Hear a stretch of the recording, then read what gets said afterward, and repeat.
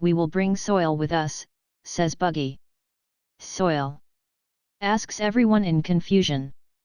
Why would we bring soil? There's no use to have it, you know, says Mantis. No, it is very useful, especially on Sky Island, says Buggy. Why? Asks Dion curiously. Let me ask you then. What do you think is the Sky Island made of? Asks Buggy. What it's being made of? Of course, soil, says Mantis before Manba cut her off. Clouds?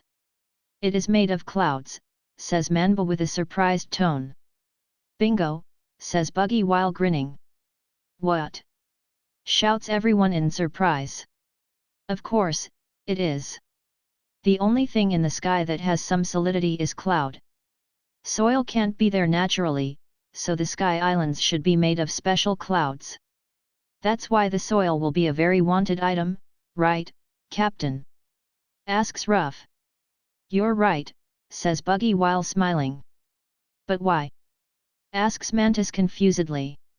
For farming. The sky people also need food that came from plants. The special clouds can be the medium, but they will still be inferior to the soil. But they can only get soil from the people who come there. So the soil will have a very high price, says Ruff. Buggy smiles because Ruff never disappoints him. Ruff can conclude all of that easily even though he has never gone to Sky Island. He can think about all of that just with some clues. After that, Ruff calculates the weight again to know how much soil that they can carry. The others are still working on reducing the weight. With all the new members' help, the work can be done faster. The night is still young now, so they decide to start making the balloon. They'll make what they can for now and finish the rest after they get the remaining materials. Midnight finally come without their realization. They are too absorbed in their work and almost forget about their plan. After a short briefing, the clowns except Ruff and Manba go to the port. They arrived at the port shortly after that, and execute their plan. Almost everyone on the port is sleeping. There are only some guards on the port and every ship. Buggy orders Dion to take them out and he does it easily using his chameleon's camouflaging. Dion also throws sleeping gas that Manba and Ruff made on each ship to ensure that no one will wake up. After the guards get defeated completely, the clowns move fast and spread to every ship. They all climb the masts and cut off the ship's sails. Yes, they plan to steal the ship's sails which are very wide and strong. With these sails, they will be able to complete the balloon. They can even make it bigger than their plan. It doesn't take long for them to finish their jobs. They leave the port immediately before someone sees them. Now, they just need to finish the hot air balloon and go to Sky Island. The clowns work all night to finish the balloon. They finally finish it right when the sun rises. But they can't celebrate it because they need to leave now. The owner of those stolen sails will find them if they stay here for too long. After some short preparations, the clowns leave the island. Only the 8 main members leave, while the new members stay. Buggy has given them money, training plans, and everything that they'll need. He also gives them a task to protect Nina and her grandfather which they accept gladly. The old man has helped them a lot and he'll also let them stay and train around his house which is very helpful. They bid their farewell and the main members leave the island. They follow the log pose until it points vertically. Then they set up the hot air balloon with Ruff's instructions. It takes 15 minutes for them to finish every preparation. Then they burn their fuel which is oil to make the hot air. 30 minutes later, the balloon bloated and they increase the heat. Come on, fly, says Jude nervously.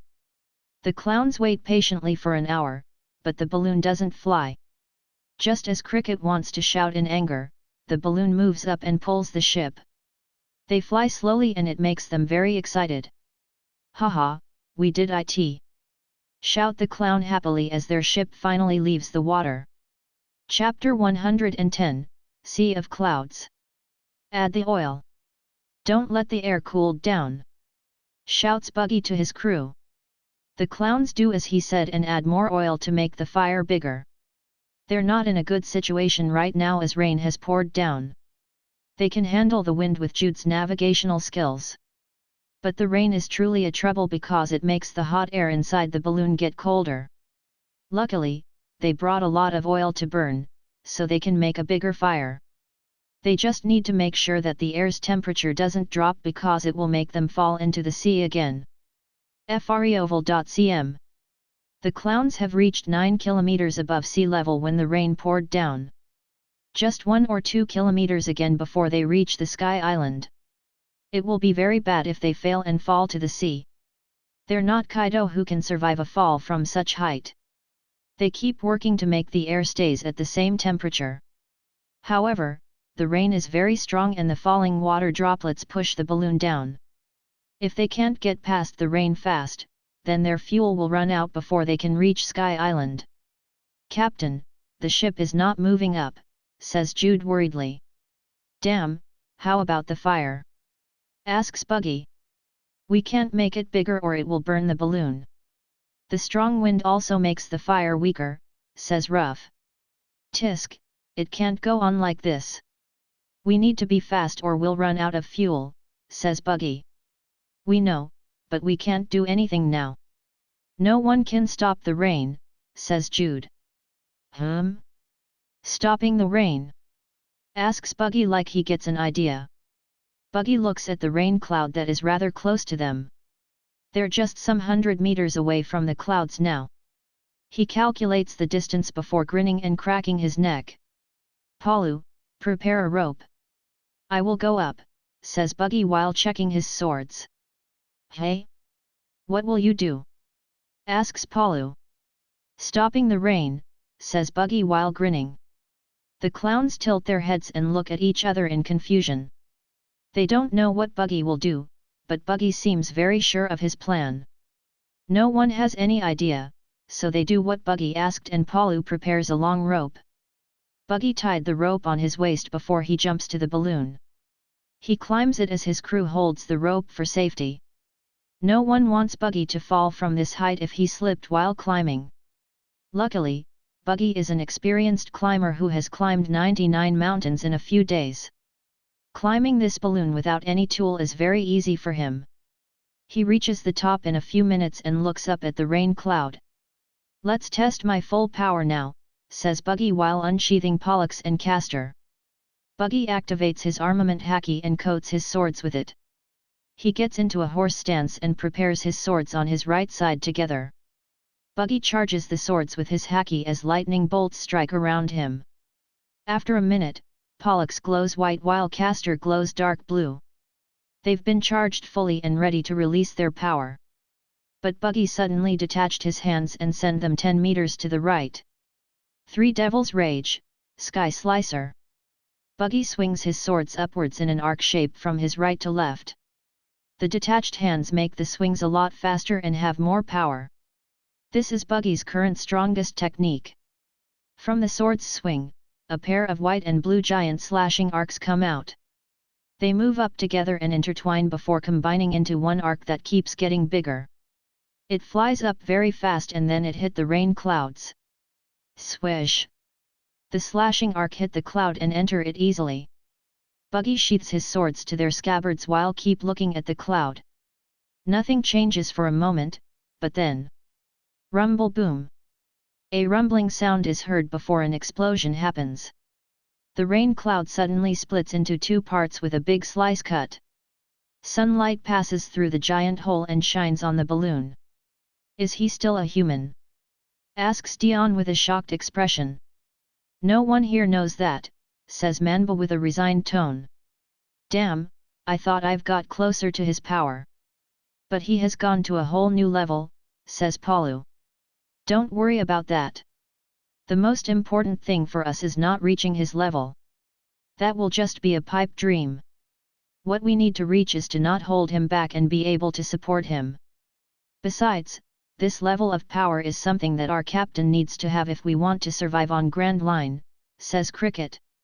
"Yeah, if he's not this strong, then we will need a new captain," says Mantis while smiling. The clowns smile as they look at the giant hole in the cloud. They're proud of their captain's strength. but they also know that many people are still stronger than him. It makes them more motivated to get stronger again.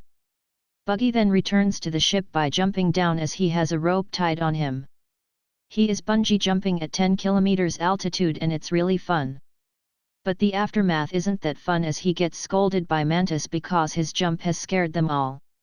After that small play, they focus again on their journey. The ship keeps moving up and finally passes the giant hole. They keep going up until they see a wide span of white clouds. They look around at the white clouds and suddenly see some giant fish jumping around. The clowns are mesmerized by this sight, even Buggy. It is his first time to really see the lives on Sky Island as the one who saw it was the original Buggy. This should be the lowest level, the Sky people live on the top level. We need to get higher, says Buggy. I'm sorry Captain, but the fuel isn't enough to pass the next cloud. We've spent all of our fuel in that rain, says Ruff while showing their empty oil barrels. Sigh. Then let's land on that sea of clouds, says Buggy. The clowns then move their ship to the sea of clouds. They get down slowly to make sure that the cloud can hold their ship.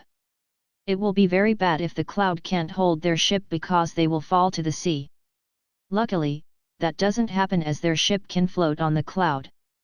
They immediately turn off the fire to deflate the balloon. It takes them 15 minutes to deflate and fold the balloon.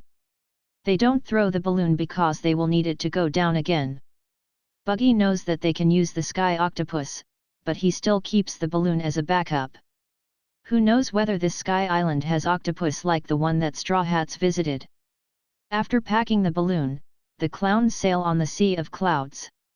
They try to find a way to the upper level while trying to get some sky fishes. Buggy has told them that these fishes tasted very good, so they're very eager to try it. They finally get a big flat fish that looks very strange. But they ignore it and still ask Mantis to cook it.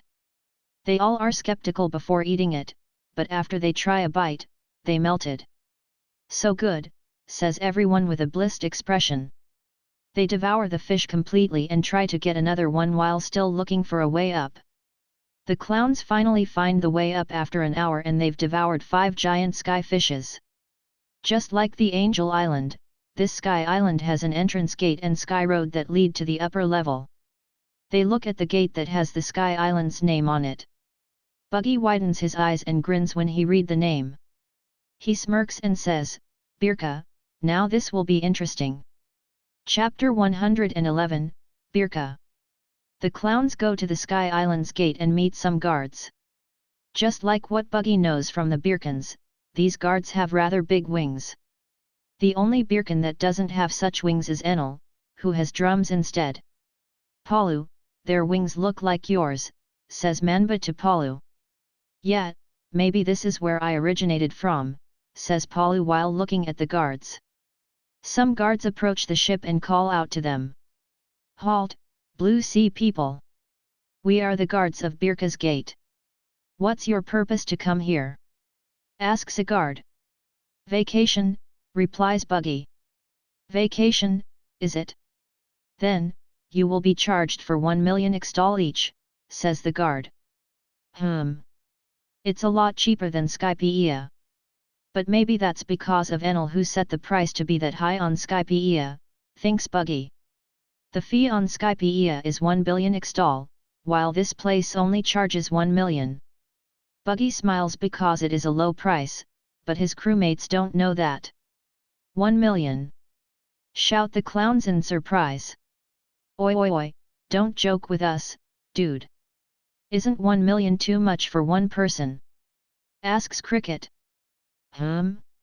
What do you mean? That's a low price already, says the guard. The clowns are dumbfounded at the guard's answer. To say that 1 million is a low price must mean that the sky people are very rich. The clowns except for Buggy suddenly gather around and talk in low voice. Oi, won't we get rich if we rob this island clean? Whispers Dion. That's right, this is our chance to get a lot of money, whispers Manba. But we can't pass the gate without paying. There are 8 of us, so we need to pay 8 million. We have the money, but that's not a small number, whispers Jude. Who cares about that? We are pirates, we can just enter without paying, whispers Cricket.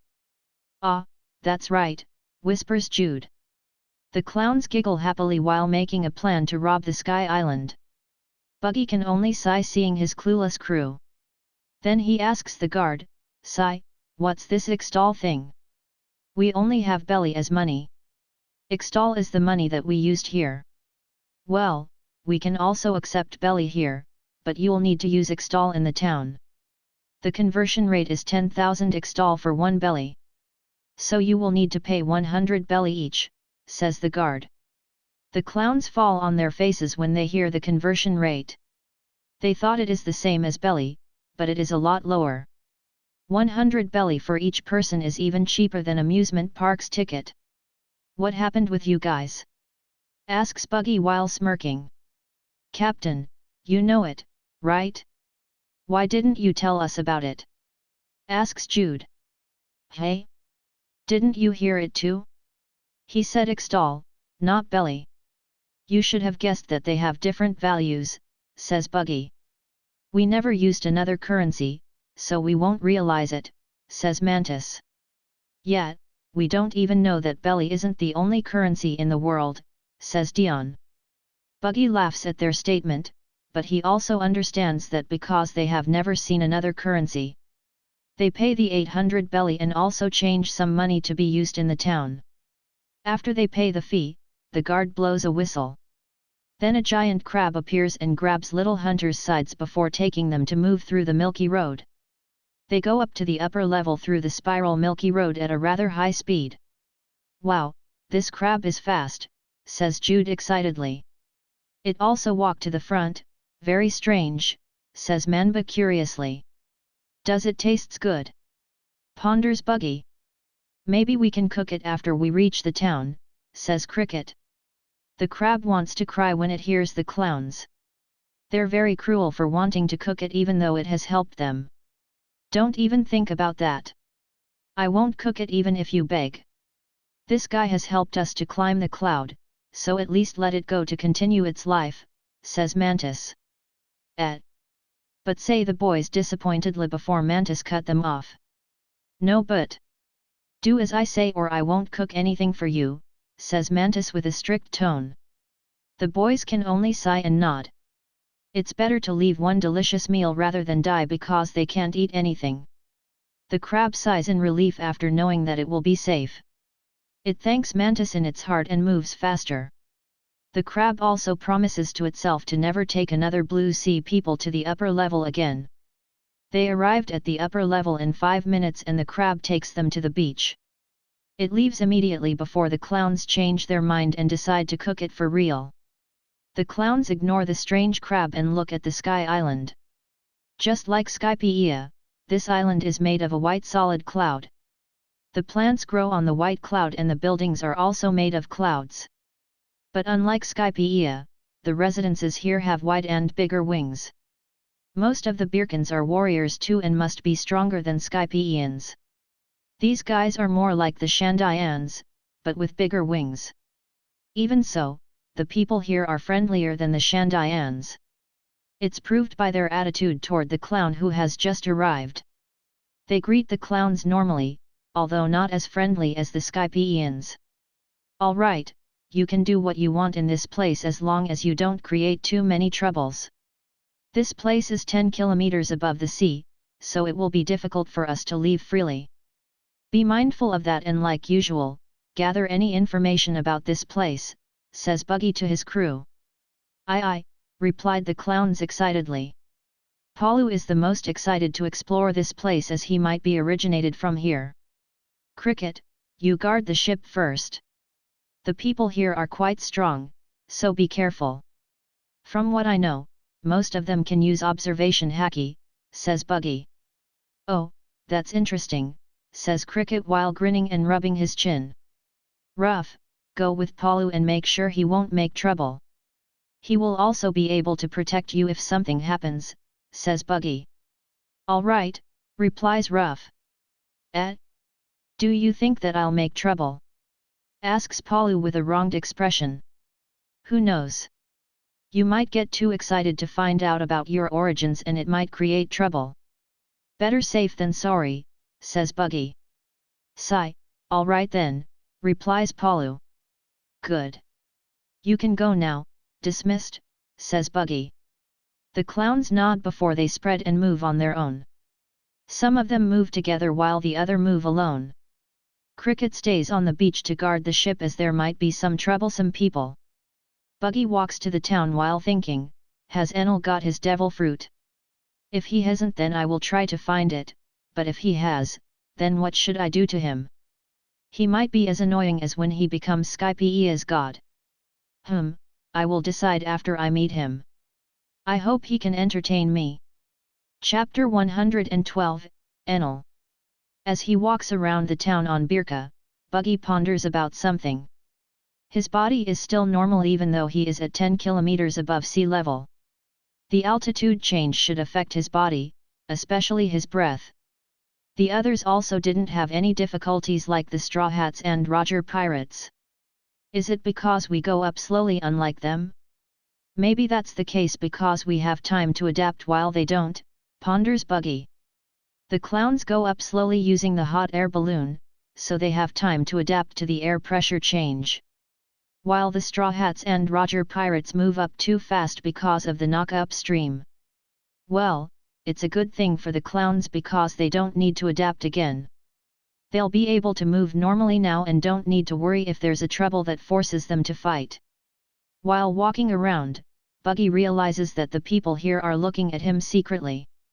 It's a normal look that he'll get as a visitor or someone from a different race. But it's also a wary look and they are putting their guard up. These guys are trained as warriors, so they are always vigilant. But isn't this too much, thinks Buggy while trying to act normally. Buggy ignores the watching eyes and focuses on his exploration. These guys are not that strong, so he doesn't need to worry about them. The number isn't a problem too for the current him, so there's no need to worry. In his exploration, Buggy finally finds what he always wants to see, dials. These things are very useful and he won't get them outside of Sky Islands. It's also not clear whether dials are available on every Sky Island or not.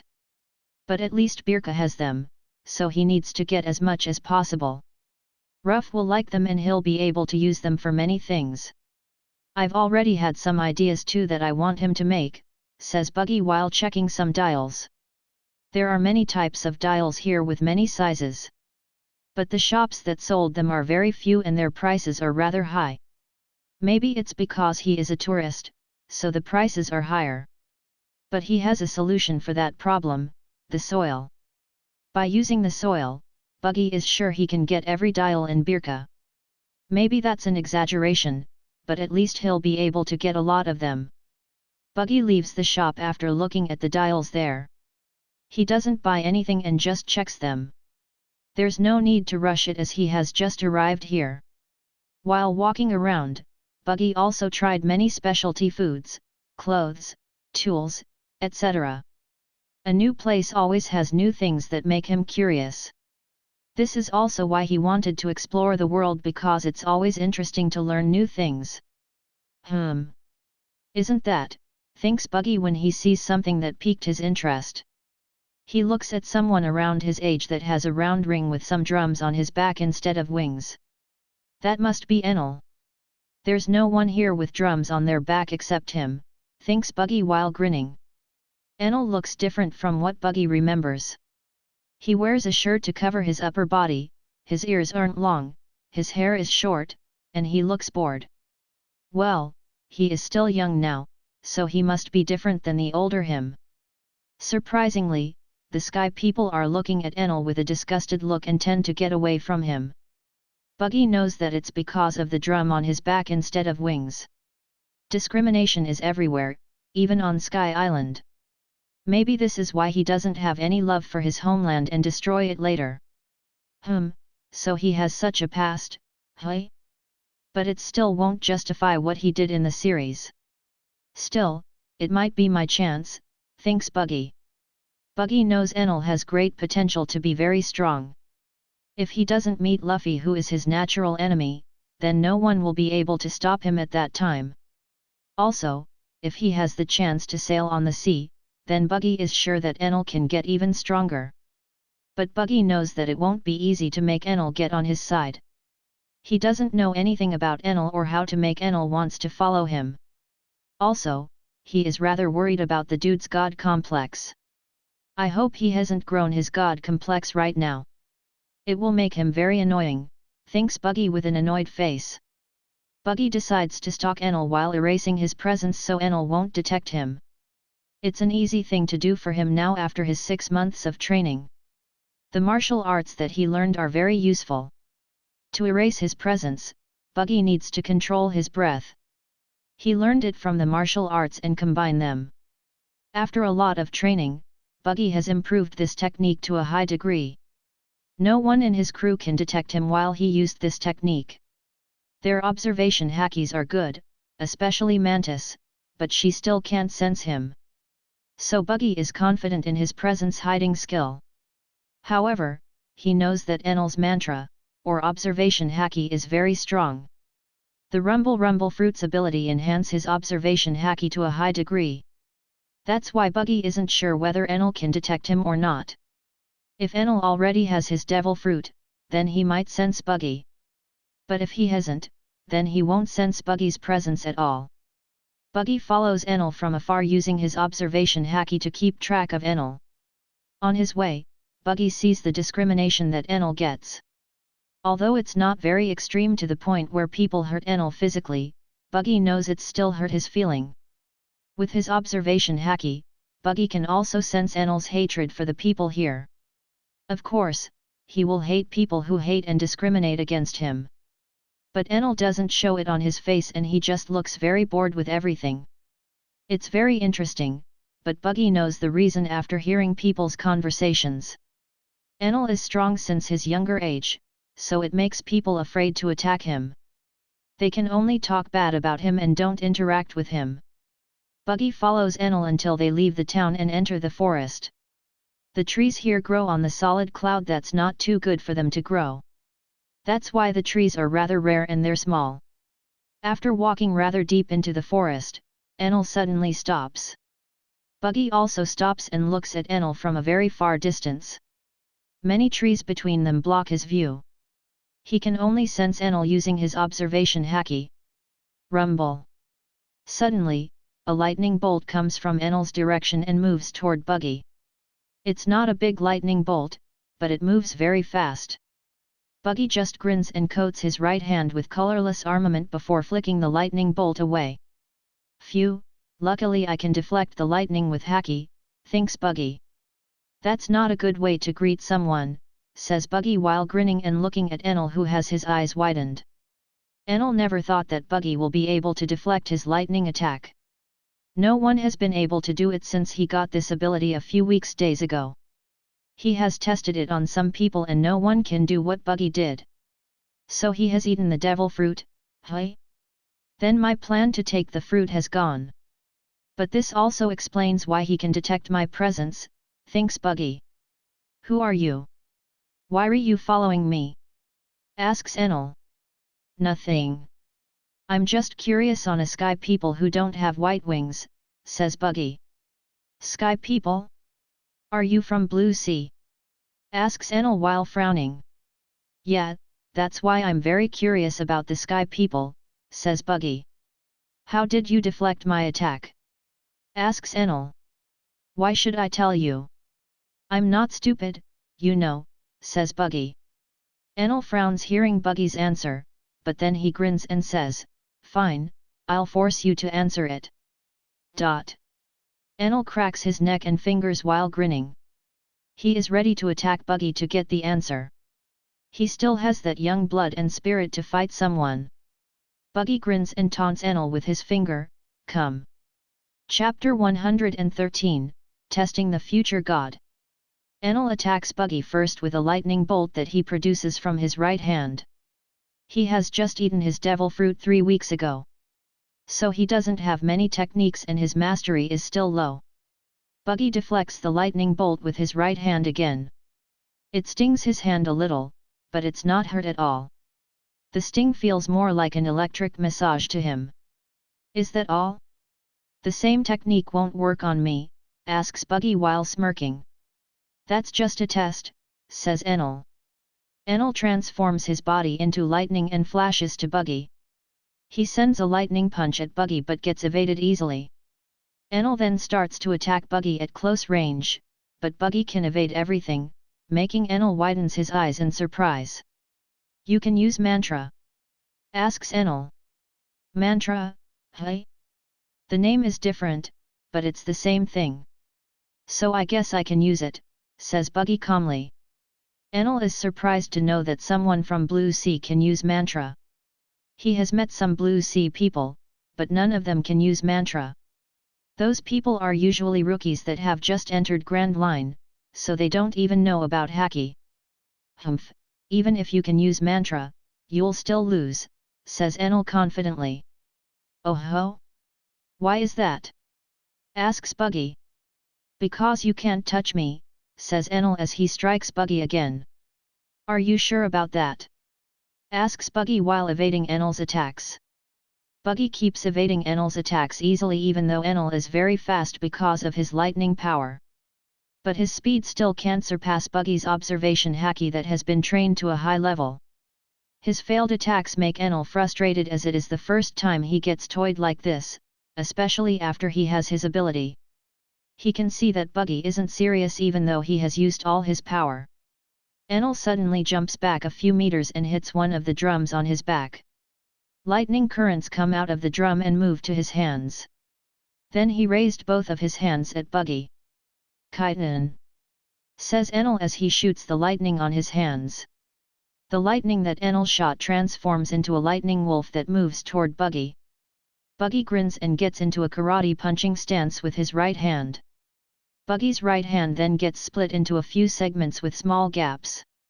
He covers his right hand with colorless haki and waits for the wolf to get closer. Buggy's karate, Fist of the North Star. Buggy sends a very strong and fast punch towards the lightning wolf. The punch's power increased a lot because he used his devil fruit's levitation power to boost his punch. His punch hits the air and it creates a booming sound. Boom! A shockwave appears from his punch and it pushes the air in front of him like a cannon. The shockwave moves forward and hits the lightning wolf. It destroys the lightning wolf without any resistance. What? Says Enel in surprise as his chitin gets destroyed easily. Sigh, it's still not strong enough and the range is still small. I need to train my punch more, says Buggy with a disappointed tone. Enel is dumbfounded when he hears what Buggy said. That punch destroyed his chitin easily and Buggy still said that it's not strong enough. No, he must be bluffing to make me get wary of him, thinks Enel while shaking his head. What Enel doesn't know is that Buggy said the truth. His punch isn't strong enough, it's still far from his expectation. This level of strength isn't enough for him. His current target is Kaido, someone who will get the title of strongest creature. This level of power won't be able to hurt that beast. Even Odin can't defeat the current Kaido with his super strength. Also, Odin can use advanced armament haki and still can't defeat Kaido. Buggy has tried to advance his armament haki, but he hasn't succeeded. He has found the problem though, a strong opponent. To raise his armament to an advanced level, he needs a strong opponent that will force him to use all his strength. He hasn't found such an opponent since he fought with Garp. But he has someone to put his hopes on, Shanks. He should be strong enough to make me exert all my strength and trigger my haki to reach advanced level, thinks Buggy.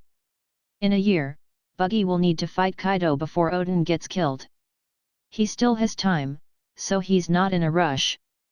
But the faster he upgrades his haki, the higher his winning chance will be as his mastery will be higher too.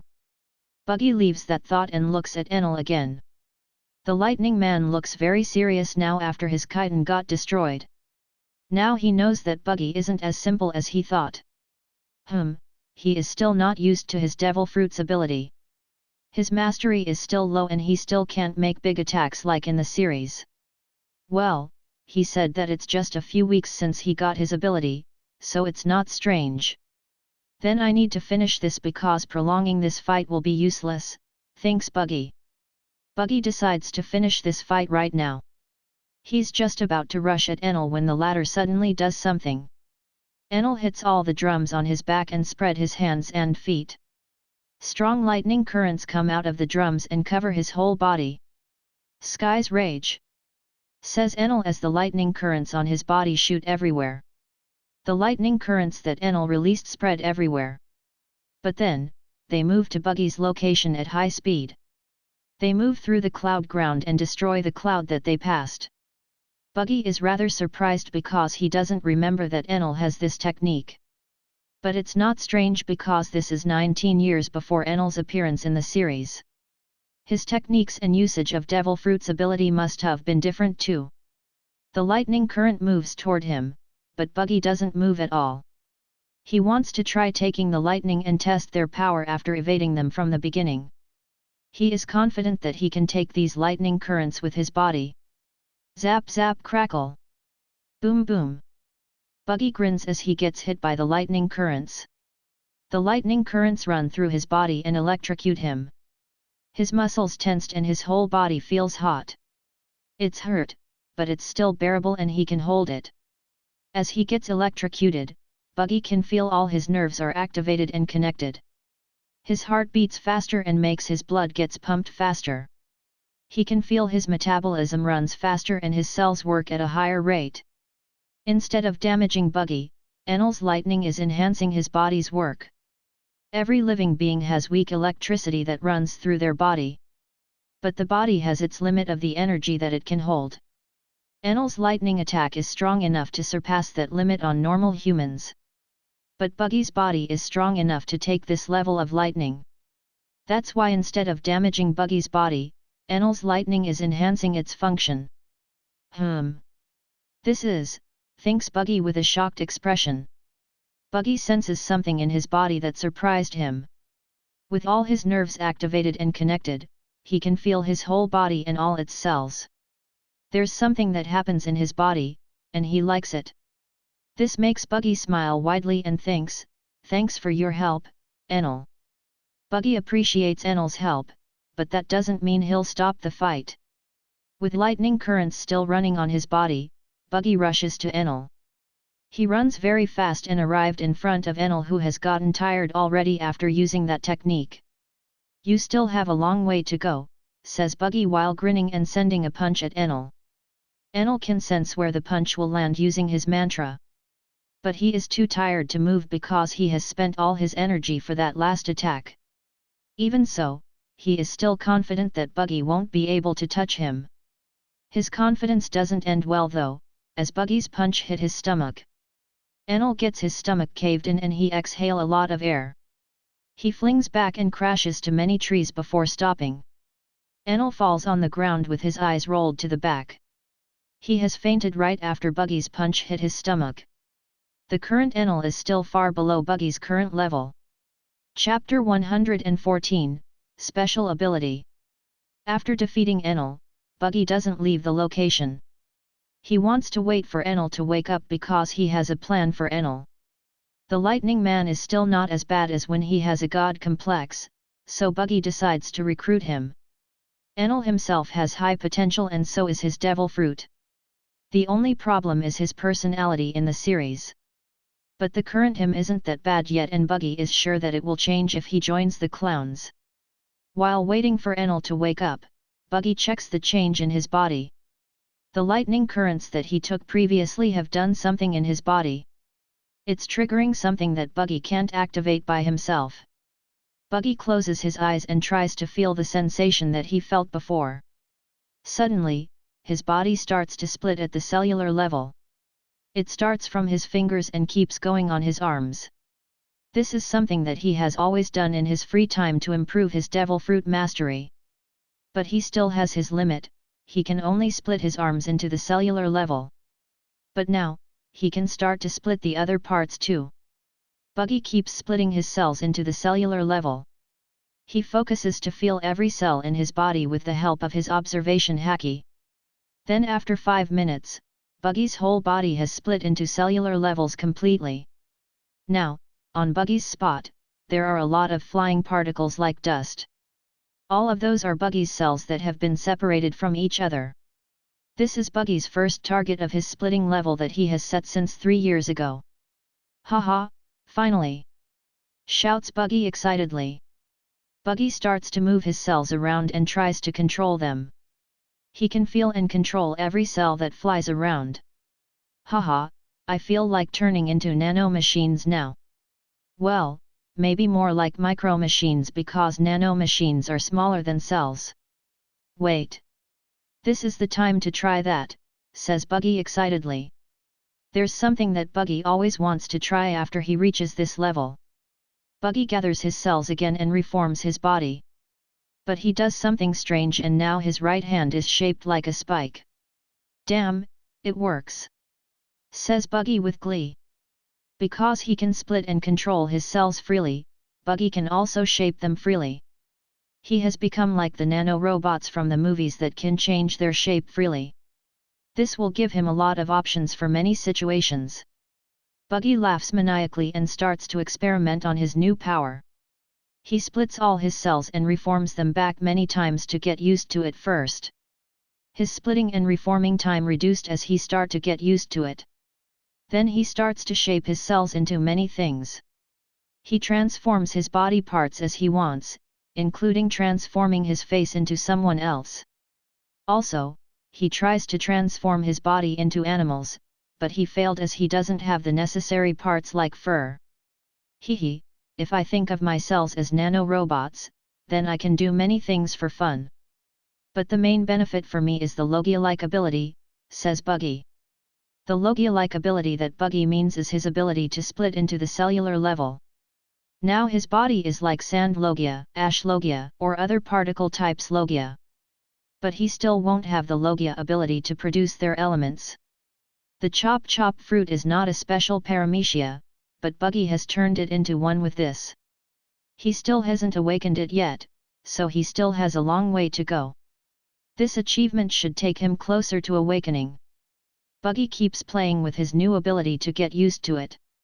He plays around with it while waiting for Enel to wake up. He thought it will not get so long, but Enel finally wakes up after an hour. Hey? This is... says Enel while looking around confusedly. Damn, you really take your time to sleep, says Buggy with an annoyed tone. Enel is confused at first, but then he remembers what happened. He jumps backward and gets wary of Buggy. He touches his stomach and inspects his condition. Why you, how could you touch me? Asks Enel with wide eyes. Of course I could, it's not that difficult, says Buggy while grinning. How? Asks Enel. It's a secret, says Buggy. Tisk, what's with that answer? Asks Enel with an annoyed tone. Haha, let me ask you then. Why should I tell you about it? Asks Buggy. Enel can't answer that question and just keeps silent.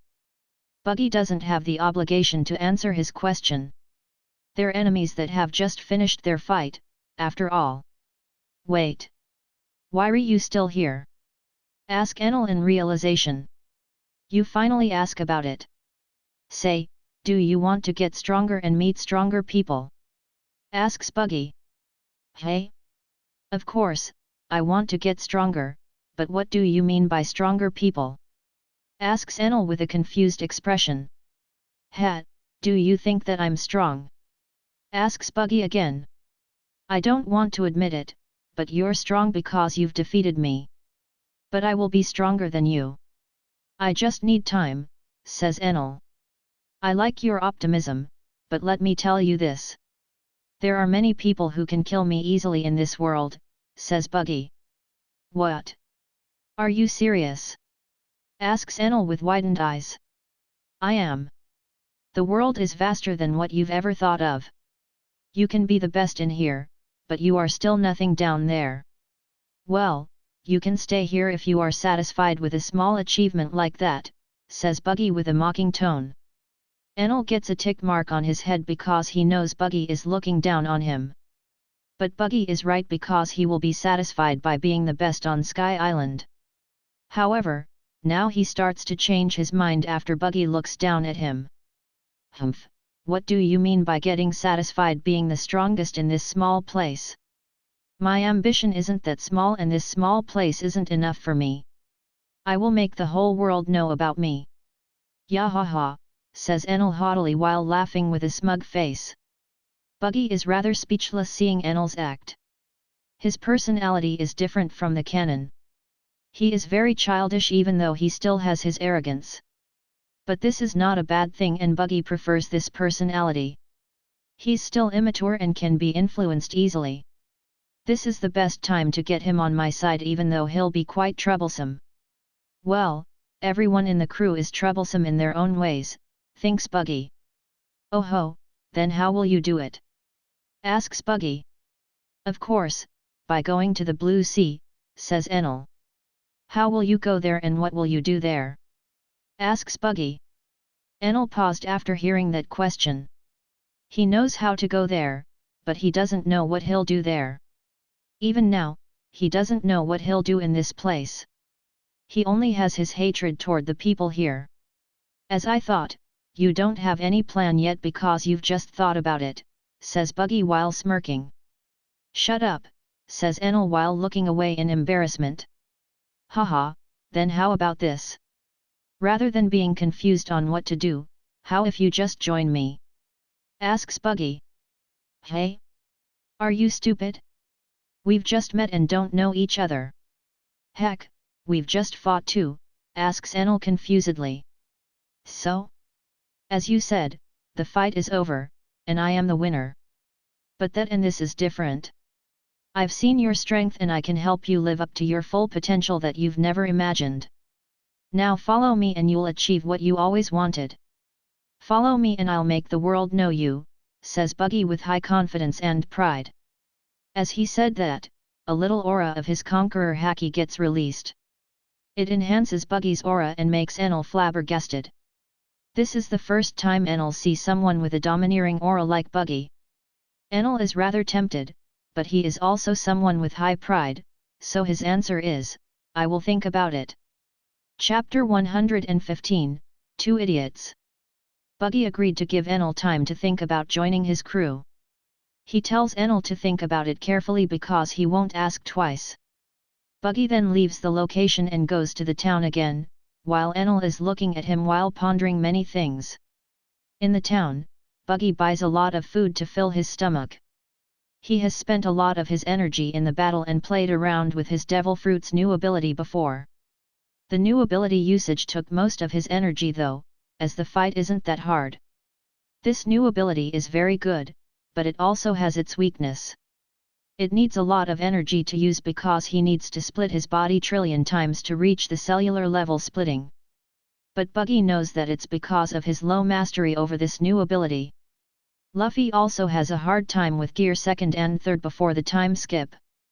But he can spam them after time skip and having gear 4th. That means his mastery over those two has increased a lot. While eating his food, Buggy sees Palu and Ruff walk on the street. Palu has his shoulders dropped and looks dispirited, while Ruff tries to say something but always stops it. Buggy doesn't know what happens, so he calls them and buys them some food. What happened with you guys? Asks Buggy. Palu plops his head on the table and doesn't say anything. So Ruff answers Buggy's question. Well, we don't find any clue about his origin in this place. He was too excited before, so it really disappoints him, says Ruff while scratching the back of his head. Sigh, things don't always go as we want. This is also not the only Sky Island, so you don't need to worry. We will go to the other Sky Islands in the future. Eat your food and you will get better, says Buggy. All right, replies Palu weakly. Palu has hoped to find his homeland for his whole life. So this failure really disappoints him. How did you try to find the clues? Asks Buggy. We asked around to the natives here, says Palu. Hey? Wait. Did you ask random people? Asks Buggy while frowning. Yeah, how else should we ask? Asks Ruff and Palu while tilting their heads in confusion. Are you serious? How did you ask them? Asks Buggy with dark eyes.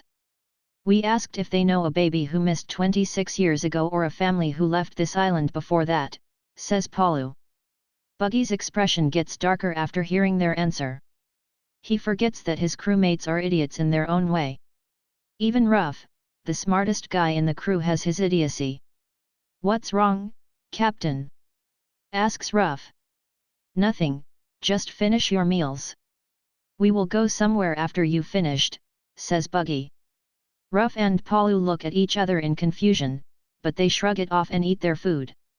Buggy can only sigh and massage his head at their stupidity. He knows they're not good at information gathering, but they shouldn't be this bad either. After they finished their meal, they go to the town center. Palu and Ruff don't know why Buggy takes them there and just follows him. They see a big palace that has many guards around it. What's this place? Asks Ruff. It's the home of this island's ruler, their king. But they have a different title for their ruler, God, says Buggy. Just like Skypiea, Birka also uses the title of God as their ruler. It stunned Palu and Ruff, so Buggy explains it to them. The God title isn't a big deal as it's just an official title. It doesn't mean that the God here is a real deity. The three of them then go to the palace, but the guards stop them. Halt! Outsiders aren't allowed to enter the God's palace. Tell your God that I have some business with him, says Buggy. Humph, His Majesty doesn't have time to meet weak blue sea people like you, says a guard arrogantly. Ha, that's a funny thing to hear from a weakling, right, Palu, Ruff? Asks Buggy to Palu and Ruff. It can't be helped, Captain. He never sees the outside world. They're just birds in a cage, says Palu with a mocking tone. What did you say? Asks the guards angrily. Can you guys stop dragging me into this? Asks Palu while moving to hide behind Buggy and Palu. The guards get angry hearing the clowns insulting them. They're the best warriors in Birka that are trusted by God himself to protect the palace. No one in Birka can defeat them and no blue sea people that came here can defeat them too. That's why hearing the clowns that came from Blue Sea look down on them really makes them angry. They have their pride as the God Palace's guards. They can't let outsiders mock them like this. A guard then decides to give the clowns a lesson. He rushes at the clowns while holding his spear. Then he thrusts his spear at Buggy, who doesn't move at all, and stabs Buggy's chest. It surprised the guards because Buggy gets defeated easily. But they don't realize that Palu and Ruff aren't reacting at all even though Buggy got stabbed in his chest. The guards are just focusing on Buggy now. Ha ha ha ha ha. What's this? You just have a big mouth but don't have the power to back that up, says the guard that stabbed Buggy. Ha ha, look, his friends are too shocked and can't say anything, says another guard while pointing at Ruff and Palu, who keep silent. The guards are laughing before they stop when they hear, I thought you have strong mantra. But you don't even realize that I haven't died yet. Are you that confident or you are too arrogant? Buggy suddenly talks with a spear that is still stabbed in his chest. It shocked the guards because they thought Buggy has died. The one who stabbed Buggy falls on his butt and his body shakes in fear. Buggy grins and takes out the spear from his chest. He stabs the spear on the ground right between the fallen guard's thighs. It makes the man piss his pants and the white cloud turned yellow. Oi, that's disgusting, says Buggy while taking some steps back. The other guards come out of their stupor and one of them says, Ability user. He's an ability user. We need to attack him together. All palace guards are now alerted and get ready to attack the clowns together. The clowns are sighing because this has turned into a big problem. They just want to ask a few things, but these guys have made it difficult. Buggy uses his observation haki to count the enemy's numbers. There are 234 of them, not a problem for the three of them. He can defeat them alone, but he needs to share the fun with the others. But then, Buggy senses someone is looking at them from far away. He grins when he knows who's the one that watching them. It's Enel, who watches from a very far distance, but he's still in Buggy's range. Does he wants to see my capability? Fine then, I'll show you something that you'll never forget, thinks Buggy while grinning. Captain, is this really fine? Asks Ruff. Why won't it? Asks Buggy back. I mean, this will cause a very big problem. We've just arrived here today, you know, says Ruff. It seems you haven't gotten used to this, Ruff. Remember, we are pirates, and we do what we like. We do everything to reach our goal and these guys are blocking it. This is what we'll do to the ones who block our path, says Buggy while walking to the front alone. The guards are rushing to Buggy and he waits. When the front guards get closer to him, Buggy grins and releases his conqueror haki. In an instant, every guard that rushes to them faint and falls on the ground.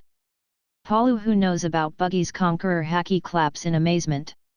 Ruff hasn't known about it and he has his jaw dropped in shock. Just like Ruff, Enel has his jaw dropped and his eyes widened comically. Chapter 116, God Palace. Captain, you should have left some for me. I want to test the Sky People's strength too, says Palu in protest after Buggy defeated all guards alone. It will cause a bigger ruckus if we fight normally. Our purpose to come here isn't to fight these guys, says Buggy. You're right, but at least leave 10 or 15 people for me, says Palu. Well, sorry about that. Let's enter the palace to meet the god then. Also, wake him up, says Buggy while pointing at Ruff that became like a statue. Palu taps Ruff's shoulder to make him come to his sense again. Ruff comes out of his stupor and looks around again. What's that? What are you doing to them, Captain? Asks Ruff. I'll explain it later, we have another job to do now, says Buggy while walking to the palace. Palu follows him, then Ruff also follows after pausing a little. Enel, who looks from afar, is still shocked by what happened just now. He doesn't know what Buggy did and can't find any explanation. Is this what he meant by he can bring me to my full potential? Ponders Enel, still with widened eyes. Enel is very shocked and amazed, but then he also realized something. Buggy was just playing around with him before.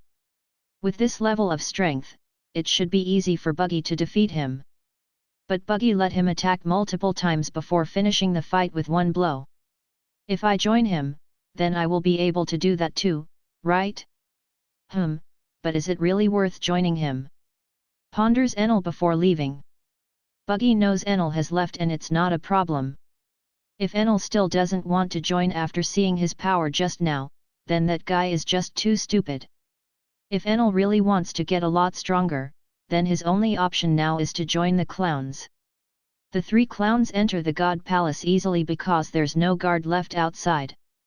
They see many officials there are running away after seeing them. Everyone there is scared because Buggy has defeated the guards easily. The clowns don't care about these officials and keep walking to the god's throne room. It's easy to find because there are many signs that show the location. The throne room is also placed on the highest point, which makes it very easy to find. Brack. Excuse me, is the god here? I want to ask a few things, says Buggy while kicking the door open. Inside the room, there are a lot of soldiers that are ready with their weapons. Behind them are many officials and also a buffed man who sits on the throne. Oh, you must be the god. That's good then, I want to ask you a few things. Can we talk while drinking? Asks Buggy without any respect tone. Insolence. You are not allowed to talk with the god like that. It is worth a divine punishment, shouts a man who stands beside the guard. Divine punishment? How? You'll send these guys to attack us? They won't even be able to touch my hair, says Buggy while grinning. Buggy then claps his hands while releasing his conqueror haki again. He targets the soldier and the officials that don't look important.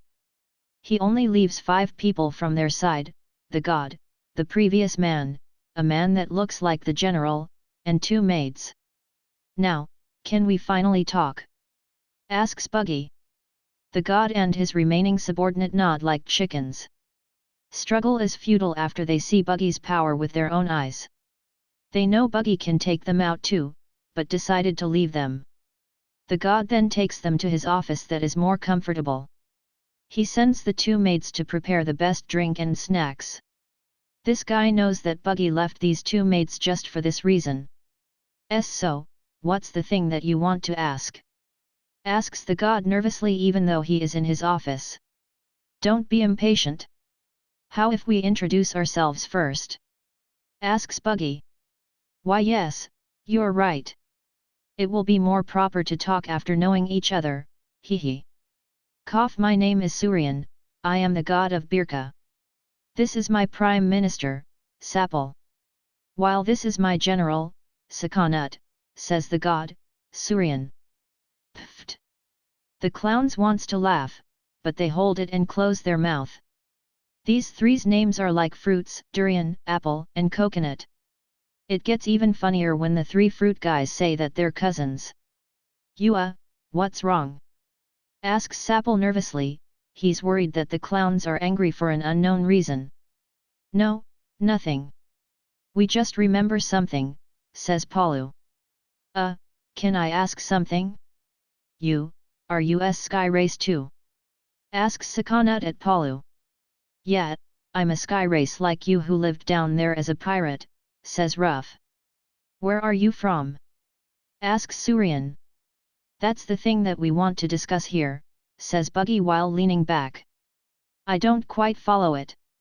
Please explain, says Surian.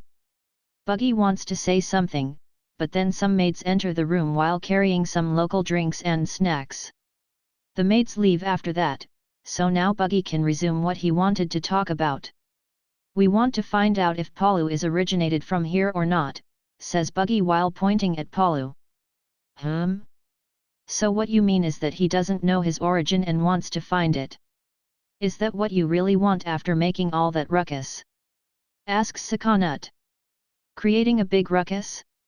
The ones who created it were your subordinated who guarded the gate. I said I just wanted to meet the god, but then they attacked me, says Buggy with a wronged expression. The three Birkins blink their eyes and don't know what to say. Of course, they would be refused to meet him without an appointment. Even the citizens here can't meet the god easily, not to mention outsiders like them. But it's not a problem now because they've finally talked. The Birkins sigh in relief because the clowns only want to know about that. They don't want to do anything else and just want to ask about Palu. Sapple, the Prime Minister then asks some details about Palu. But Palu doesn't know much and only knows that he was found by an old couple 26 years ago. The clue is very limited, but they need to work on it. I will try to find any clue about missing baby 26 to 29 years ago in case you missed 1 to 3 years before you were found. I'll also try to find if there's a family that left Birka before your birth and has the possibility to be your family, says Sapple. Thank you, that will be very helpful, says Palu happily. It's okay, we don't have another choice, after all, says Sapple while peeking at Buggy. You can choose to not help if you want to taste my fist, says Buggy while grinning. Everyone's sweat drop at that, how's that an option? Sapple then leaves the room to find the information about Palu's origin. The others stay in the room and talk about some things. They talk mostly about Birka as the clowns are curious about it. Then, there's something that piqued Buggy's interest. Sky pirates? That sounds interesting, says Buggy while grinning. Chapter 117, Palu's Origin. Buggy is excited to know that there are pirates too on Cloud Seas. Well, the sky also has its own seas, so the sailor types must be similar to the blue seas. Although there shouldn't be marine here and the authorities are just Sky Island's militaries. Are there many of them? Asks Buggy. Yes, if we count all pirates on all Cloud Seas. They are far fewer than Blue Seas pirates, but their number is high enough. They usually do their piracy activities on the routes that Blue Sea people, says Surian. So they are targeting Blue Sea people who haven't used to this altitude and don't know anything about this place, Hey? Asks Buggy. You are right, the change of altitude will weaken the Blue Sea people, so they are easy targets for those pirates, says Sakonut. They don't target the sky people? Asks Palu. No, they don't dare to do that because we will eradicate them if they do that. Besides, they also live on sky islands, so they can't attack us or they will need to live on Cloud Sea forever, says Sakonut. That makes sense. Their lives still depend on the sky island, so they can't do something that angers the people here, says Ruff. Exactly, says Surian while nodding. I assume none of these pirates have any bounty, right? Asks Buggy. No, they aren't a threat to us, and they even helped us by attacking pirates from Blue Sea that might endanger the citizens. But their piracy activities also create problems sometimes. They don't just attack pirates, but also merchants and tourists from Blue Sea that might want to buy or sell items here, says Sakonut. That's why we've made a deal with them to only attack pirates. Our economy won't grow if they keep attacking merchants or tourists, says Surian. And they agreed easily. Asks Palu. Well, we used a little threat, so they agreed, says Surian. Do you know the strongest crew around here? Asks Buggy. It should be the half-wings. They've operated for the longest time and have the biggest number. I think they have around 64 people, says Sakonut. What are you planning to do? Asks Surian warily. Who knows? You said they just target pirates, right? So maybe they'll attack us too. You don't have any problem if we fight back, right? Asks Buggy while grinning. Well, if that's the case then, of course, you can fight them back. But I hope you don't attack them first. They are also assets to us because they protected us from pirates, says Surian. Just pray that they won't provoke us, says Palu while smirking. Soon, Sapple returns with some papers in his hands. He gives the papers to Palu before he sits. I've found a baby with your characteristics who went missing 26 years ago, a few months after his birth. Those papers are the documents of the baby's missing reports and his family's profiles. I hope it's you and your parents, says Sapple. What's the reason for his missing? Asks Buggy. Kidnapping. A pirate crew came here and kidnapped the baby. We assumed that they wanted to sell the baby because of our unique features, the wings, says Sapple. Palu's hands shake as he reads and looks at the documents and photos. Buggy and Ruff also look at the documents and see that the baby is very similar to Palu. What's this? Asks Ruff while pointing at the baby's left butt. I think it's a birthmark, says Buggy.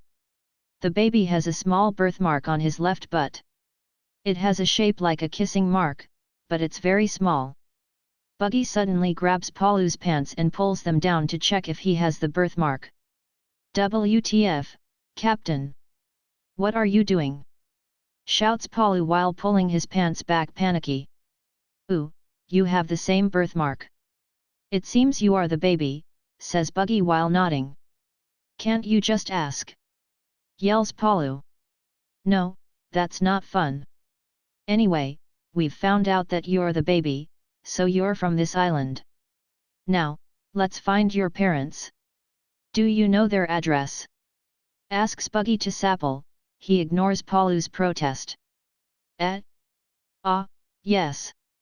It is written there, so you can just follow it, says Sapple. Oi, we aren't from here, so we don't know the location here. That's why I asked you about it, says Buggy. That's right. Then I will send someone to show you the way there, says Sapple. No need, I will go with them, says Sakonut while standing up. Thanks, we'll leave right away then. I will send a gift later as thanks for your help, says Buggy as he leaves the room with the others. Buggy, Palu, and Ruff then follows Sakonut to Palu's family's home. Palu tries to hold his emotion, but it is clear that he is very nervous now. He has anticipated this for his whole life, after all. They arrived after walking for 20 minutes. It is rather far because the house is located on the outskirts. The house looks broken with many holes on the cloud walls and roof. It is a small house that looks more like a shack rather than a house. On the left side is a small field that has some plants. But the plants are in bad condition and many of them died. A middle-aged couple can be seen working in the field. Palu is shaking greatly when he sees the couple. They might be his parents, so he is very nervous now. Sakanat then approaches the couple and calls them. Bonnie, Diane, calls Sakanat. The couple turns their heads and the man, Bonnie says, "Ah, Sir Sakanat. It's been a long time. Why'd you come here? Are we in trouble?" asks the woman, Diane warily. "Do I look like bad news for you?" asks Sakanat while raising an eyebrow. "Yes," replied the couple without batting an eye.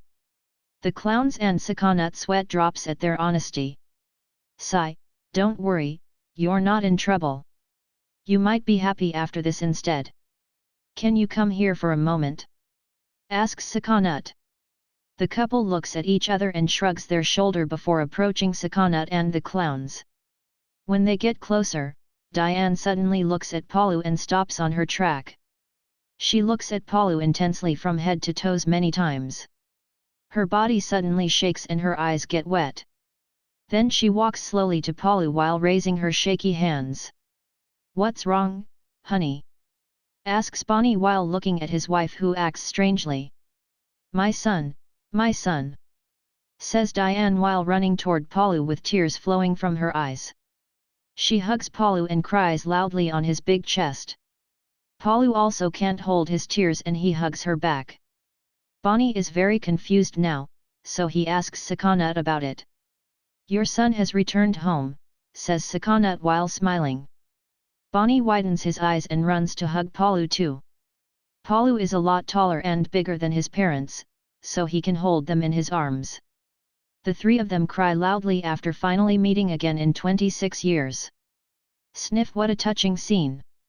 A mother's intuition is always the best, says Mantis who suddenly appears beside Ruff. Goodness me! Since when are you here? Yells Ruff while jumping in surprise. Hway, good for you, Palu, says Jude while crying and using Ruff's shirt to wipe his snots. Don't use my shirt to wipe your snots! Yells Ruff in protest. SHHH. Don't yell too much in this touching moment, says Manhwa who also suddenly appears behind Ruff. Ruff wants to yell again, but Mantis shoves a sandwich in his mouth to shut him up. They shouldn't destroy this touching scene with Ruff's yells.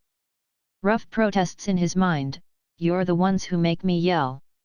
Chapter 118, Proofing Ties. Palu and his parents hug each other for some minutes. It's their first meeting after 26 years, so they need time to release their emotions. Sakanat returns to the palace while the clowns are waiting under a nearby tree. How could you guys suddenly appear here? Asks Ruff with an angry tone. We saw the three of you walking together with that Sakanat guy in the town. We got curious and follow you from behind, says Mantis. TCH, you should have just called us, no need to surprise me like that. Captain, you've known this, don't you? Asks Ruff, still with a pissed tone. Buggy just grins and nods, making Ruff gets even more pissed. He can't scream because Palu is having an emotional moment with his parents. So he can only bite his collar and scream internally. Sniff, we never thought that you'd found Palu's homeland and even found his parents, says Jude while still sniffing. How did you find out about his parents though? Asks Manhwa. Buggy then tells them the story of how they found out about this. The three are very unimpressed by how Buggy handled things in the palace. But they also know that it was the most effective way. After finishing the hug, Palu calls them and introduces them to his parents. But he introduces himself first because his name is different from the one that his biological parents gave him. So your name is Palu now, that's a good name, says Bonnie. What's the name that you gave him as a baby? Asks Buggy. We named him Raphael. A name that we took after a legendary angel, says Diane while still holding Paulu's face dearly. Whoa, that's a very good name. You should use it, Paulu. Maybe you can combine both of your names, says Manhwa. Alright, that's a good idea. But before that, I want us to do something. Can we check if we're really biological family? Asks Paulu seriously. Bonnie and Diane are surprised and Diane says with a shaky voice, are you doubting that we are your parents? It's not about doubting or not, but I want real proof. I know I have the same characteristics as your son and I'm 99% sure that you are my parents. But I want to make it 100% with this last test, says Paulu. Alright, I think you're right about this. What is the test? Asks Bonnie. DNA test, hey. Says Manhwa. Exactly, replies Paulu. What is that? Asks Bonnie confusedly. Manhwa then explains about the DNA test to Bonnie and Diane. The medical study in Birka is not that advanced compared to Blue Seas. Even in Blue Seas, Manhwa's homeland is more advanced than other places. The DNA test is known in the Torino Kingdom and they study it. As the best doctor in there, of course, Manhwa can do a DNA test. Paulu knows this, so he offers this method to find out if they're his real biological parents. Alright, I agree with you, says Bonnie. Darling, says Diane with a disagreeing tone. We need to do it, honey. We need to find the truth before we go too far. It's better to accept the bitter truth in the beginning rather than in the end. Besides, you are sure that he is our son, right? Asks Bonnie. Of course, replies Diane seriously. Then you don't need to be afraid. Believe in your intuition, says Bonnie. Diane thinks about it and finally agrees to do the DNA test. Manhwa then asks for their hair samples to be used for the test. After that, Manhwa returns to the ship where his tools are stored.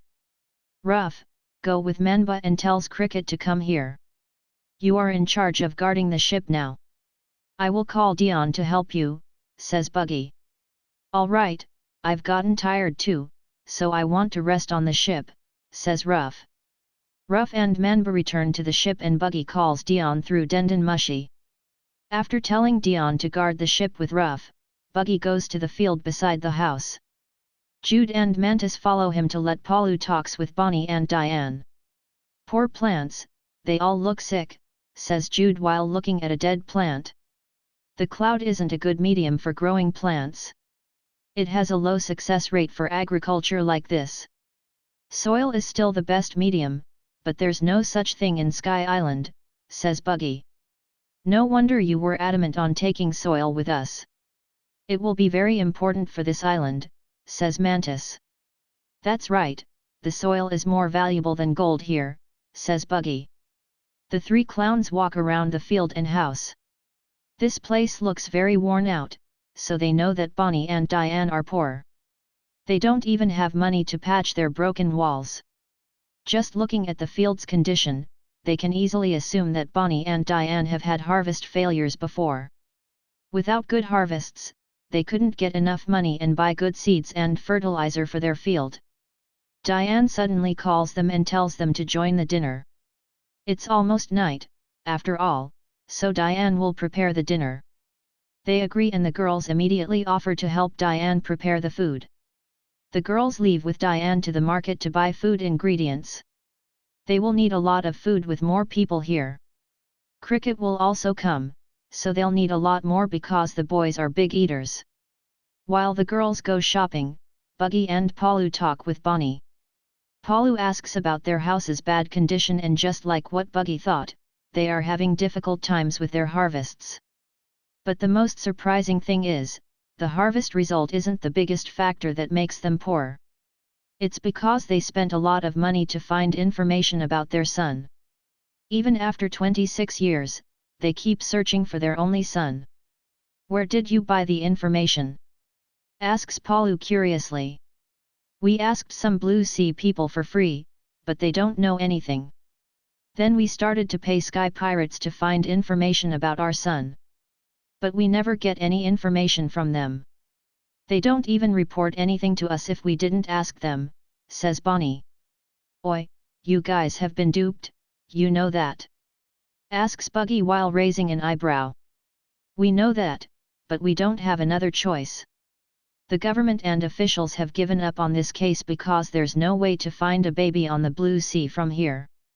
Our only choice is to pay the pirates. We wanted to go to blue sea ourselves, but we couldn't, says Bonnie. Why? Is it that difficult?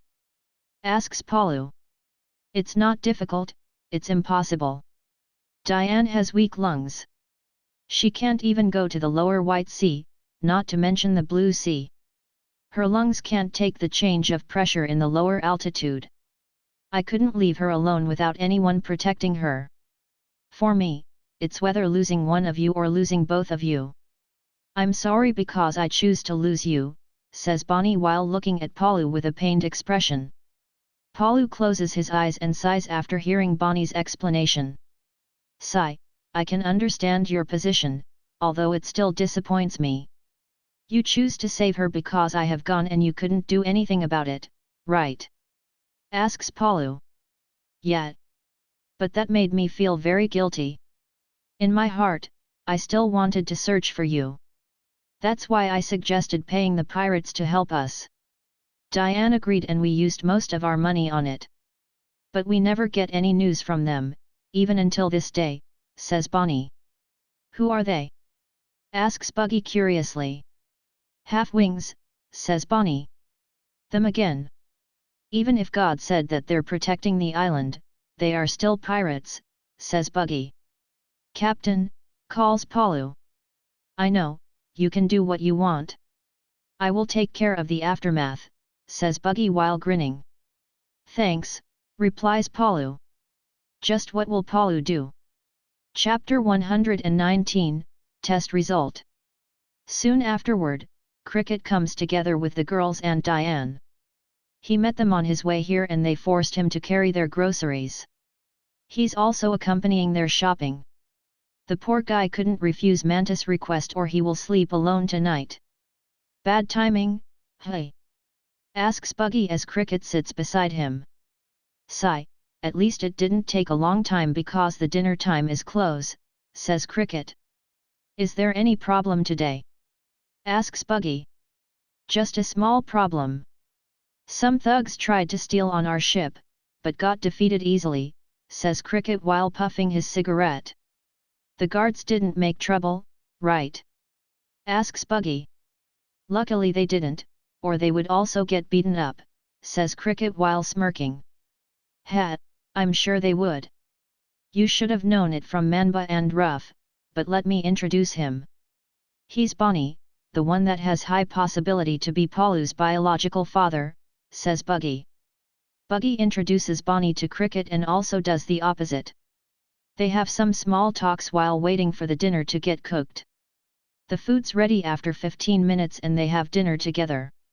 Mantis has saved some portions for Ruff, Manba, and Dion who aren't here. Even so, the portions that get served here are still a lot. The three boys here are the biggest eaters in their crew, so they need a lot of food. I'm really glad that you've helped me to cook all of these. I won't be able to cook this much by myself, says Diane while they eat. Don't mind it. Preparing their food is my duty as the cruise chef. Besides, you've taught me some cuisines from Birka, so thank you, says Mantis. It's all right. I always wanted to teach my daughter if I ever have one. But since my baby got kidnapped, I never thought of having another child, says Diane with a sad expression. The dining room suddenly gets gloomy because of it and it makes Diane panic. A.K.A, but it's okay because I have my husband, and now my baby is back. Well, we need to wait for the DNA test to be sure of it though, says Diane to cheer them up, but then she gets gloomy because of her own words. Don't worry, I'm sure the result will be positive, says Jude to cheer Diane. Hee, I hope so. Ah, by the way, which one of you girls is Palu's girlfriend? asks Diane curiously. Pft, cough cough. Palu spits his food a little and coughs because he is surprised. Diane's question is very sudden and that question is very wrong. I don't have any girlfriend, yet, says Palu after drinking water. You don't have one?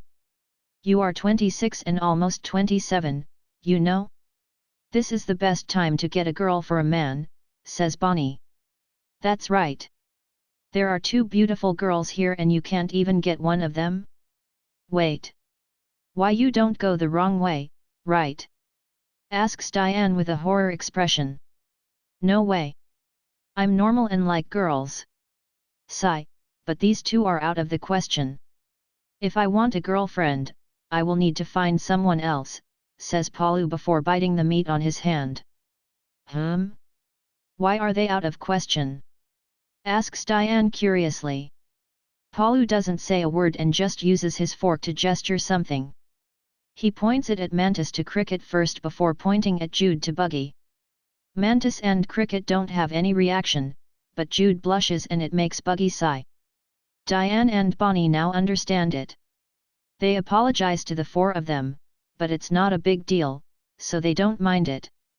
But they just don't know that Jude and Buggy aren't in that relationship and it's just a one-side thing from Jude. After dinner, Buggy and Jude return to the ship while the others do what they want. Palu stays in the house because he wants to fix it a little and talk with Bonnie and Diane. Cricket and Mantis go to the town for a date. Buggy carries the food for Manba, Ruff, and Dion. He talks with Jude to spend their time while walking to the ship. They arrived after 20 minutes and sees Ruff is working on something with Dion watching it curiously. What are you doing? Asks Jude. Oh, you're back. I just found this interesting boat on a junkyard and took it back. Ruff also got interested in this, so he dismantles it to learn what it is, says Dion. That's a waver, a boat powered by dial, says Buggy. That's right, what Dion found is a broken waver.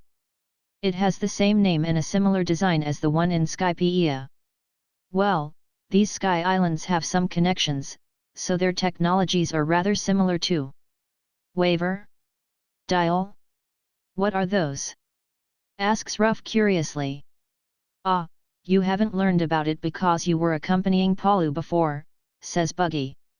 Buggy then explains waver and dials to them. Jude and Dion have heard about dials because people keep talking about it.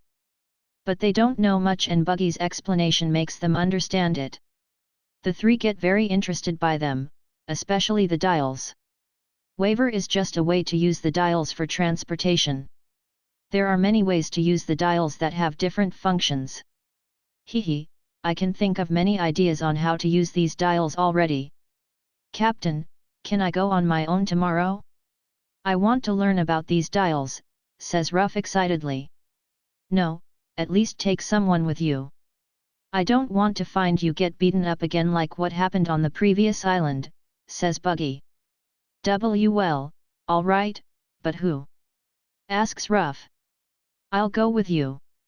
These dials also make me interested, so I will go with you, says Dion. Alright, says Ruff. Good, make sure to learn everything about these dials. They will be very useful for our ship and crew, says Buggy. Hehe, I know you will think like that too, says Ruff excitedly. Ruff wants to resume his dismantling work, but Jude stops him and tells him to eat. He wants to refuse, but his stomach growls after smelling the food. So then Ruff and Dion eat together after calling Manba. The next morning, Manba finished his job and Ruff also finished learning the waver. Ruff and Dion go to learn about dials, while the others go to Bonnie's house. Manba will reveal the DNA test result now. When they arrived at Bonnie's house, the holes on the wall have been fixed. Palu has fixed them even though it is made of cloud, a material that he never used. But he just need to learn the basics from Bonnie and it became very easy for him. The house doesn't look like a new house, but it looks better now. At least wind won't enter the house through the holes and animals won't enter through them again. It is more comfortable to be lived on. Everyone now gathers in the living room to hear the reveal. No one here knows the result except for Manhwa. He doesn't even tell Buggy about it to make it fair. So how's the result? Asks Diane nervously. Manhwa waits for a moment before smiling and says, it's positive, you are parents and son. Everyone cheers and Diane cries happily, then she hugs Palu. Bonnie and Palu's eyes also get wet and they are hugging each other. Then they hold a party after calling Ruff and Dion. Captain, those half-wings pirates, can I destroy them? Asks Palu in the middle of the party. Sure, go with the others, I will take care of the government here.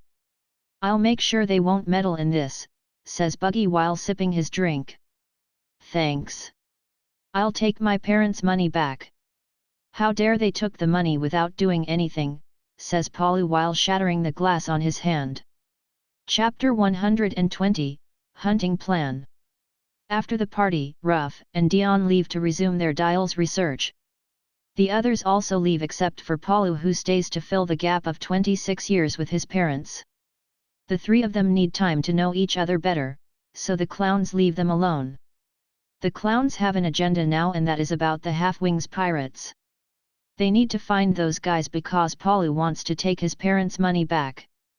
Those guys have taken their money but didn't do anything worthy of it. Buggy gives his crew some instructions before they split. They will go in pairs except for Buggy, who will go alone. Cricket is paired with Mantis, while Jude is paired with Manhwa. As for Buggy, he will go to God's palace to make sure that there won't be any problem later.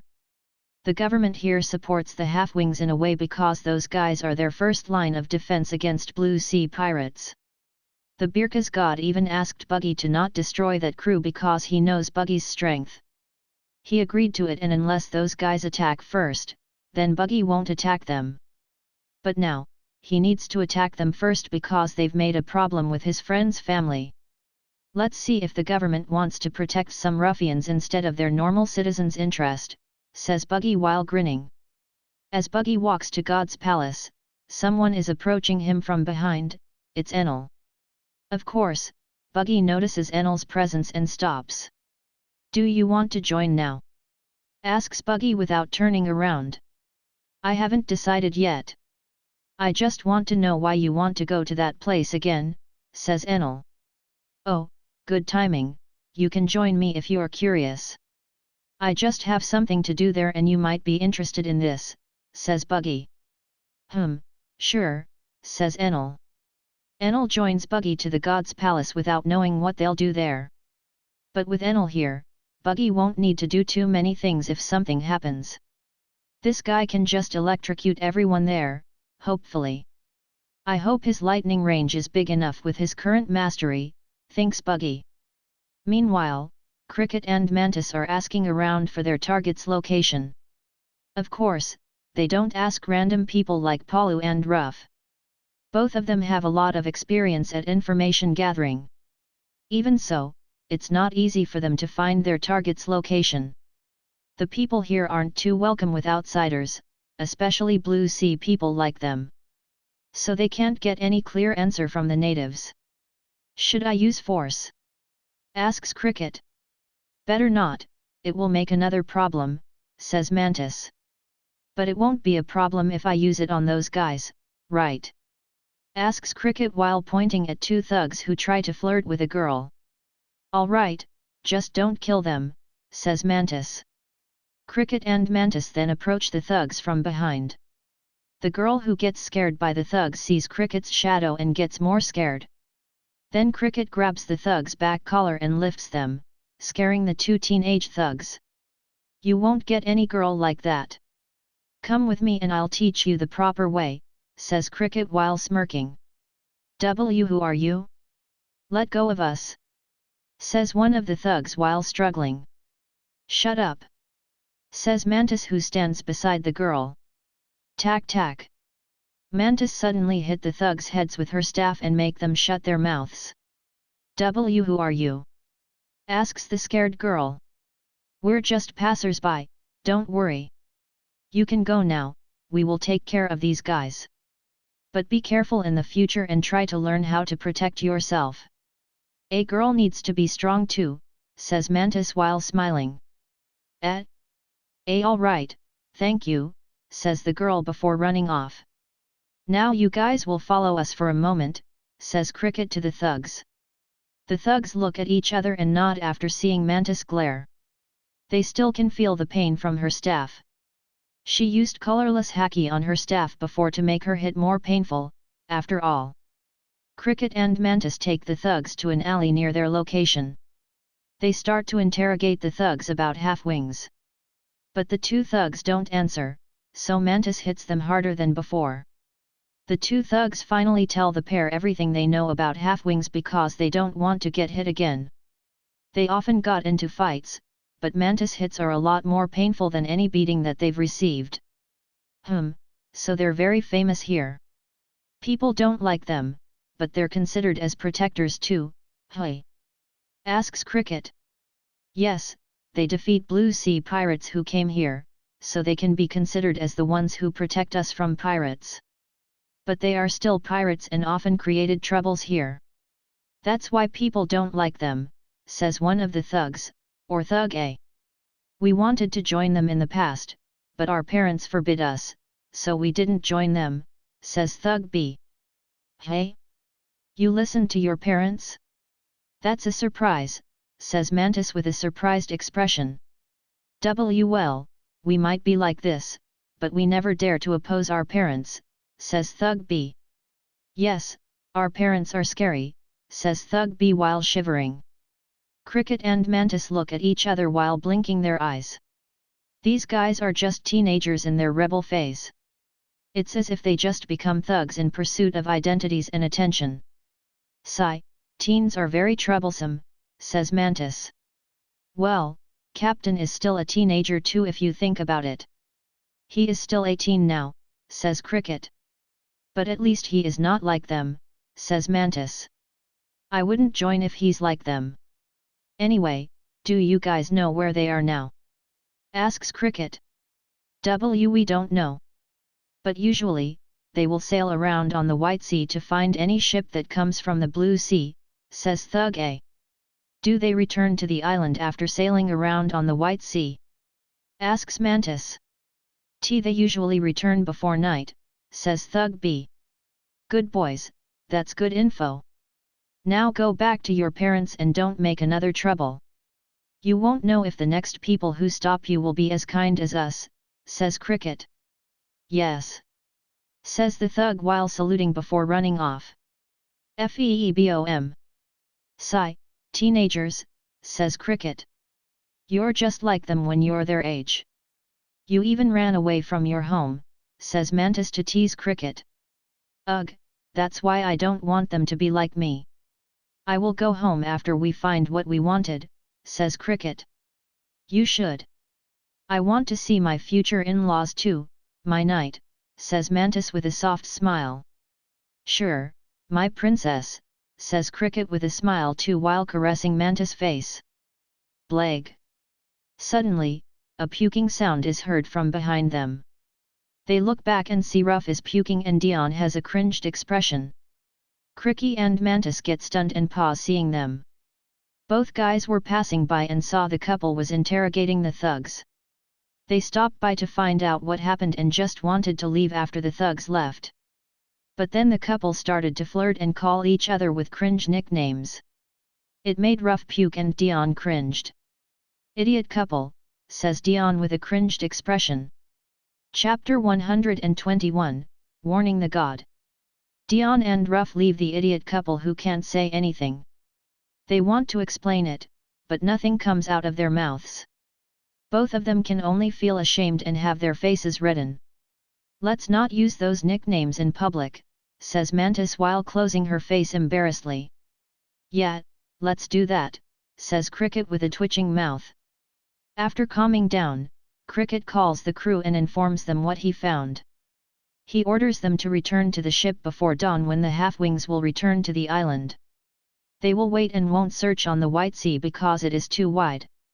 The clowns agree and now they can do what they want while waiting for the agreed time. So they walk around the town and have fun. There's no need to be worried about those sky pirates. Those guys are the ones who need to worry. Meanwhile, in the God Palace, Buggy and Enel are in God's office again. The people here are very wary of them, especially because Buggy comes with Enel. He is known as a troublemaker after all, even though it's because of people's acts toward him. What brings you here again? I believe your friend has found his parents, right? Asks Surian. Yeah, they are his parents. And that's also why I come here now, says Buggy. Did something happen? Asks Surian. Buggy puts his hands on his knees and interlocks his fingers before leaning forward a little. Surely there is something that happens or I won't bother to come here again. Let's get to the point then. We will destroy the half-wings. The Birkins are surprised, including Enel who hasn't known anything. Why'd you want to do it? We've made an agreement before, says Sakana rather angrily. Yeah, we won't attack them first and will only act when they attack us first.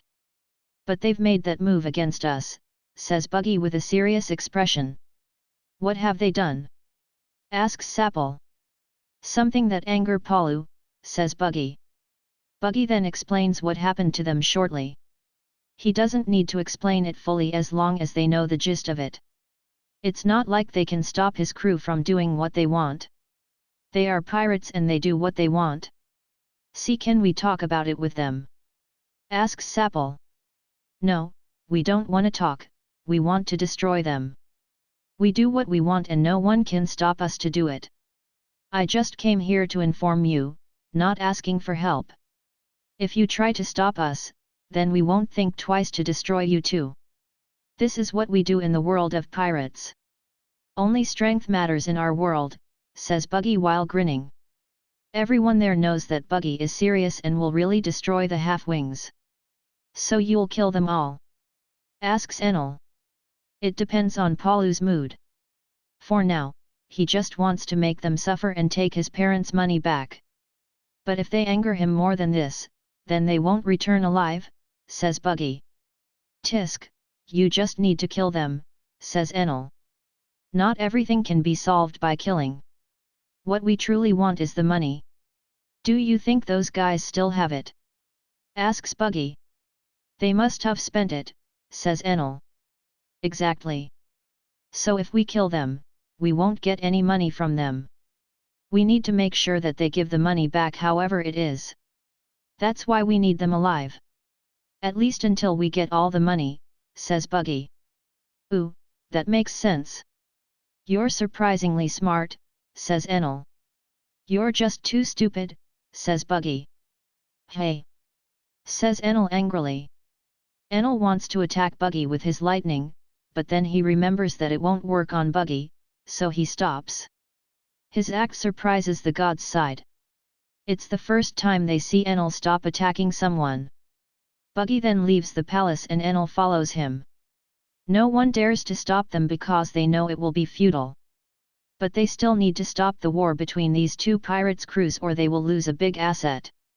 Sapple tells the half-wings to stay on the White Sea for a few days. We can't lose them, they are very important for our island's safety, orders Surian. Understood, says Sapple before leaving the office. What will we do if they won't listen? Asks Sakanut. We can't do anything. What we can do is prepare a plan to protect this island from Blue Sea pirates without them. I will leave it to you, General, says Surian. All right. But you really think that they won't listen, hey? Asks Sakanut. Just like what he said before, they are pirates, and they do what they want. We just need to prepare for the worst, says Surian. Outside the palace, Buggy calls Cricket and asks about the progress. Cricket tells him what they found and their plan to attack the half-wings. It's the best plan that they can do currently. Buggy approves it and orders Cricket to lead the crew even though he has finished his business. He wants to make Cricket's leadership grow through this plan. As the first mate, Cricket doesn't only need strength, but also leadership because he will be the vice-captain when their crew gets bigger. Hey, can I join them to fight those pirates? Asks Enel. Why'd you want to join? Asks Buggy back. Because it will be fun. And I want to know your crew's strength, says Enel. This is my crew's problem. So unless you join my crew, then you can't join the war too, says Buggy while smirking. TCH, stingy, grumbles Enel. Buggy just smirks as he resumes his walk. He will return to Paulu's parents' house and will stay there until the war finished. Who knows what will happen while they are gone, so he needs to protect Bonnie and Diane. Enel keeps following Buggy and asks to join the war. But Buggy keeps refusing him, so now he starts to ask about how Buggy can touch his body. Now Buggy knows that Enel has been annoying since young. He keeps pestering Buggy until they arrived at Bonnie's house. I will tell you what you want to know and teach you how I can touch your Logia body if you join my crew. That's the one and only requirement, says Buggy before entering Bonnie's house. Tisk, can he give me a clue at the very least? Just wait.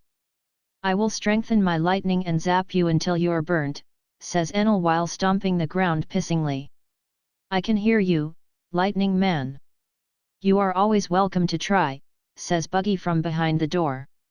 Enel snorts before leaving while grumbling. Buggy smirks seeing this because Enel hasn't become a bastard like the one in the series.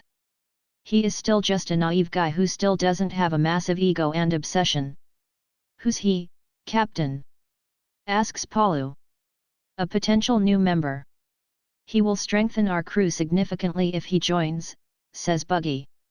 Hat, you rarely raised someone about their strength. Is he that special? Asks Paulu. Well, he has the potential. But whether he can maximize it or not will depend on him. If you don't work hard, then he might take your position as the third strongest in the crew, says Buggy while smirking. He can try, says Paulu while smirking too. They talk like Enel will surely join their crew even though he hasn't given any answer yet. But Buggy knows he will surely join them after this. There's no one here that can give Enel what he wants except Buggy. Buggy knows Enel is someone who seeks strength now. But when he gets too strong for Birka and Skypiea, he changes. He will start to have his god complex because no one can fight him anymore. But he has met Buggy, so that won't happen now. Soon, the dawn will come, so the clowns minus Buggy are getting ready on their ship. This will be the first time they fight without their captain. And they've vowed to not disappoint him. Cricket leads the crew and says, "Let's go." Chapter 122, Attacking the Half-Wings. Cricket leads the clown to find the Half-Wings pirates. They go to the White Sea, but not too far, and just wait near the island. The Half-Wings will return soon, so they just need to wait. They look around for any sign of their targets while preparing their weapons. Ruff, Manba, and Dion prepare their ship's cannons that have been upgraded by Ruff. With these upgraded cannons, they won't lose in a naval battle. An hour later, a galleon ship with a pirate flag appear from the White Sea. Their flag has a picture of a skull with a pair of wings that get cut in half. It is the Half-Wing Pirates ship that is much bigger than Little Hunter. Here they come. Let's go, says Cricket.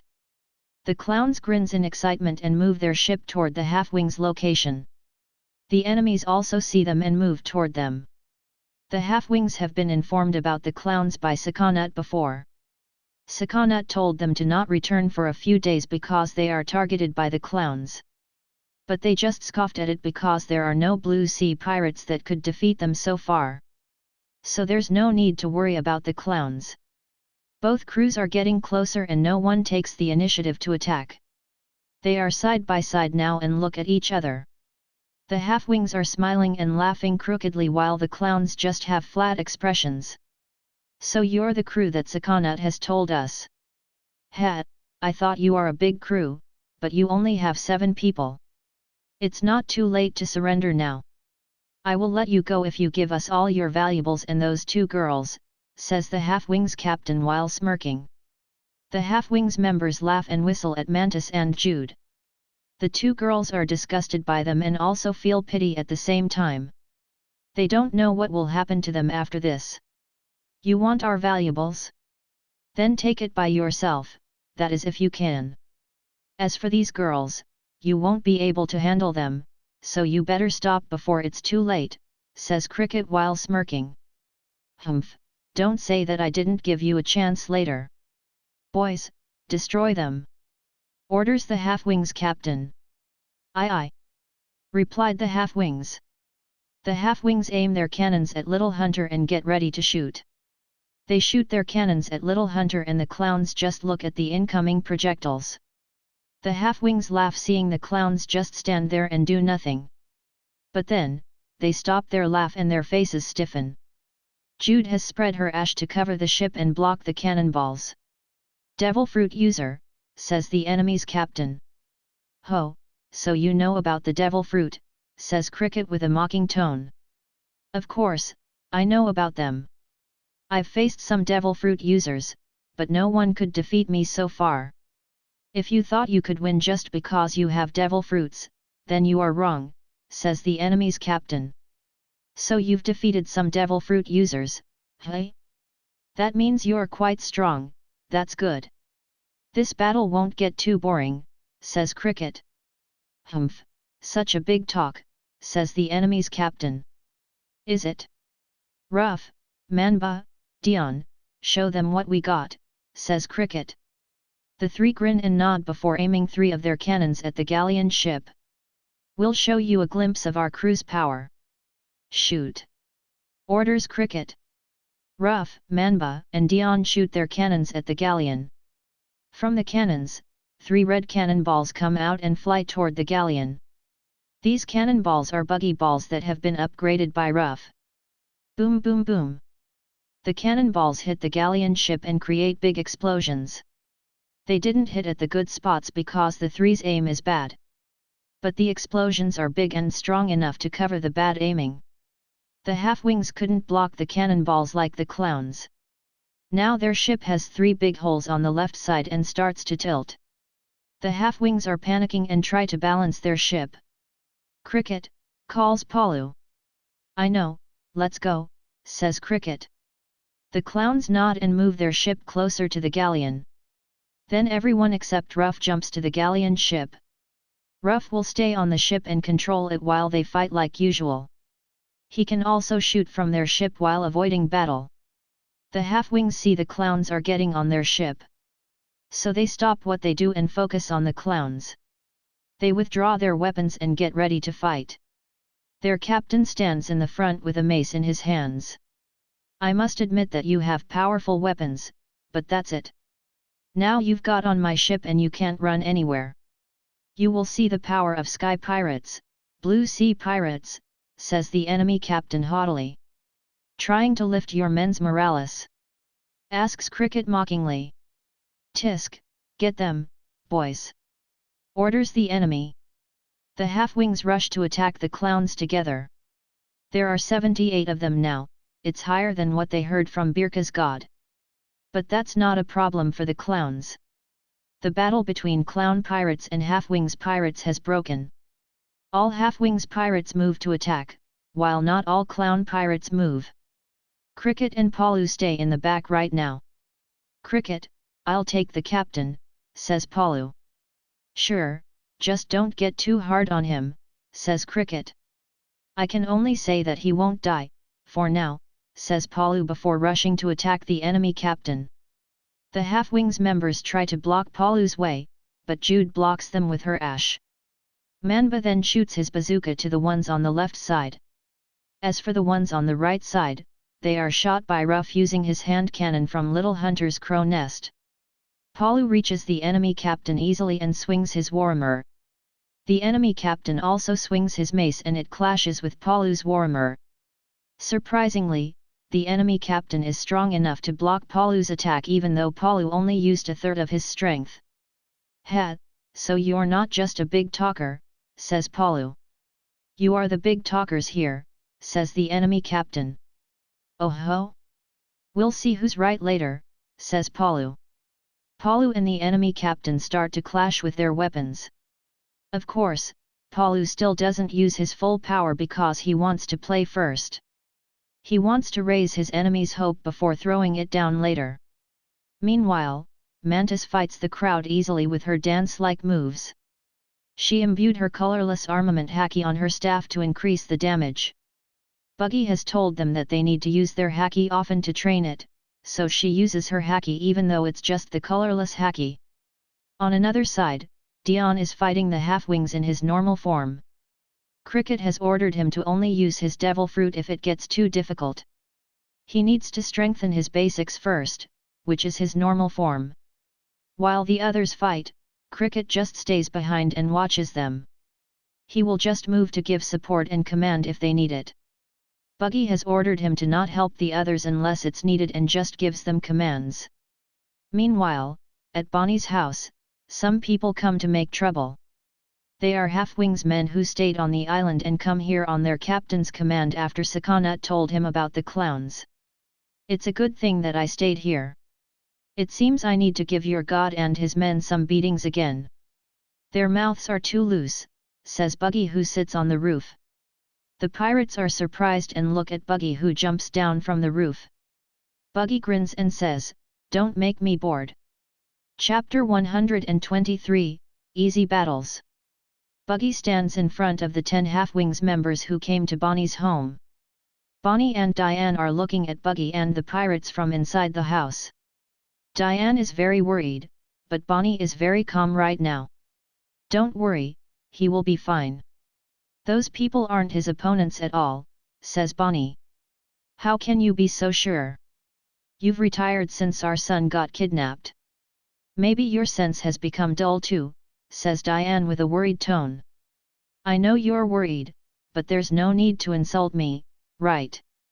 asks Bonnie while sweat dropping. "But that's a fact. Even though you were the strongest warrior in the past, but it's been 27 years since you retired," says Diane. Diane just reveals a shocking truth. Too bad that none of the clowns hear it, especially Palu. They haven't told the clowns, even Palu, because they were too happy that their son has returned. Just like what Diane said, Bonnie was the strongest warrior in Birka 27 years ago. He was asked to be the late god's guardian many times, but he always refused. That's because being a god's guardian is too troublesome for him. Now it is clear why Palu could be that strong in a short time after he started to train. He got it from his father, who was Birka's strongest man in the past. Genetic is always an important factor for someone's power growth. Still, it has been 26 years since Bonnie retired, so Diane's worry isn't wrong. He hasn't trained as he was in the past, so he is a lot weaker now. Even though Bonnie still trained a little, but it's not as intense as his past training. He has gotten a lot weaker physically, but he still has a lot of experience. Since he met with the clowns, he has known their power ranks. He knows the strongest to the weakest person in the crew since he saw them. "Honey, you need to remember that he is their crew's captain. He is also the strongest in their crew, so no need to be that worried. Our son also has told us what Buggy did in God Palace, right?" asks Bonnie. "Still," says Diane worriedly. Bonnie can only sigh at his worrywart wife. He can only tell her to not watch if she's too worried about it. It will make her faint if she sees the fight while being too worried. Diane does as Bonnie said and goes to her room so she won't see the fight. Bonnie stays in the living room to watch the fight through the windows. He knows Buggy will win, but he wants to know how Buggy will achieve it. In front of the house, Buggy stands calmly while grinning. He taunts the pirates to attack him with his finger. The pirates who hold their weapons then rush at him. Buggy doesn't move as the enemies rush at him together. They surround him and then swing their weapons at him. They use swords, staff, and clubs to attack Buggy from every side. Clang clang. Their weapons hit Buggy, but something is not right. The sounds aren't like metals hitting a person's skin, but metals hitting metals. They look at Buggy and see that he just stands there as if nothing happened. How is this possible?" asks a pirate with widened eyes. The pirates who use blunt weapons can understand that their weapons are touching Buggy's skin. But the ones who use swords can't understand how their swords aren't cutting Buggy's skin. Buggy used colorless armament haki on his body to block their attacks. He wanted to test their strength and they're weaker than he thought. They couldn't even break his colorless armament haki together. Bonnie is also surprised seeing this. He doesn't know what happened and can only think of one thing, devil fruit.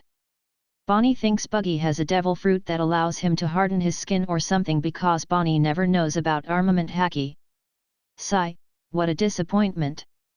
I thought you guys can entertain me a little, says Buggy with a disappointed expression. Buggy then punches and kicks the pirates at fast speed. One hit per person and they get knocked out instantly. So boring. Maybe I should have just joined them, says Buggy before sighing. On the White Sea, the clowns are still fighting the half-wings. Cricket still doesn't move from his spot and just commands the crew. Some enemies try to attack him, but they get defeated easily with a punch each. Sigh, Captain is right. It will be too much for them if I join the battle. They're just weaklings who can only use the height and air pressure change advantage, says Cricket. The clowns defeat the half-wings members without any trouble. These guys are weaker than Dion's old crew who have joined them. The only decent fighter is their captain who fights Palu. But even he can't hold his ground against Palu who is just half serious. What's wrong? Where's your big mouth now? Asks Palu with a mocking tone. Palu swings his warhammer to attack the enemy captain. He just swings it randomly without any technique and just used brute strength. But his attacks are too much for the enemy captain who keeps blocking them with his mace. Now the enemy captain's hands are numb and he feels like his bones will break. Palu's attacks are too powerful and heavy for him. But he holds on because he knows he will die if he can't block the warhammer. Meanwhile, the other clowns are getting bored with their battles. Their opponents can't give them any fight even though their number is high. The clowns are just too strong for them and have used to fight with many opponents. Soon, the other clowns finished their battles and defeated all half-wings members. Even Ruff has defeated some enemies from their ship's crow nest. This is such an easy battle for them and no one of the clowns gets injured. Now, the only battle that still happens is Palu's battle with the enemy captain. The others know he can finish it fast, but he is playing with his opponent right now. So they just watch Palu's battle while tying up the defeated enemies. But Palu keeps playing even after 3 minutes, so Cricket gives an order. Palu, finish it now. The ship will sink if you take more time. All right, answer Palu while grinning. Pant pant finish it. Do you think you can finish this just because you want to? Do you think you can defeat me just because he tells you to do it? Asks the enemy captain who is still very haughty even though he is very tired and his whole body is trembling. Of course, it's an easy thing to do after all, says Palu while grinning. Palu takes a stance with his right foot in the front and he lowers his body. He holds his warhammer with 2 hands and takes it to his left side. Then he infuses it with his colorless armament haki to add the damage. It will be hurt, so don't cry, says Palu while grinning before he swings his warhammer to the enemy captain. The enemy captain lifts his cracked mace to block the warhammer. Palu's warhammer hit the mace and break it in an instant. Then his warhammer hits the enemy captain's body and flings him to the wall at high speed. Brack brack brack freoval.cm. The enemy captain crashes and breaks many layers of the ship's wall. And without any doubt, he has fainted and defeated. Palu places his warhammer on his shoulder before saying, "That's what you'll get for taking my parents' money. You still need to pay it back after this though." Chapter 124, Threatening. The clowns tie the half-wings while Palu fixes the holes on the galleon. He just makes it so that the ship won't sink while they have some talk with the half-wings. "What do you want? Why did you target and attack us?" asks the enemy captain after he woke up. "Let's get to the point then. I want my parents' money back," says Palu. "Your parents?" asks the enemy captain. "Bonnie and Diane, you should know them," says Cricket while drinking his booze. "What? Those old fools are your parents?" asks the enemy captain. Bam! Palu hits the captain's head very hard because he is pissed. You are the fool here who doesn't understand his situation. Now, hurry up and give my parents money back, says Palu. Ha ha ha, I don't have it. We've spent all of it over these years. There's no way we will keep the money, ha ha ha, says the captain while laughing loudly. The Half-Wings members also laugh like their captain. They really don't understand their current situation. Palu gets very pissed and Cricket sigh before telling Jude and Mantis to return to their ship. Manba, don't let them die, says Cricket. What do you mean? Asks Manba confusedly. Cricket doesn't answer and just gives his flintlocks to Palu. Palu catches them and then he starts to shoot the enemies with the flintlocks. He shots them on non-vital spots, so they won't die even though they're hurt. Manba now understands what Cricket meant and why he ordered the girls to return. It makes Manba sigh because he needs to treat a lot of people now. But he doesn't feel any pity toward them because they are pissing him off too. The others just watch as Palu shot the Half-Wings. These guys are not worth their pity at all. The Half-Wings have killed many people over these years. They even killed civilians in the past before the god stopped them, so they're just scums. The Half-Wings grunt in pain after Palu shot them many times until he runs out of bullets. Manba then gives them a treatment using his medicine. But when the medicine touches their wounds, they scream even louder. Oi oi oi, are you really treating their wounds? Asked Dion. I am. I even used a very effective medicine on them. Although this medicine will make the wounds feel 20 times more painful. But this is a very effective medicine, says Manba calmly. Alright, just don't use that medicine on me when I'm hurt, says Dion. The medicine is very effective just like what Manba said. The Half-Wings' wounds are closed shortly after that. But they keep screaming even after the wounds are closed because the pain is still there even now.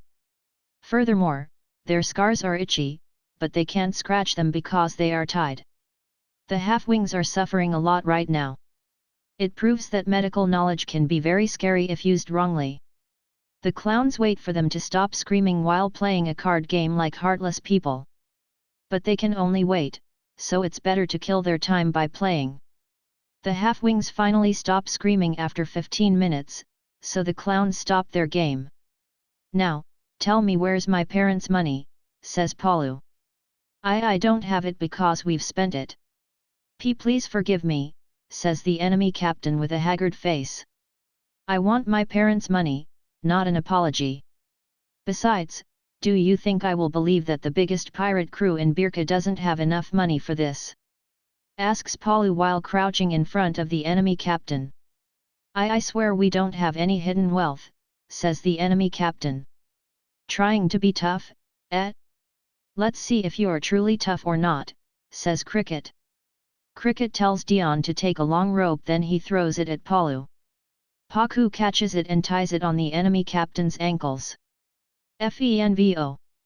I hope you like skyfish, says Cricket as he picks the enemy captain on his collar. Ruff then comes with a bucket filled with the brown stuff. He smears it on the enemy captain's body and now the guy smells fishy, it's fish bait. Cricket then throws the enemy captain to the White Sea without any hesitation. Captain! Yells the Half-Wings members. Shut up! Or you'll be the next one, says Palu, shutting them up. It doesn't take long for big waves to appear on the White Sea. The waves are caused by the giant sky fishes that swim toward them after smelling the bait. Now the fishes are aiming to eat the enemy captain. The clowns then watch as the enemy captain tries to save himself. He can't swim in the White Sea because he is too heavy, unlike the fish. But he can jump around using the fish's bodies as a foothold. Oh ho, he's quite good at this, praises Cricket.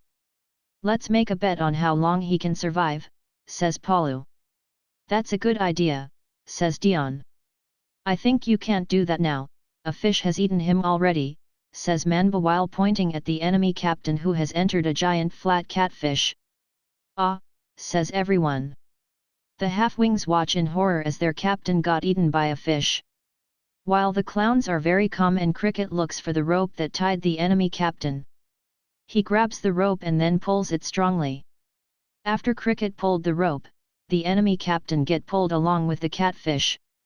The fish get on the galleon ship while the enemy captain is still inside the catfish's mouth.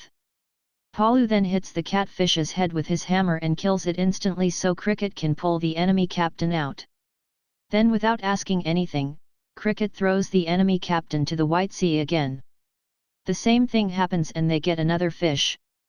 They keep doing it a few more times and start to use the other half-wings too. The fishes that they caught have stacked, so they release the fishes now. Cricket looks at the scared half-wings and grins, "You are very good fish bait. Maybe you can work as our fish bait if you can't return the money." "That's a good idea," says Palu. "And no, I am sorry. Don't make me your fish bait again. I will tell you where we hide our wealth, so please don't do it again," says the enemy captain. The half-wings members also nod hastily after hearing their captain. They don't want to be thrown as fish baits and get eaten again. This will be a lifetime trauma for them. The enemy captain then tells them the location of the wealth. It is in a broken ship that they left on a hidden place in the lower White Sea level. This is a smart move to avoid it from getting discovered by anyone. If they left it in Birka, then it will get discovered easier. But it will be difficult to guess that they saved their wealth in the sea. The lower level is also a place that rarely gets visited, so it's very safe. The clowns go there with the half-wings and check all the wealth. Surprisingly, the half-wings have a lot of wealth there, especially gold and silver treasures. Of course, the clowns are very excited about this and they take all of it. But those aren't the half-wings' real treasures. Their real treasures are a few bags of soil that they've accumulated over the years. They got the soil from some ships that they've attacked in the past. "Done. Now, what should we do to you?" asks Cricket while grinning mischievously. Chapter 125, Punishment. Puru puru puru. Buggy's dendon mushi suddenly rings while he drinks a glass of iced water in front of Bonnie's house and looks at the tied-up pirates. He picks up the dendon mushi and says, "This is clown delivery, how can I help you?" "By not saying a strange thing," says Cricket from the other end. "It won't be a joke if it's not strange." "So, why do you call me?" asks Buggy. "We've finished the job and get a lot of money. There's even a high quantity of soil here. What should we do to them?" asks Cricket. "Do what you like. I'm not interested in recruiting them at all. They can't be won since they killed civilians. I have my pride as a pirate who never kills innocent people and my crew members need to be like that too. So you can do what you think is right for them," says Buggy. "All right, I understand. Palu will be happy with this," says Cricket. "He should be," says Buggy before closing the call. "They've done?" asks Bonnie who just come out of his house. "Yeah, they will return soon after taking care of the aftermath," says Buggy. "No one is hurt, right?" asks Bonnie. "If you ask about my crewmates, then they are fine. But if you ask about the half-wings, then they all are hurt," says Buggy while grinning. "Why should I ask about those bastards? I'm just worried about my son and his friends," says Bonnie. Bonnie sits on the chair beside Buggy and they have a conversation. It's mainly about Palu though because Bonnie still wants to know about his son. Buggy tells Bonnie what he knows because he also just met Palu a few months ago. "Hey Bonnie, can you use mantra?" asks Buggy. "Yeah, I was a warrior in the past and mantra is a must for warriors like me. Do you want to learn it?" asks Bonnie. "FENVO. No need, I can use it already. We call it observation haki in Blue Sea. Most of our crew can use it, but Palu still can't use it now. He has just trained for 6 months, so it's understandable. But he grows fast and excels in another type of power. Maybe your training method will suit him better because it must have been improved to suit your race better. He is one of our crew's pillars in battle, so he needs to be strong. Mantra is very important and he needs it. Besides, this is a good chance to make a father and son bond, right? Asks Buggy. Sure, I have planned to do it anyway. I also plan to teach all of you because I didn't know that you can use it already, says Bonnie. Well, you can teach Dion too. He is our newest member and never know about this power before. As for Ruff, he needs to strengthen his base power first before learning this, says Buggy. Alright, I will make them able to use mantra in a month, says Bonnie while smiling. A month? Oi, are you sure about that? This is not an easy thing to train, you know, says Buggy with a surprised tone. Hehe, mantra is something that Birkin warriors trained for centuries. So our training method has been improved numerous times. Besides, I said that I will make them able to use it, not master it. Mastering mantra will depend on what they do after awaken it, says Bonnie. But 1 month is still a short time to awaken it. Maybe Palu can do it because he knows the basic theory behind it. But Dion is still new to this, says Buggy. Then Palu will be able to awaken it in less than a month. If you're that curious, then just watch how I trained them. I'm sure it will be useful for your crew when you expand it, says Bonnie. Buggy is very curious about it and he agrees with Bonnie's offer. If there's such an effective method to train observation haki, then he needs to know it. He can apply it to train his new members in the future if it worked. While Bonnie and Buggy talk, the clowns are deciding punishment for the half-wings. They don't care about what the Birkins will think about them later after what they'll do to the half-wings. The clowns take the half-wings to the end of the White Sea. Ruff has made a mysterious item with the others' help.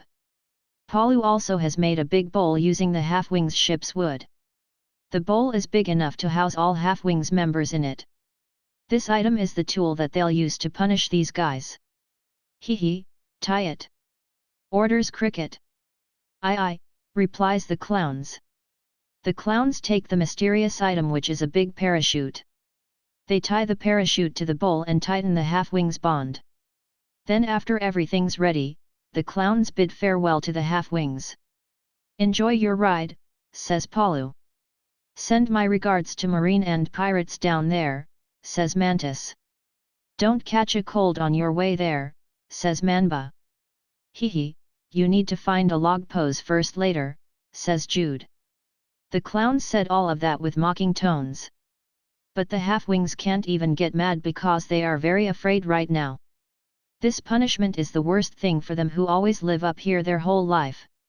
It's time, have a nice trip, you bastards. Do it. Orders Cricket. Palu nodded and he hit the giant wood bowl on a spot that has been coated with metal. The bowl moves toward the end of the White Sea slowly. Then, it finally reaches the end and the clowns wave their hands as the bowl falls. Arg! Curse you clown pirates! A. Shouts the half-wings captain that the clowns never bothered to learn. A. Screams the half-wings as they fall from the White Sea to the Blue Sea below. The parachute opens and expands to slow its fall. But it's still quite fast because of their total weight. The half-wings also can't do anything because they're tied up. They can only scream as they fall from 10 kilometers above the sea. Will they survive? Asks Dion. Who knows? It's not our business anymore. We still give them a chance to survive, so that's good, right? Asks Palu. I guess. So, what now? Asks Dion. We return, says Cricket. The clowns return to Birka with their ship filled with treasures and soil. Although these shiny treasures won't have a high value on Birka, they will make them very rich after reaching the Blue Sea. The soil will be for Palu's parents' field that didn't have good harvests lately. They arrived on Birka soon and docked their ship on a beach near Bonnie's house. Then they go to Bonnie's house while pulling a big sled that has 12 big crates filled with soil on it. These crates are what they got from the half-wings, not the one that they brought from down there. They have another use for that soil and they can't use it without Buggy's permission. They arrived at Bonnie's house in a few minutes and show the loot to Buggy, Bonnie, and Diane. The middle-aged couple is very surprised to see the soil.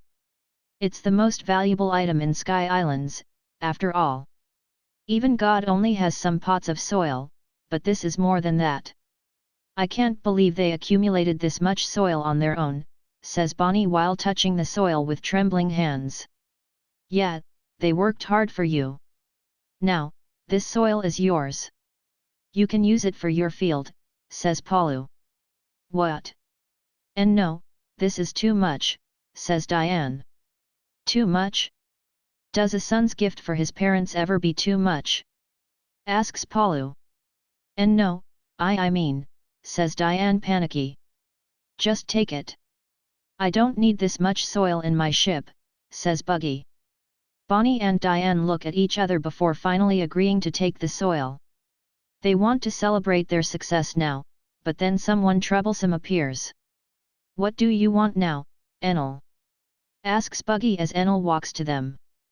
Enel stops and points at Cricket before saying, let me fight that diamond head. Chapter 126, No Chance of Winning.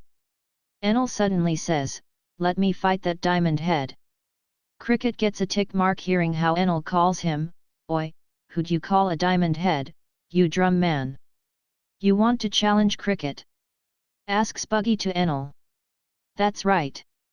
He is your strongest member, right?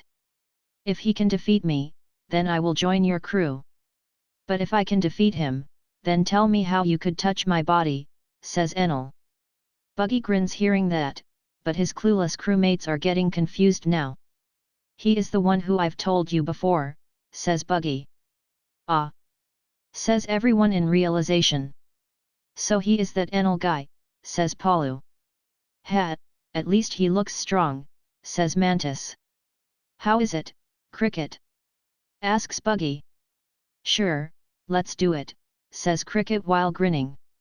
Enel smirks hearing that because he is sure he can defeat Cricket. But Buggy's next words make him frown and rather angry. Cricket, don't overdo it. I want a living crew, not a dead one, says Buggy as he walks to a distance with the others. Aye, replies Cricket. TCH, you should have told him to not die, says Enel pissly. The clowns ignore him and just smirk hearing that. They know Cricket's strength and know that he won't lose to Enel. He isn't the second strongest for nothing. His dedication to being strong is very high like Buggy.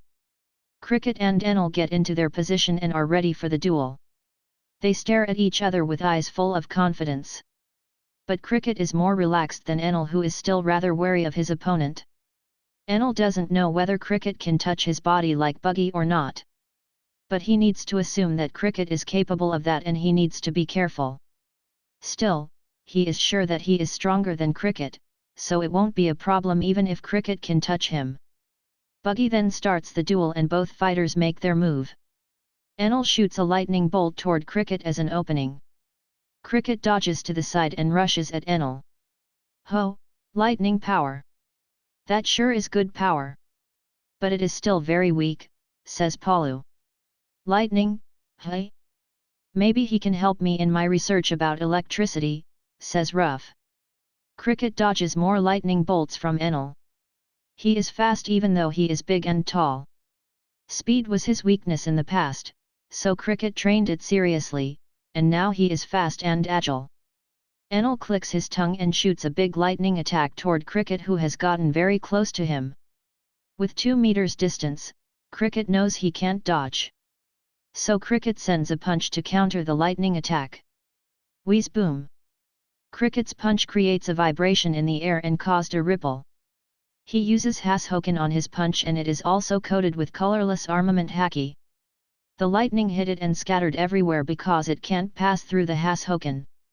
What? Says Enel in surprise. The effect of Hashoken doesn't just block the lightning. It keeps going to the front and destroys the lightning. Then it reaches Enel's body and hits him very hard, flinging him a few meters back. Cricket didn't just train in karate, but also Hashoken in the last 6 months. He is the best Hashoken user in the crew now. Even Buggy's Hashoken isn't as good as him. Well, Buggy didn't focus on Hashoken, after all. He focuses more on his devil fruit and swordsmanship. Cricket doesn't have devil fruit, so he needs to focus on his martial arts and physical power. Buggy has told Cricket to be as strong as possible, physically. He knows that Cricket has very high potential because he is Norland's descendant. If Cricket trained very seriously, he should be able to be like Garp in the future. That's Buggy's plan. Enel gets up again and looks at Cricket with wide eyes. He isn't surprised that Cricket's attack can touch him. He is surprised that Cricket is a lot stronger than he thought. Damn, how can they be this strong?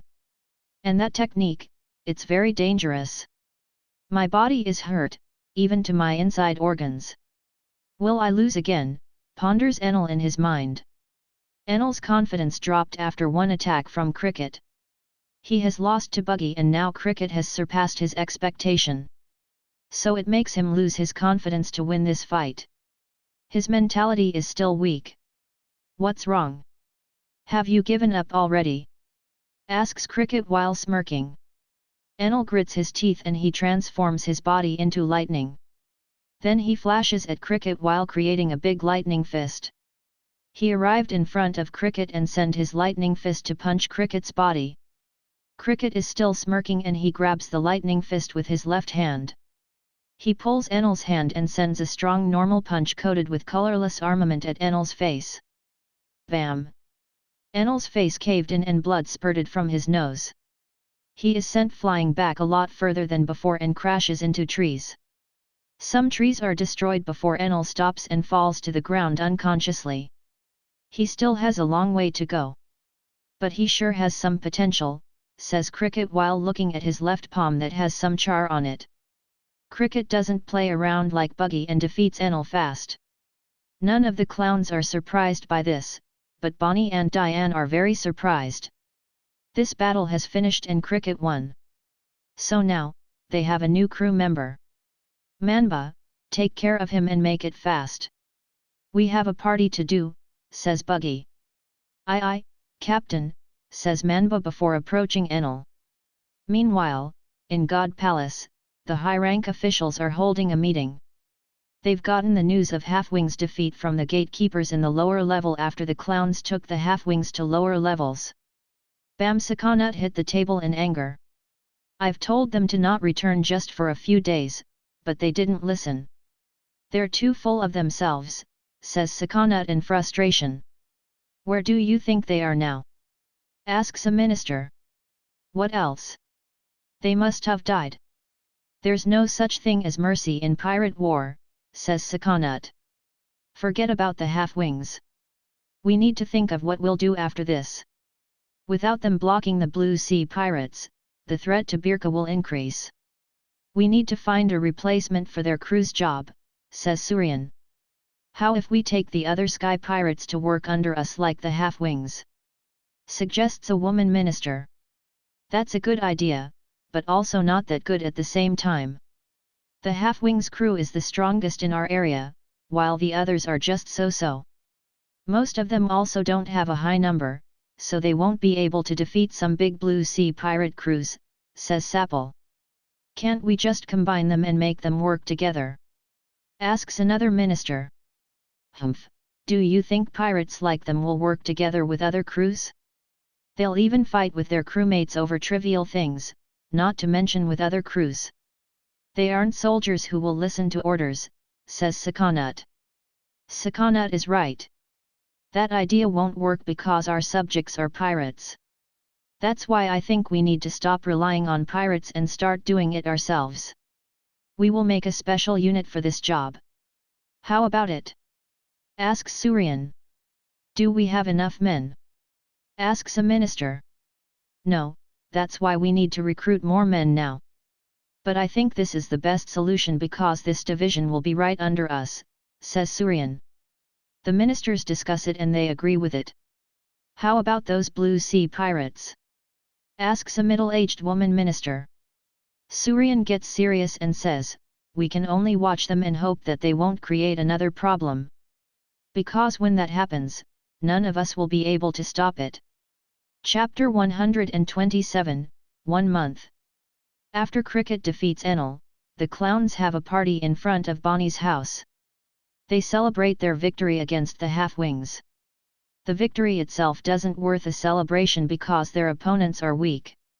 But the loots are worth a big celebration. They hold the party beside the unconscious Enel who lay on the terrace floor. He still doesn't wake up even after half an hour. This guy sure likes to faint for a long time, just like how he was after Buggy defeat him. The clowns even have the chance to draw funny pictures on his face and body. It will be very funny to see his reaction after he wakes up.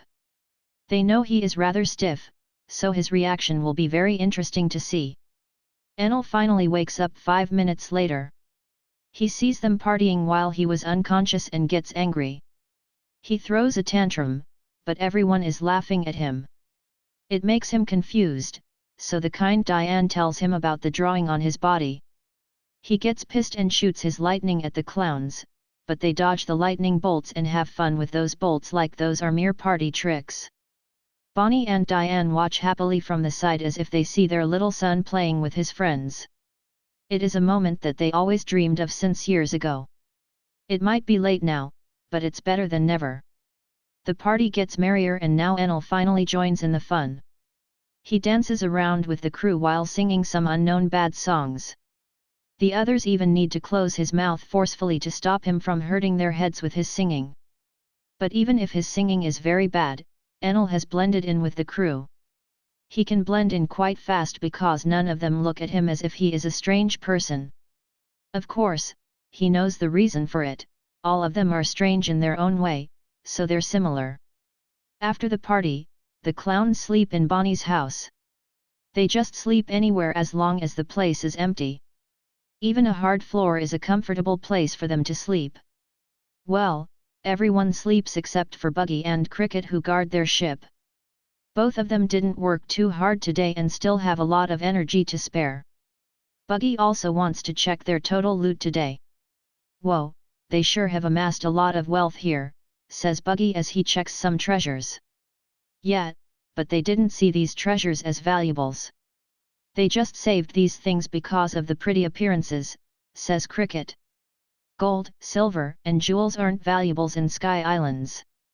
Soil is their treasures, not sparkly things like these, says Buggy. How much do you think these will sell for? Asks Cricket.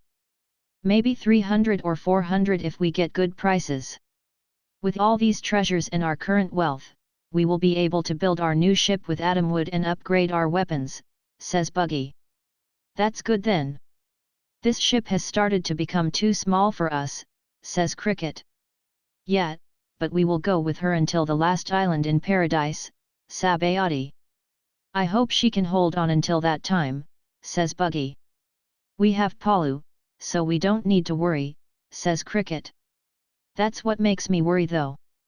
He has found his homeland and parents now, says Buggy. Are you worried that he won't continue being a pirate after this? Asks Cricket. Buggy doesn't answer, but Cricket knows that it's a yes. Now Cricket also starts to worry about it because Palu has achieved his goal. Sigh, let's just wait for his decision. We can't force him to keep sailing with us after this if he doesn't want to. But I've decided to stay here for a month no matter what his decision is, says Buggy. Why'd you want to stay? Asks Cricket curiously. You know that this place has mantra, right? Asks Buggy. Ah, it's how they called observation haki, says Cricket. That's right. The people here have learned mantra for centuries. They've improved it to a high level and we need it. I want us to improve our observation haki during this month. Palu and Dion also haven't awakened it, so they really need it. Besides, we must have gained the Marine HQ's attention. The next time they send someone to us, it will be a vice admiral. Even worse, it might be an admiral. We are not ready for that, says Buggy. Cricket understands it and thinks that Buggy's decision is correct. He knows they are strong now, but they aren't invincible. Even he is not sure he can defeat Strawberry, a rear admiral easily like Buggy. But he's sure he can win if he uses everything he has. All right, I think it's a correct decision to take even though the others won't really like it, says Cricket. Yeah, they must be bored to train again after training for 6 months. But this is for our survival, so we need to do it. It's better than training separately for 2 years, after all, says Buggy. Training separately for 2 years?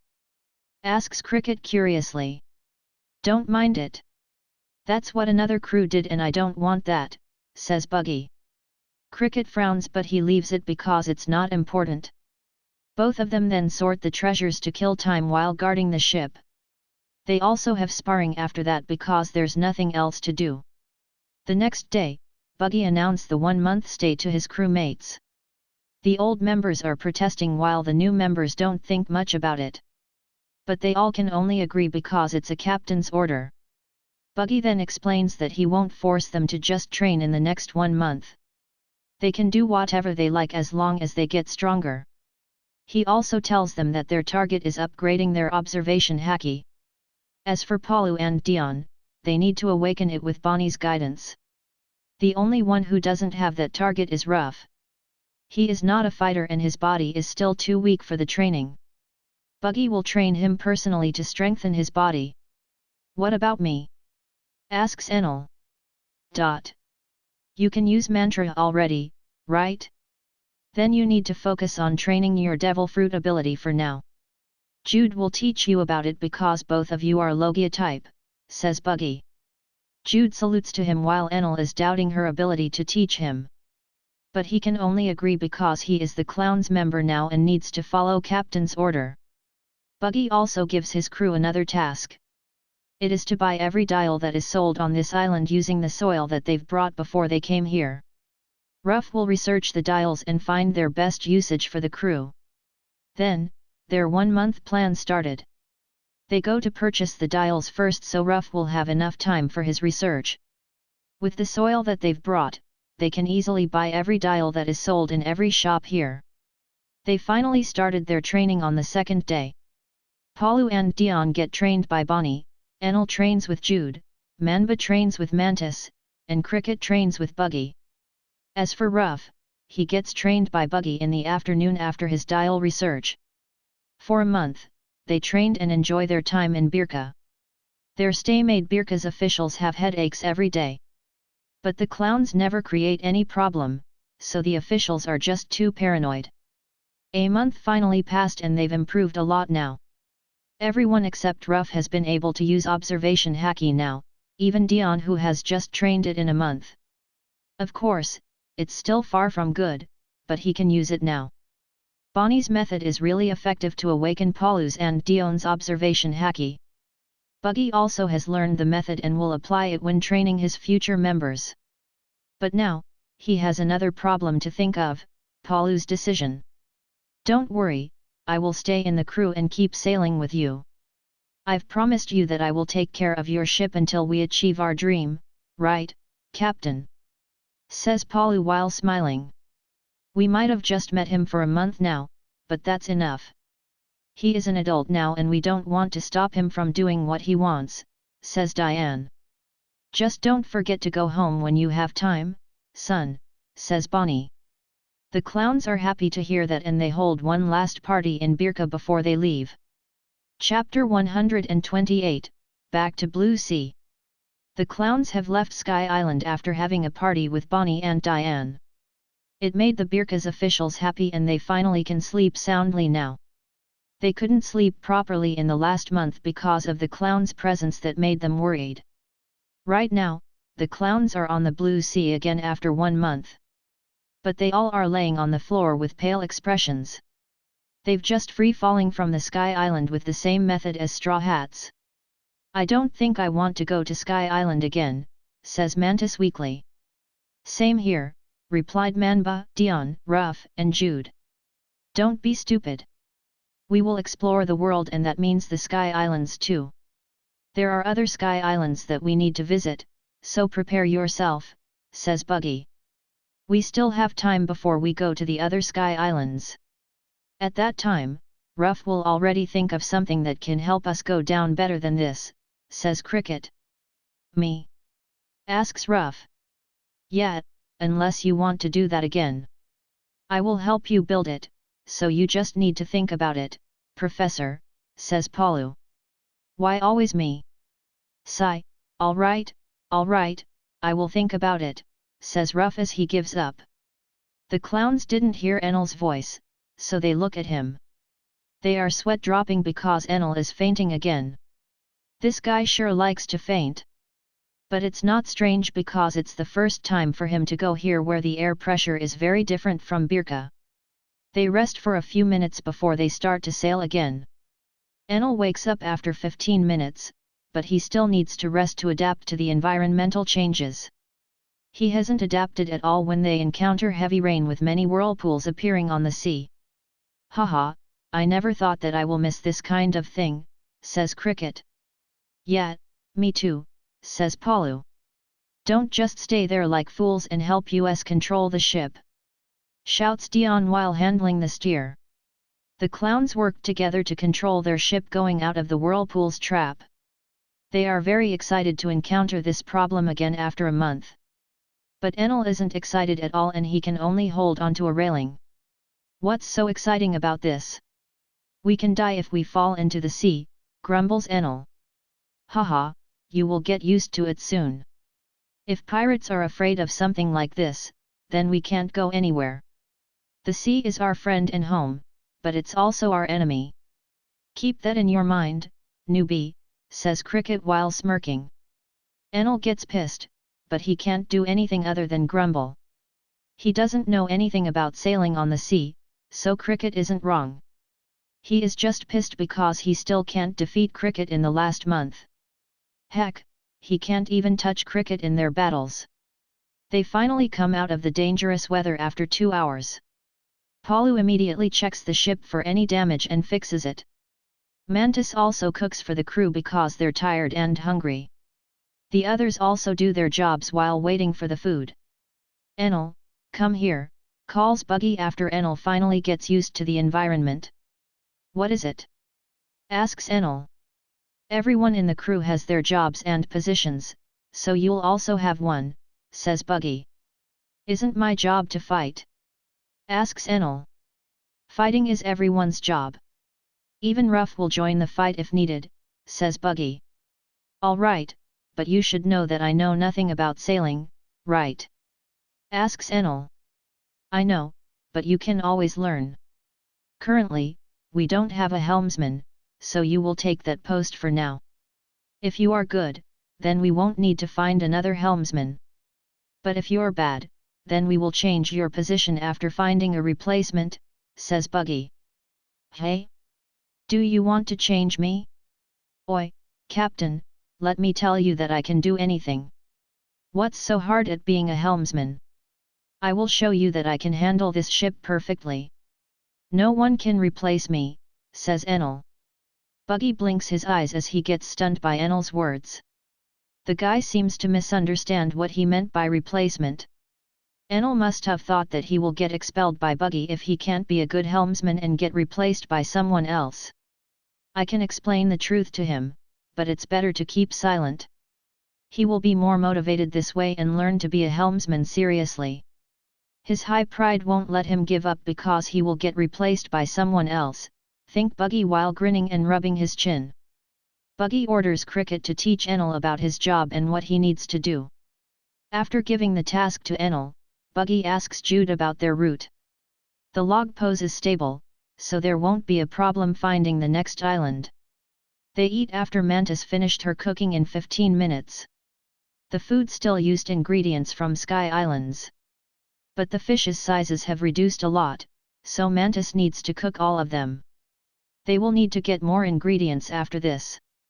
After that, Buggy, Manhwa, and Dion fish together because they don't have anything to do now. The others are busy with their jobs, so they can't just stay doing nothing. At least they need to help by trying to get food ingredients. While fishing, Dion sees a small black dot from afar. He takes a scope to look at it and see that it is a ship. He sets the scope to take a better look and find out that it's not just a ship, there are 2 ships there, a pirate ship and a passenger ship. Are they hijacking that passenger ship? ponders Dion. Let me take a look, says Buggy. Dion gives the scope and Buggy looks at the ships. He sees some explosions on the water and the ship's hull. Those two ships are having a naval battle now. Buggy doesn't really care about it, but he gets interested when he sees the pirate ship's flag. The main flag is of an unknown crew, but the second flag is Big Mom Pirates. It is one of Big Mom's subordinate crews. Ho, we find a big fish here. Let's approach them, says Buggy. Why? I don't know you're that kind-hearted to help some unknown civilians, says Manhwa. I won't do that. I'm not a saint and it's too troublesome. That pirate crew is what took my attention. They are Big Mom Pirates' subordinate crew, says Buggy. Big Mom. Are you sure you want to mess with them, Captain? They are one of the biggest crew right now. Even I know that we aren't strong enough to face them with our current strength, says Dion. Don't worry. Even Big Mom won't come here just to avenge her subordinate. The most she will do is wait for us in New World. Maybe she will send one of her kids if she wants to take the trouble, but I doubt that, says Buggy. Still, it doesn't worth the trouble to go there just to mess with Big Mom, says Manhwa. Hehe, you don't understand. As Big Mom's subordinate, they won't be poor at all. They must have a lot of wealth in their ship and also supplies. Do you want to just sit here until some fishes bite our hooks or go there to get a lot of food at once? Asks Buggy. Ah! Say Dion and Manhwa in realization. Besides, don't you want to get in action after a month? Asks Buggy while grinning. Dion and Manhwa also grin and they nod in agreement.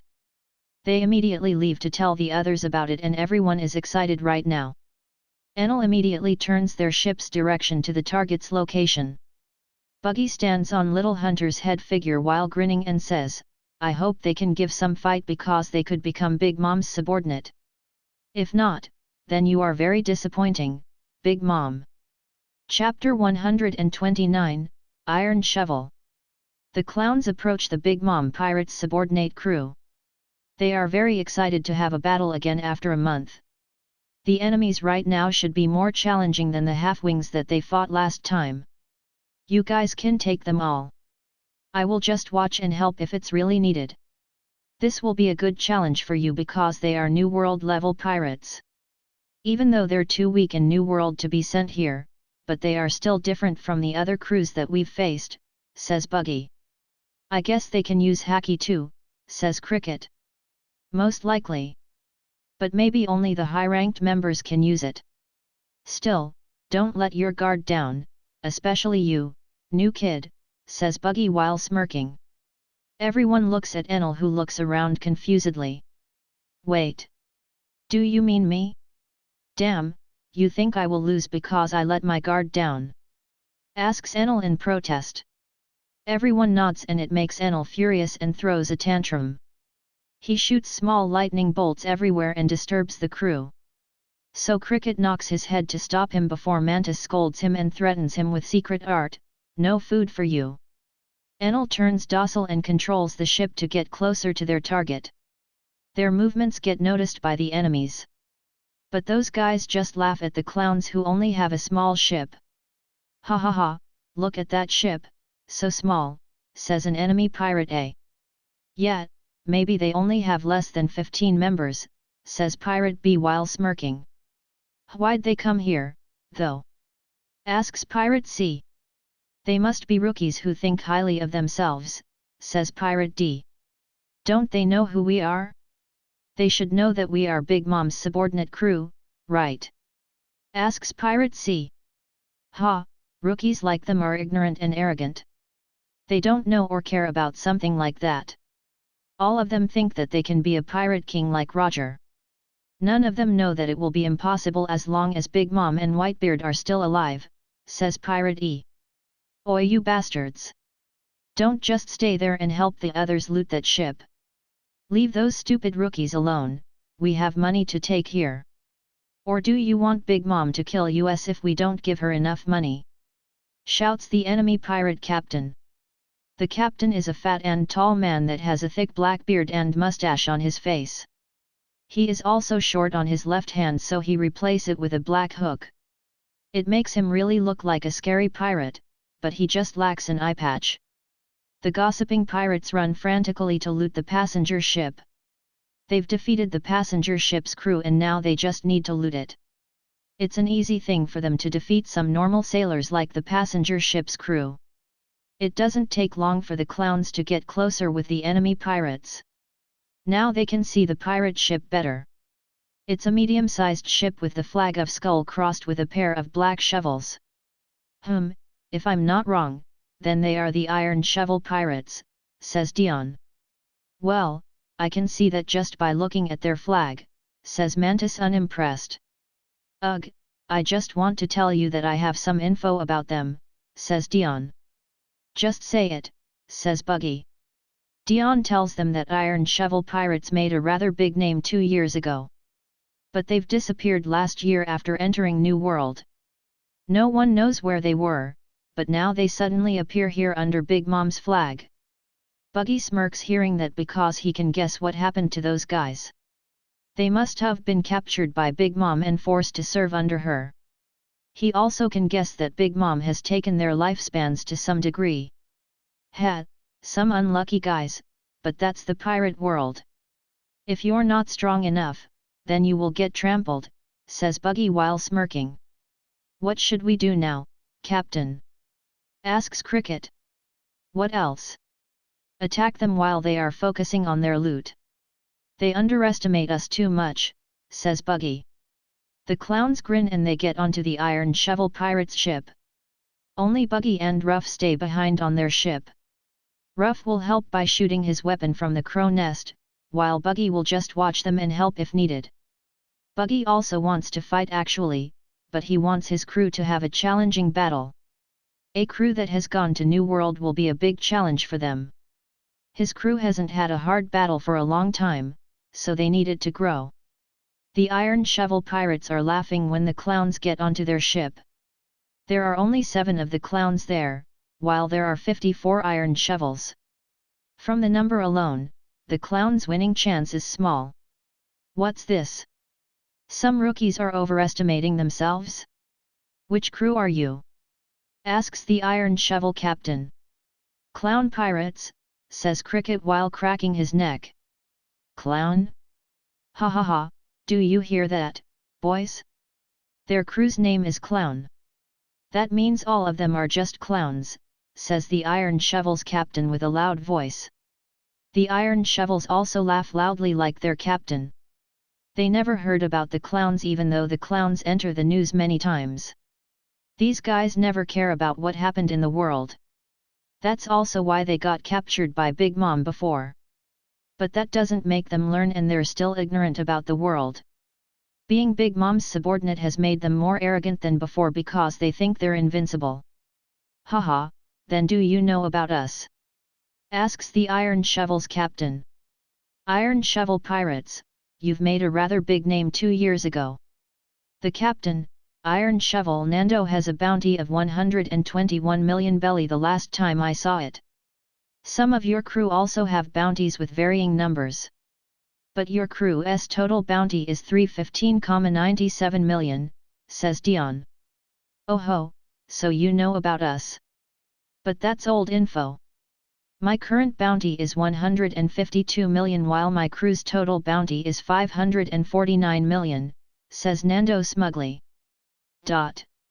It must be because of your relationship with Big Mom Pirates as their subordinate crew. I doubt you have the strength to get those bounties, says Palu while smirking. Humph, you sure have big mouths on your face. Even if we get those bounties because of our relationship with Big Mom, we won't get such high bounties without sufficient strength, says Nando. We'll see about that later, says Palu while spinning his warhammer. The clowns and Iron Shovels prepare their weapons and get ready to fight. Buggy is watching from the crow nest while controlling the ship using his detached hands. He moves the ship closer to the passenger ship. Both crews start their battle after Nando and Cricket give commands to attack. The iron shovels send their small fries first while the 6 executives stay behind. As for the clowns, they rush together because they only have 7 people. Cricket tells them to take care of the executives later. But suddenly, Enel transforms into lightning and flash to the executives. Even worse, he flashes to attack Nando, the captain. That idiot, curses Cricket. Let him be, he will learn to listen after this, says Palu while swinging his warhammer to the incoming enemy. Enel is about to punch Nando with his lightning fist. But suddenly, a blackish sword appears in front of his face. He senses danger from the sword, so Enel flashes to the back again. But his cheek gets cut a little and blood gushes out of it. Damn, why'd everyone has armament haki? Curses Enel. Bonk. Mantis suddenly hit Enel's head with her staff from behind. It seems you've forgotten what I've told you. No dinner for you tonight, and if you still keeping this attitude, then no food for you tomorrow, says Mantis. Enel has a horror face and begs Mantis to give him food.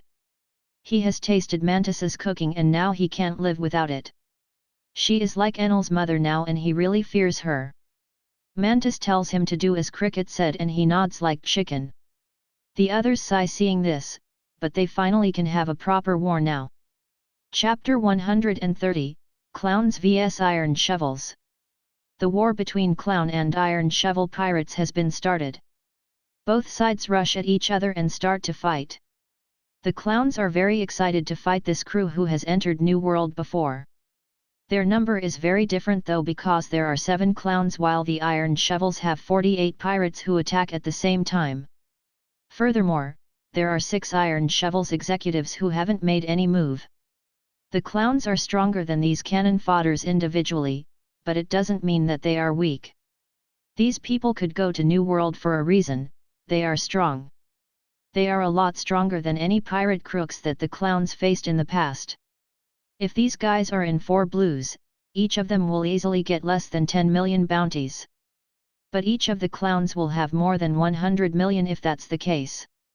So even if these guys are a lot stronger than other crooks, the clowns still can handle them. Enel and Jude have the easiest time to fight a crowd like this. They just need to spread their powers and they'll hit the enemies. And just like what Buggy said, none of these crooks has haki. So none of them can touch Enel and Jude at all. It makes them get defeated easily, especially by Enel who is still angry after getting a cut on his cheek. Then, 2 Iron Shovels executives make their move to stop Enel and Jude. They can't let their men get defeated like that by 2 Logia users. A man who wields a katana attacks Enel, while a woman who wields a whip attacks Jude. The swordsman swings his sword at Enel and Enel jumps backward. The sword is coated with armament haki, so it can touch Enel's body. He won't attack a Logia user like Enel if he can't use armament haki. Ho, you've learned from your previous mistake, hey? Asks the swordsman while smirking. You are the one who will learn from your mistake because you've dared to attack me, says Enel arrogantly even though he was the one who dodged the attack from his opponent. Haha, quite a cheeky one, aren't you? I'm Muto, nice to meet you, says the swordsman, Muto, before rushing at Enel again. Of course, the woman also can use armament haki. So Jude also dodges when the woman attacks her with the whip. It will be a tough battle for Jude because she never faced an armament haki user in a real fight since she got her devil fruit. Ugh, I don't really like a whip, says Jude. That's good then because it will be easier for me. But you seem to understand something because you dodged my whip, says the woman. Enel got cut on his cheek before, so you must have a way to do it.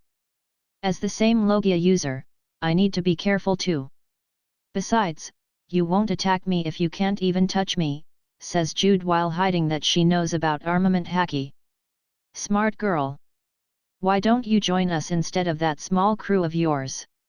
Asks the woman. Small? We might have a small number, but our strength is big, you know. Our captain even stays behind because we are enough to face you, says Jude.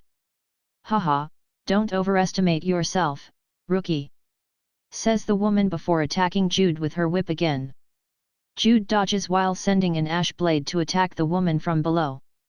The woman slaps the ash blade using her whip and keeps attacking Jude. She is a lot more experienced than Jude in battle, so she will be a good opponent for Jude. The war continues and the clowns now have a harder time. With Enel and Jude getting occupied by the two executives, all pirate crooks are attacking the other 5 clowns.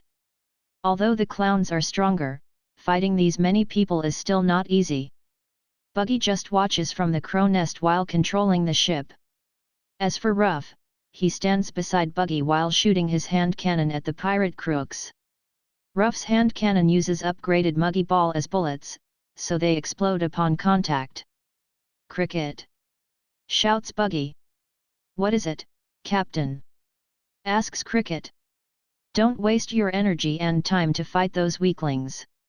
Think of something and finish it fast so you can fight those guys," says Buggy while pointing his chin at the Iron Shovel's executives. Cricket nods even though he hasn't thought of any strategy to finish this faster. But suddenly, Palu taps his shoulder and smiles. "Leave it to me," says Palu before rushing to Enel's location. Currently, Enel is having a hard time fighting the swordsman, Muto. Muto can attack him from a distance using flying slash attacks while keep dodging his lightning bolts. His devil fruit mastery has improved, but it's still not good enough to fight an experienced fighter like Muto. Enel also can't get closer because Muto will slash him using the sword.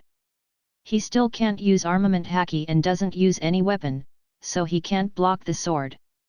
Then suddenly, Muto appears in front of him when he loses concentration, but a warhammer blocks the sword. Clank! "Don't lose your concentration, new kid," says Palu while smirking. "Tch, I can dodge that," says Enel. Yes, I believe it, tough guy. Leave this guy to me, go take care of those small fries. Go wild, drum man," says Palu while grinning. Enel also grins and flashes to the crowd. Muto tries to stop Enel, but Palu stops him again. "Sorry, but you need to stay here," says Palu. "Humph, you think you can defeat me, Sky Man?" asks Muto. "You will know when that happens," says Palu while smirking. "Show it then," says Muto before swinging his katana at Palu from the side. Palu blocks the katana with his warhammer handle. Then he swings the head to Muto's body from above. Muto slides to the side and spins his body before swinging his katana again. Palu ducks and evades the katana. Their battle has been started.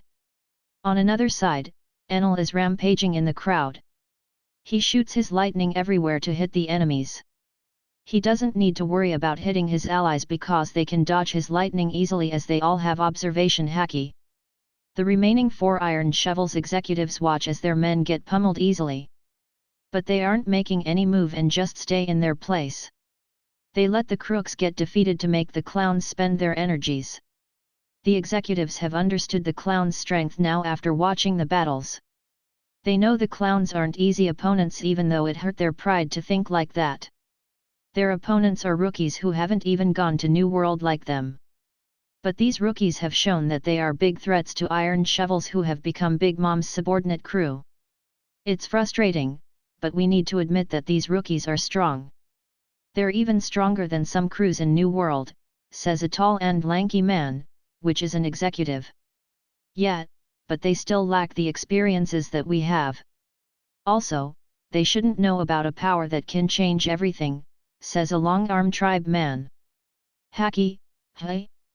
That will really be a game changer, says a bald man who looks like a monk. Stop your talk, they're coming, says Nando, the captain. Cricket, Mantis, Enel, Manba, and Dion are walking to the executives. They've defeated all Iron Shovel's crooks. Now they just need to fight the executives like Palu and Jude who have started it earlier. Let's see how strong Big Mom's subordinate crew is, says Cricket while grinning and cracking his fingers. Don't get too full of yourself, rookies, says Nando. Both sides are getting ready to fight with each other. The war has started to get to its peak. Chapter 131, Another Problem. The clowns finally face the Iron Shovel's executives. Palu has fought with Muto the swordsman, while Jude has fought with the whip woman, Rysel. They are still fighting and still seem equal until now.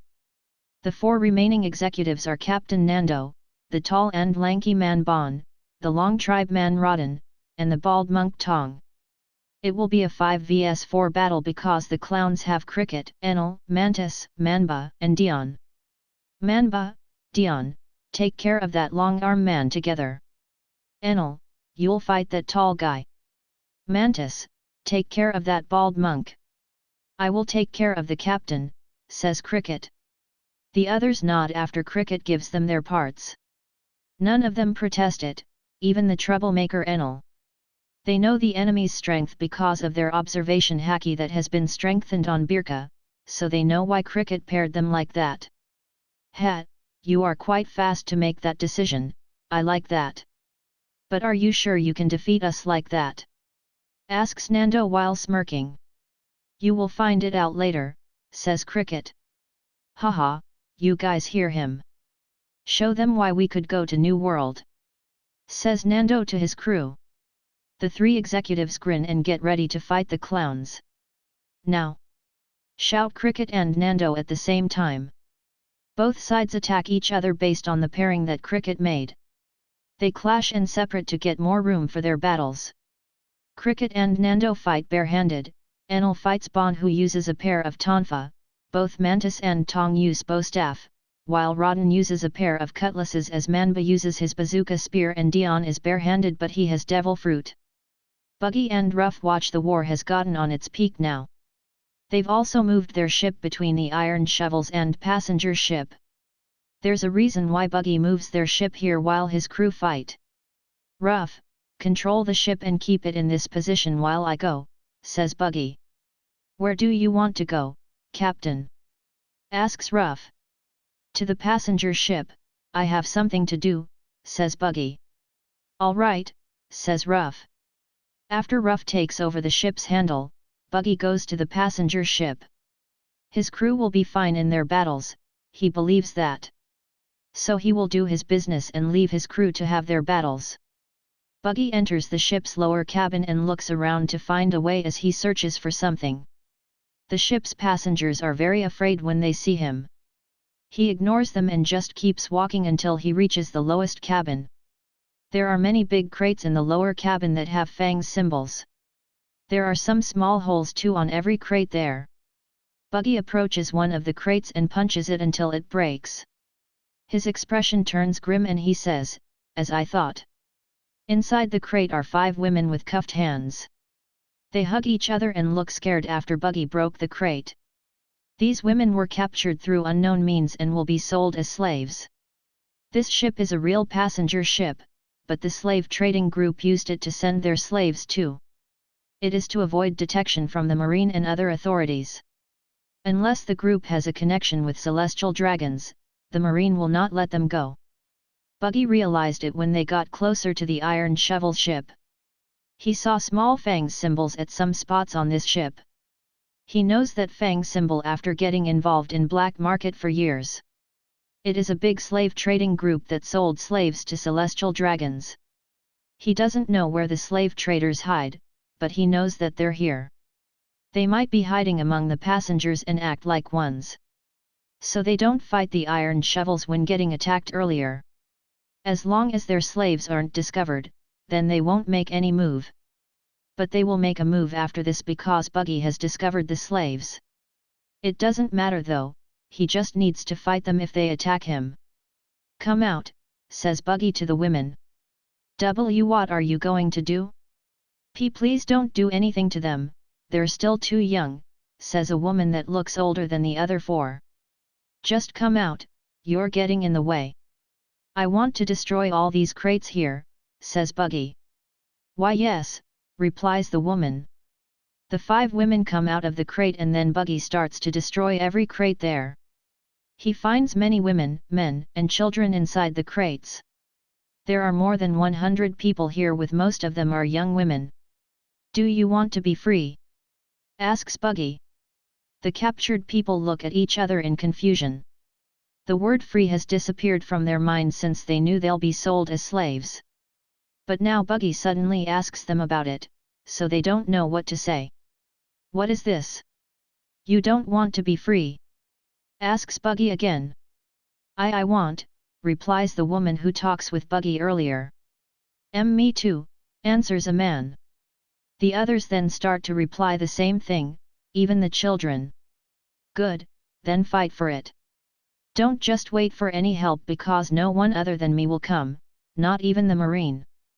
Those who can fight move forward, while those who can't fight stay behind and protect the others, says Buggy. They all nod and some men move forward while taking some planks as weapons. Some women and children even move forward too, but Buggy stops them. We can also fight, so let us fight with you, says a boy. I like your bravery, but I can't let you do it. If you still want to be useful, then stay behind and protect the others. Let the adults take care of this. It also applies for you girls, says Buggy. Are you doubting our strength because we are women? Asks a woman. Yeah, I doubt all of your strengths, even these men. If you're that strong, then you won't get captured in the first place. Just stay behind and protect the others. Your priority isn't winning the battle, it's to survive and go home, says Buggy. But, says the boy before Buggy cuts him off. No but. You will die if you lose. Do you want to return to your parents as a dead body? Asks Buggy with a rather high tone. The boy widens his eyes and his hands start to shake. He finally moves back and the other kids followed him. The women also move back and agree to just fight if needed. Buggy nods and lead them to get out from there.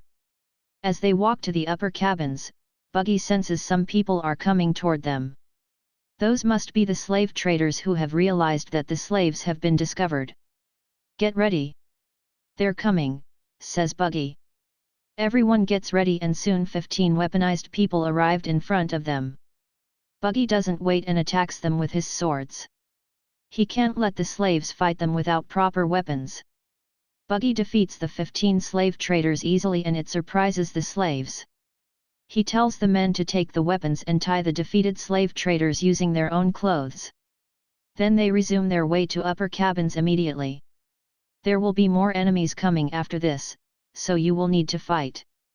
You just need to fight the weaker ones. Leave the stronger ones to me, says Buggy. The slaves nod because they know Buggy can't fight all the slave traders alone even if he's strong. Besides, they have weapons now, so they can fight better. But there's no trouble on their way up and it's very strange. They finally reached the main deck after walking for some minutes. Now they know why there's no trouble at all before. The slave traders have waited for them on the deck while holding the passengers as hostages. Sigh, it has become more troublesome, says Buggy. Chapter 132, Hard Battles. While Buggy releases the slaves, his crewmates are fighting the Iron Shovel executives. They fight on different spots on Iron Shovel's ship. All of them except for Dion and Manhwa have a one-on-one battles. Dion and Manhwa fight with Rodin the long-arm tribe man who wields a pair of cutlasses. Both Manhwa and Dion attack Rodin from two sides, but the long-armed man can defend very well. His moves are strange and make Dion and Manhwa confused. With longer arms and more joints, Rodin can make unpredictable moves with his cutlasses. He also has longer range because of his long arms. His moves confused Manhwa and Dion who never faced a long-arm tribe man before. Now I know why Cricket told us to fight him together, says Manhwa. Yeah, this guy is very tricky, and it will be very difficult to fight him alone, says Dion. Manhwa attacks with his spear again and still doesn't use the bazooka. He acts as the main attacker while Dion is the secondary attacker. It's because Manhwa has a weapon so he can block Rodin's cutlasses while Dion can't. Both Manhwa and Dion still can't use armament haki, so they need to be careful in their battle. They need to use their observation haki to the max and evade every attack from Rodin. But that's not an easy thing to do as they get cut a few times. Dion is in his hybrid form already and attacks Rodden when there's an opening. He mostly uses his fists and also his long tongue to attack from afar. Manhwa and Dion have good cooperation in their fight even though it's the first time they do it. But Rodden seems to be good at observation haki and can always block their attacks. He is also more experienced than both of them in battle. His moves are refined and he doesn't make many mistakes. So this battle is difficult for Manhwa and Dion. On another side, Palu is also having a tough battle against Muto the swordsman. Muto can move fast and agilely with his katana while Palu's movements are slower. Their weapons' weights affect their movements, after all. Palu needs to use his Warhammer's handle many times to block Muto's sword because he doesn't have time to move the head as Muto's sword is too fast. His attacks are stronger and heavier, but Muto can always dodge them because Muto is faster. None of them can hit each other's bodies so far and just clash with their weapons. Palu always blocks Muto's attacks, while Muto's always evade Palu's attacks.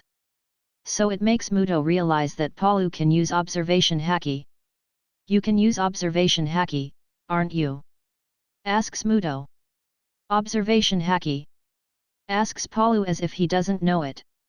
Don't try to fool me, rookie. There's no way you could read my attacks beforehand and block all of them without using observation haki, says Muto.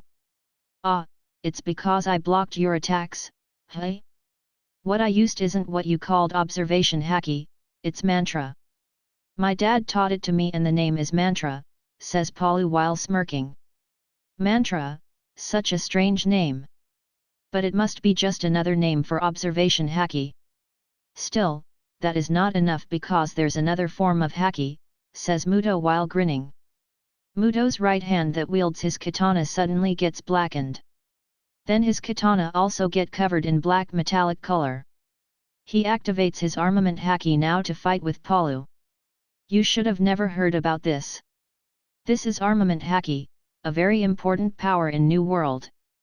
With this, I will be able to break your Warhammer, says Muto.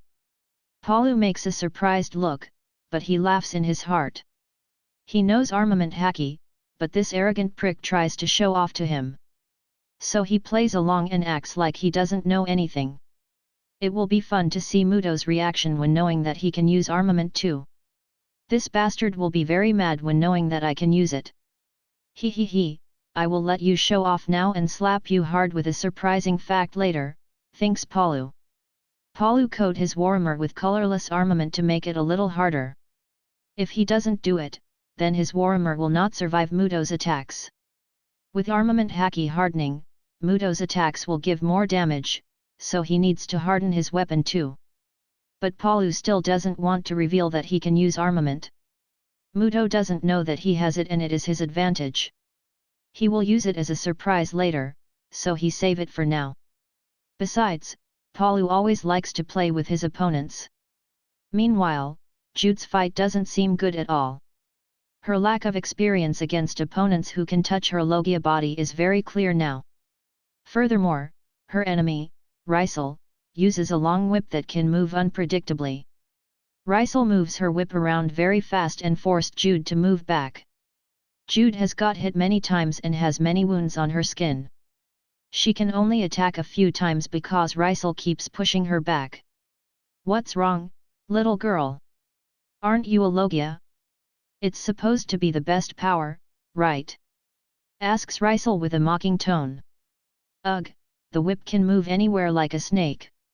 She can block all my attacks even though I've attacked her from every side. What should I do? Ponders Jude while evading a whip attack from above. Jude focuses on evading while thinking of a way to fight back. She has trained hard for 6 months and can't let it go to waste. Although she isn't a fighter type, she still won't let herself lose in a battle like this. The other Logia user, Enel, is also in a problem like Jude. He fights with the tall and lanky man, Bon, who wields a pair of tonfa. Enel has got hit many times since they started their battle. He is fast, but Bon always moved one step ahead of him. Since they started their battle, Bon hasn't moved from his spot. He just waited for Enel to attack him and counter with his tonfas. Bon knows that Enel is a hot-headed person since Enel rushed first to attack Nando.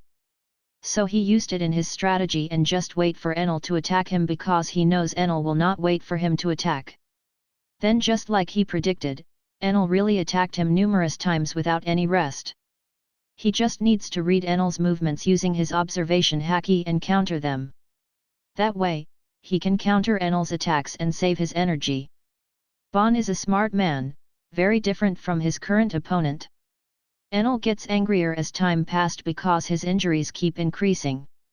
He has attacked many times from long and short range, but none of them worked. Bon can deflect the long-range lightning attacks like Buggy, and when he gets closer, Bon always hits him. Damn, what should I do? Ponders Enel while holding his stomach that has just got hit. It's useless no matter what you'll do. Our level is just too different. You might be a Logia while I don't have any devil fruit. But weakling will still be weakling no matter what weapon that they have, says Bon while smirking. What did you say? Asks Enel angrily. Bon smirks seeing Enel gets angry after hearing the provocation.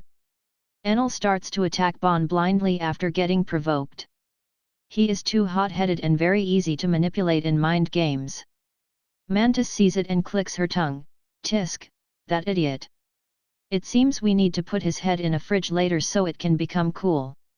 Don't worry about that. You will keep his head in the fridge after it gets cut. No, we will keep all your heads in the fridge after we cut them off, says the bald monk, Tong, sadistically as he swings his bow staff at Mantis. Ugh, dude, that's just a parable. And you're a monk, so talk like one, says Mantis as she blocks the staff. Chapter 133, Strong Rookies. Mantis spins her body then swings her bow staff at Tong from above. The bald monk blocks it by swinging his staff from below. They clash multiple times with Mantis being the one who attacks actively. Tong gets pushed back slowly by her attacks and his hands start to become sore. Mantis' attacks are strong and heavy even though she is quite light-weighted. Her dance-like movements increase her attack's power and weight. She is having the advantage in her fight easily, unlike the other clowns. As someone who joined the crew in the early days, Mantis has a lot of battle experiences. She was also able to fight even before joining the clown pirates. Even more, Buggy and Cricket have trained her in battle since the beginning. The others also got trained, but she has more time because she joined early. That's why, now she is the fourth strongest member after Buggy, Cricket, and Palu even though she doesn't really like to fight. What's wrong, Baldy? I thought you've gone to New World and a rookie like me isn't your opponent at all. Ah, that's right. You came back to Paradise because New World is too harsh for you guys, isn't it? Asks Mantis to mock the monk. Tisk, you don't know anything. That place is a nightmare for a small pirate crew like us. The terror of big pirate crews like Whitebeard and Big Mom is far above your expectation. Even Captain Nando and Muto, who got more than 100 million bounties after entering New World, couldn't do anything against them. They are the Sea Emperors, says Tong angrily. Ha, so that swordsman is your second strongest. No wonder Palu has a hard time fighting him. It's a good thing that Enel doesn't fight him anymore, says Mantis. Humph, no matter who fights him and Captain Nando from your side, they will win. After all, they're strong enough to defeat a Rear Admiral each, says Tong. Rear Admiral, hey? Maybe you just fought the weak ones before, says Mantis while smirking. They stop their useless talk and start to raise their game. Tong suddenly coats his bow staff with armament hardening. It makes his weapon harder and gives more damage to Mantis' bow staff. But he doesn't realize that Mantis has used colorless armament since the start of their battle. She always used colorless armament in her battle since she could use it. Buggy has taught her that is a way to increase her mastery faster. Her sneaky move has made Tong's bow staff has some thin cracks that he doesn't realize. He is underestimating Mantis too much before, just like his crewmates. They all think that the clowns are just overconfident rookies like the others. It also applies to the Iron Shovel Captain, Nando who fights Cricket. He underestimates Cricket since the beginning and now he pays the price. They've fought equally at first, but suddenly, Cricket used a big attack just now. Hashoken, drilling fist, says Cricket as he sends a punch at Nando. Nando also sends his punch to counter it and says, 1-ton punch. Bam! Their punches clash and create a booming sound. Ripples come out of Cricket's fist, indicating the strong vibration that his punch made. The vibration moves through Nando's hand to his body and breaks his sleeve. Nando gets flung behind and rolls on the floor before crashing to the wall. The other executives are surprised to see this because they know Nando's strength. His 1-ton punch is very strong that it can dent a thick iron block, but Cricket has overpowered it. 1-ton punch? More like 1 quintal punch, says Cricket while grinning and rubbing his knuckle that has a little bruise. The other clowns sweat drop at him who act very tough even with his bruised knuckle. But they know that injury is just superficial for Cricket and won't affect anything. It's just that his words and action don't match each other. Crash! A crashing sound is suddenly heard from Nando's location. He has come out of the broken wall without apparent injury except for his bruised right hand and destroyed sleeve. But now he looks very angry and has an iron shovel in his left hand. I never thought that a rookie will force me to use this thing. It must be admitted that you are strong, but it's still not enough to defeat me. With this bad guy in my hand, you have no chance anymore now, says Nando while walking slowly toward Cricket. Ooh, scary. You look like a grave digger with that shovel, so scary, says Cricket mockingly. Humph, you won't talk like that again after this. Also, you guys, it's time to go all out. Show these rookies what we're made of, says Nando to his crewmates. The Iron Shovel executives grin and they all activate their armament hardening. The ones who have activated it earlier cover more parts of their body with it. They will go all out and fight using all their strength now. Even though they just fight with rookies, but they know they need to go all out now. There's no time for being too prideful because they'll get defeated if they do that. Now they look at the clowns as equal opponents, not just rookies. Their sudden change alert the clowns because their battles will be more difficult now. But none of the clowns are worried because they've prepared to have hard battles. This change won't affect anything that the clowns will do. Clowns! Shouts Cricket to his crewmates. The clowns look at him and wait for his next words. No need to hide it again, just use everything you have, says Cricket. The clown grins and gets ready for their battles again. With Cricket's command, they won't hold back anything again. They were saving some of their cards before and will just use them when needed, now is the time. Both sides start to clash again and now really go all out. Cricket and Nando who make this situation arise also start to fight again. Nando swings his armament-coated iron shovel from above and Cricket sends a punch at it. Cricket suddenly covers his fist with armament hardening before hitting the shovel. Of course, it surprises Nando who never thought that a rookie like Cricket can use armament haki. Now he also realized that Cricket used observation haki before to fight him. TCH, no wonder you could dodge or counter all of my attacks perfectly. So you can use haki, hey? Where did you learn it? Asks Nando pissedly. That's a secret. But you will know how if you know who we are, especially who our captain is. You will know the answer immediately after knowing Captain's identity, says Cricket. Nando gets very curious about Buggy now, but he leaves it and focus on fighting Cricket. At this time, Buggy is coming out of the passenger ship's cabin with the freed slaves. Now he will face the slave traders together with the freed slaves. Chapter 134, Slave Traders. On the passenger ship's main deck, many slave traders have waited for Buggy and the slaves. The slave traders are taking the real passengers as hostages now. There are 53 slave traders and more than 100 hostages. A pirate is helping slaves, very laughable, says a tall man with long brown hair that seems to be the slave traders' leader. If it's laughable, then you should laugh, not having a sour face like that, says Buggy while smirking. Tisk, smartass. Whatever, return them to us and we will let you go, says the man. Letting me go? Are you sure it's not the other way around, Rear Admiral Brist? Ah, ex-Rear Admiral, isn't it? Asks Buggy while smirking. The man clicks his tongue because Buggy knows his identity. He was a Marine Rear Admiral in the past and has resigned since 5 years ago. No one would think that an ex-Marine officer like him would make a slave trading group like this. I never thought that you are here to do the job yourself. Aren't you afraid that the Marine HQ will find you later? Asks Buggy. Humph, they won't be able to do anything to me after this transaction.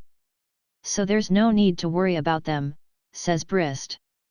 Ah, you want to make a deal with celestial dragons, hey? Surely you will be protected if you have a contract with those scumbags, says Buggy. Scumbags, hey? Even scumbags can be saviors if they're useful. Enough talk, return them now or I will do it by force. Don't think that you have a chance even though you have a bounty of 200 million, Buggy the Clown, says Brist. Everyone who heard it gets surprised to know that Buggy has 200 million on his head. That's a very high price for a pirate in paradise. You've disappeared for a month, but that doesn't mean I will forget someone like you. You and that red hair are very famous in Underworld as the current best rookies, after all. Furthermore, your fame as Roger's apprentices are very well known in Underworld, says Brist. Brist's revelation surprised the people there even further. A bounty of 200 million is shocking enough, but the status as Pirate King's apprentice shocked them more than they already are. They don't know that Buggy is such a big figure in the pirate world. Buggy just sighs and scratches his head. He doesn't like when people look at him like he is a big star. Yet, he doesn't like it at all. So he is surely not holding his smile and happy face now, surely not. Anyway, it has become a little more problematic now. The enemies know his identity and maybe his strength too. So they should be more ready to fight him. Furthermore, the slave traders have many hostages now. Buggy doesn't really care if unknown people die or are alive. But he doesn't like to be their cause of death, especially if the people are civilians. He looks around at the slave traders who guard the hostages and counts them. 18 in the back, 35 in the front. We only have 15 people who have proper weapons, so our chance is small. Sigh, it seems I need to do it myself. I want to make these guys fight for their freedom, but there's no choice now. Buggy looks at the enemies and suddenly releases his Conqueror Haki. He targets all the 53 slave traders and avoids the hostages and slaves.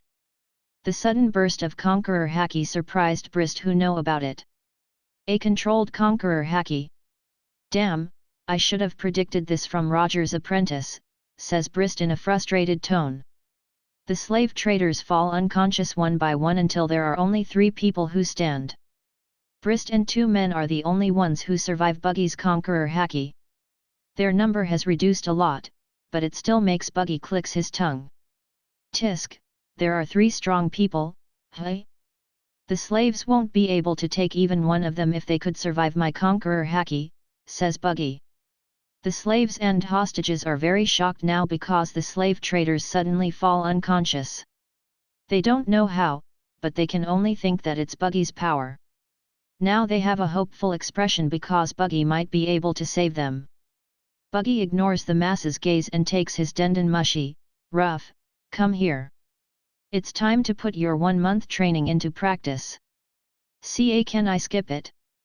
I feel like I'm having diarrhea, says Ruff as if he is Usopp. Then maybe I should skip giving you pocket money on the next island too, says Buggy. I'm on my way, Captain. I just found the diarrhea's medicine, so I will be fine, says Ruff before he closes the call and rushes to the passenger ship. Sigh, now I have an Usopp in my crew, says Buggy tiredly. Ruff arrived in a short time because he runs fast. He has a black backpack on his back and a hand cannon on his right hand. He salutes to Buggy and reports his arrival like a soldier. Buggy orders him to fight one of the 3 slave traders. It's the man who wields a metal bat. Ruff nods even though he's not sure of it. But then he gets more spirited when Buggy tells the weaponized slaves to help him. Ruff, remember what I always said to you in your training? Asks Buggy. Yeah, you don't care what I do in my fight as long as I stay alive, says Ruff. Good, I don't need a dead crewmate, after all, says Buggy before rushing to the enemies. Buggy rushes to the slave traders and then he detaches his hands. He sends his hands flying toward Brist and another man who wields a sword. His hands catch their bodies and he takes them to the front deck to fight. He can fight the 3 slave traders at the same time, but he decided not to do it. Ruff needs battle experience and this is a good chance to get it. A month of training isn't enough to make Ruff a good fighter, but he should be able to fight this opponent. Besides, some people can help him now. Even though they are just normal people, but their help will be very useful. Ruff is smart, so he will know what to do with all those help. As Buggy takes them to the front deck, the swordsman tries to cut his hand, but it's futile because of his ability. Buggy then throws the 2 of them to the front railing and they crash to it. They almost fall to the sea, but they can hold onto the ship at the right time. Bastard, that's dangerous, says the swordsman. Of course, it is. Putting you in danger is my intention, after all, because we are enemies. Are you stupid? Asks Buggy mockingly. The swordsman gets irritated and wants to rush at Buggy, but Brist stops him. Don't get provoked easily. Have you forgotten who our enemy is and what has he done before? Asks Brist. The swordsman widens his eyes as he remembers what Buggy did to his comrades. He clicks his tongue and stands back unwillingly. Brist ignores him and looks at Buggy who has held a pair of kopis swords already. It seems this battle will be a battle of swordsmen, hey? That's nice, says Brist while grinning. A battle of swordsmen? Where's your sword, then? Asks Buggy confusedly because Brist doesn't hold any sword from the beginning. Brist just grins and moves his right hand to grab something on his back. But there's nothing there and he blinks his eyes. Boss, you don't have your sword with you, says Brist's subordinate while sweat dropping. Ah, says Brist in realization. Buggy also sweat dropped and says, why should I keep meeting with idiots? Chapter 135, Getting Heated Up. Jans, give me your sword then go to take my sword, says Brist to his subordinate. It's okay, boss. I will be the one who holds him back while you take your sword, sats Jans. Idiot. I tell you to leave because you can't take him alone. Just give me your sword and take my sword in my room, says Brist while knocking Jans' head. Jans rubs his head and nods before doing what Brist asked. Brist attacks Buggy before telling Jans to leave. But even if he doesn't attack, Buggy will let Jans take Brist's sword so they can have a decent battle. Meanwhile, on the Iron Shovel ship, the other clowns are still fighting the executives. They start to get serious now and use all their strength. The ones who can use armament haki also finally show it and it surprised the enemies. Armament. How can you? Says Nando in surprise when Cricket used armament on his hand to block the shovel attack. Mantis and Palu also suddenly use their armament and surprise their enemies. The Iron Shovels never thought that rookies like them can use haki already. Does this also mean you can use observation haki too? Asks Muto to Palu. I've told you, it's mantra, says Palu while smirking. Mantra or whatever, it is still observation haki, isn't it? Asks Muto. Palu just smirks and attacks Muto with his haki-covered warhammer. Muto clicks his tongue and jumps back to dodge the warhammer. He can't take Palu's attack with his sword because it is very heavy. His hands have become a little sore after receiving Palu's attacks many times. Cricket, Palu, and Mantis have rather equal battles now. Their opponents have gone all out too and their battles have gotten heated up. Their clashes are creating big impacts as none of them hold back anymore. On another hand, Enel, Jude, Manba, and Dion have more difficult times fighting their opponents. Their inability to use armament haki is affecting their battles a lot. It's because their opponents can use armament, so the damages that they give are different. Jude had the hardest time in the battle right now. Her opponent has revealed that she is a devil fruit user too. Risel's ability is to manipulate the length of everything she touches, except living beings, including her body, its length fruit. That means she can manipulate her whip's length freely. It makes Jude can't get away because her whip can always reach Jude's position. Jude also still can't cause any big damage to Risel because she can use armament to protect her body. Jude knows she needs to change her approach, but she doesn't know why. Even though she has fought many times on Karate Island, but all of her opponents there couldn't touch her Logia body, so she never worried about losing before. But now, her opponent is a lot stronger than her and can touch her Logia body. So it is very different from her battles on Karate Island. Well, those weren't battle actually, that's more suitable to be called sparring. While Jude is getting more confused about what to do, Enel has started to put up a fight against Bon. His lightning has started to become stronger and faster now. It will get easier for Enel if he uses long-ranged attacks, but he keeps fighting at close range. Enel's reason for fighting at close range is because Bon has provoked him by calling him a coward when he kept attacking from a distance before. He is very hot-headed like usual, but it's not a problem for now because it makes him improve instead. As his lightning gets faster, Enel also gets faster in his movements. He can evade more attacks from Bon while he fights, so he can avoid more damage. Dodging is his only choice because he can't block Bon's tonfas that are coated with armament. Ya ha ha ha, where's your cheekiness gone now? Someone like you isn't enough to defeat me, says Enel haughtily.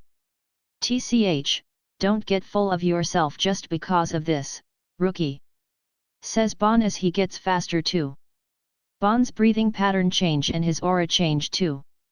White steams come out of his mouth and his eyes become fully white.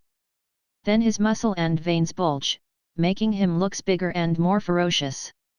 Enel raises an eyebrow, but then he widens his eyes when Bon attacks him. Bon moves a lot faster than before and his attack gets a lot stronger too. Bon thrusts the tonfa on his right hand at fast speed and Enel can't evade it. Bam! The tonfa hits Enel's stomach and flings him a few meters back. He rolls on the ground and feels his stomach hurt a lot. But he can't even recover because Bon suddenly appears beside him and thrusts his tonfa again, forcing Enel to flash away. Damn, what happened to him? He suddenly got faster and stronger, ponders Enel. Bon attacks him again and doesn't give him time to rest. Just when Enel started to get the advantage, Bon takes it again from him. Now Enel needs to do something or he won't be able to defeat Bon. On another side, Manhwa and Dion still have a difficult time with the long-armed man, Rodin. They still can't breach Rodin's defense and still get hit by his strange movements. His arms can move in unusual ways because he has more joints. Manhwa and Dion cooperate well, but their opponent is just too good. Rodin can also use armament, making the battle more difficult for Manhwa and Dion because Rodin's defense and attack get stronger. They already have difficult times fighting Rodin who hasn't used armament. Now it gets even more difficult and their injuries keep increasing. If this keeps going on, then they will lose for sure. Damn, what should we do? Asks Dion. I have an idea, but this will only work once, so we need to make sure it works and gives him a big damage, says Manhwa. I'm listening, says Dion. Manhwa whispers his idea to Dion and both of them agree to use it. Rodin doesn't know what they're talking about, but he doesn't care. He is very confident that he can defeat them because he has had the upper hand since the beginning. Dion suddenly disappears using his mimic ability. He flanks to the left before rushing at Rodin fast. Rodin just smirks and swings his cutlasses at the incoming Dion. But it is a mistake to move his sight from Manhwa. Boom! A bazooka projectile suddenly hits Rodin's body and explodes. Manhwa has shot it when Rodin was focusing on Dion just now. It's the plan that they agreed on and it works, but it is not the end. After getting hit, Rodden flings away and rolls on the floor. But before he stops, a long tongue catches his left foot. Then he gets pulled back very fast toward Dion's position. Bam! Boo! Rodden spits some blood. Dion punches him to the sky without releasing his tongue. Then he pulls and slams Rodden to the floor very hard until it breaks. But Dion pulls him again and throws him at Manba's location. Manba uses his spear bazooka's handle to hit Rodden on the face. Clank!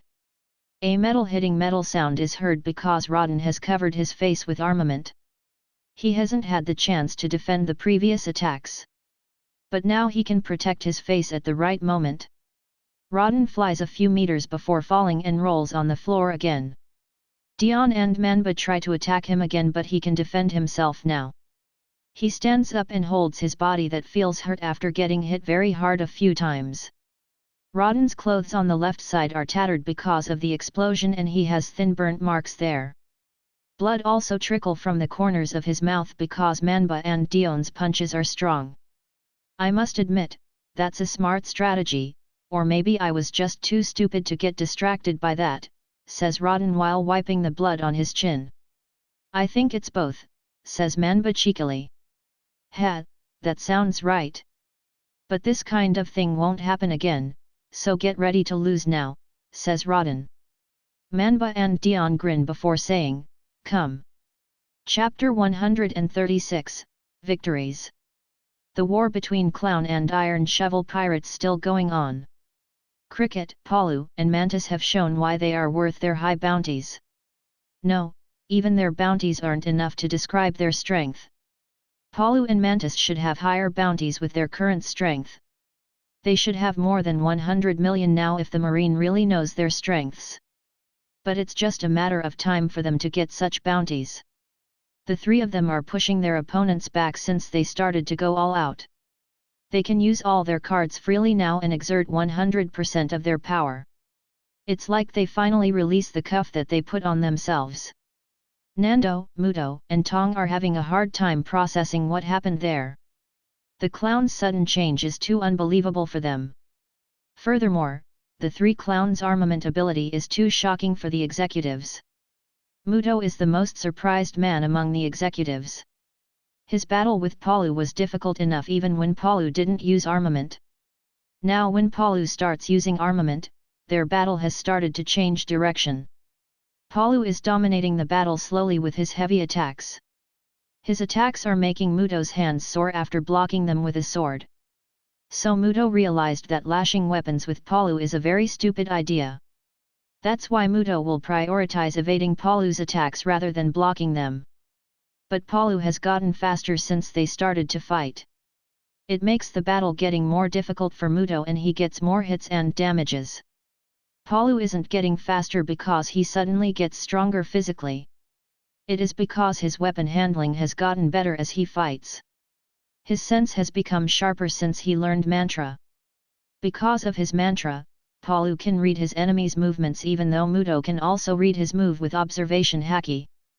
But Palu doesn't just read his enemy's attacks, he learned them. He used his mantra to help him learn his enemy's movements. With mantra, he can see those movements in detail. He will take the ones that he can use to improve his skills. Even though Muto uses a sword, but Palu still can copy some moves using his Warhammer. Palu and Muto hit each other many times. But Palu can block Muto's sword using armament and only get a little damage. Muto also can block Palu's attacks, but his armament isn't tough enough to block them fully, so he still gets quite big damages. They keep clashing until finally, Palu's Warhammer's head crack. But Muto's sword is destroyed into pieces in that clash. Without a sword, he is losing most of his power, so he can't do anything as Palu's Warhammer hits his body very hard.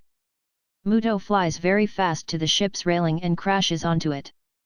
The railing gets destroyed and he keeps flying toward the sea. He falls unconscious as he falls into the sea too. On Mantis's side, a one-sided battle also happens there. Mantis is dominating the battle even before they started using armament. Now, the situation doesn't change and she's still dominating the battle against Tong. Mantis moves in unusual patterns because of her dance-like moves. Tong has a hard time facing those movements. He can't predict Mantis's moves even with his observation haki. Damn, isn't she tired moving around like that since the beginning, ponders Tong. What Tong doesn't know is that Mantis has high stamina. Even Cricket can't handle her sometimes when both of them did their couple things. She still can move like this for another hour if she wanted. Mantis keeps attacking Tong and pushing back the bald monk. She attacks from every angle and doesn't rest at all.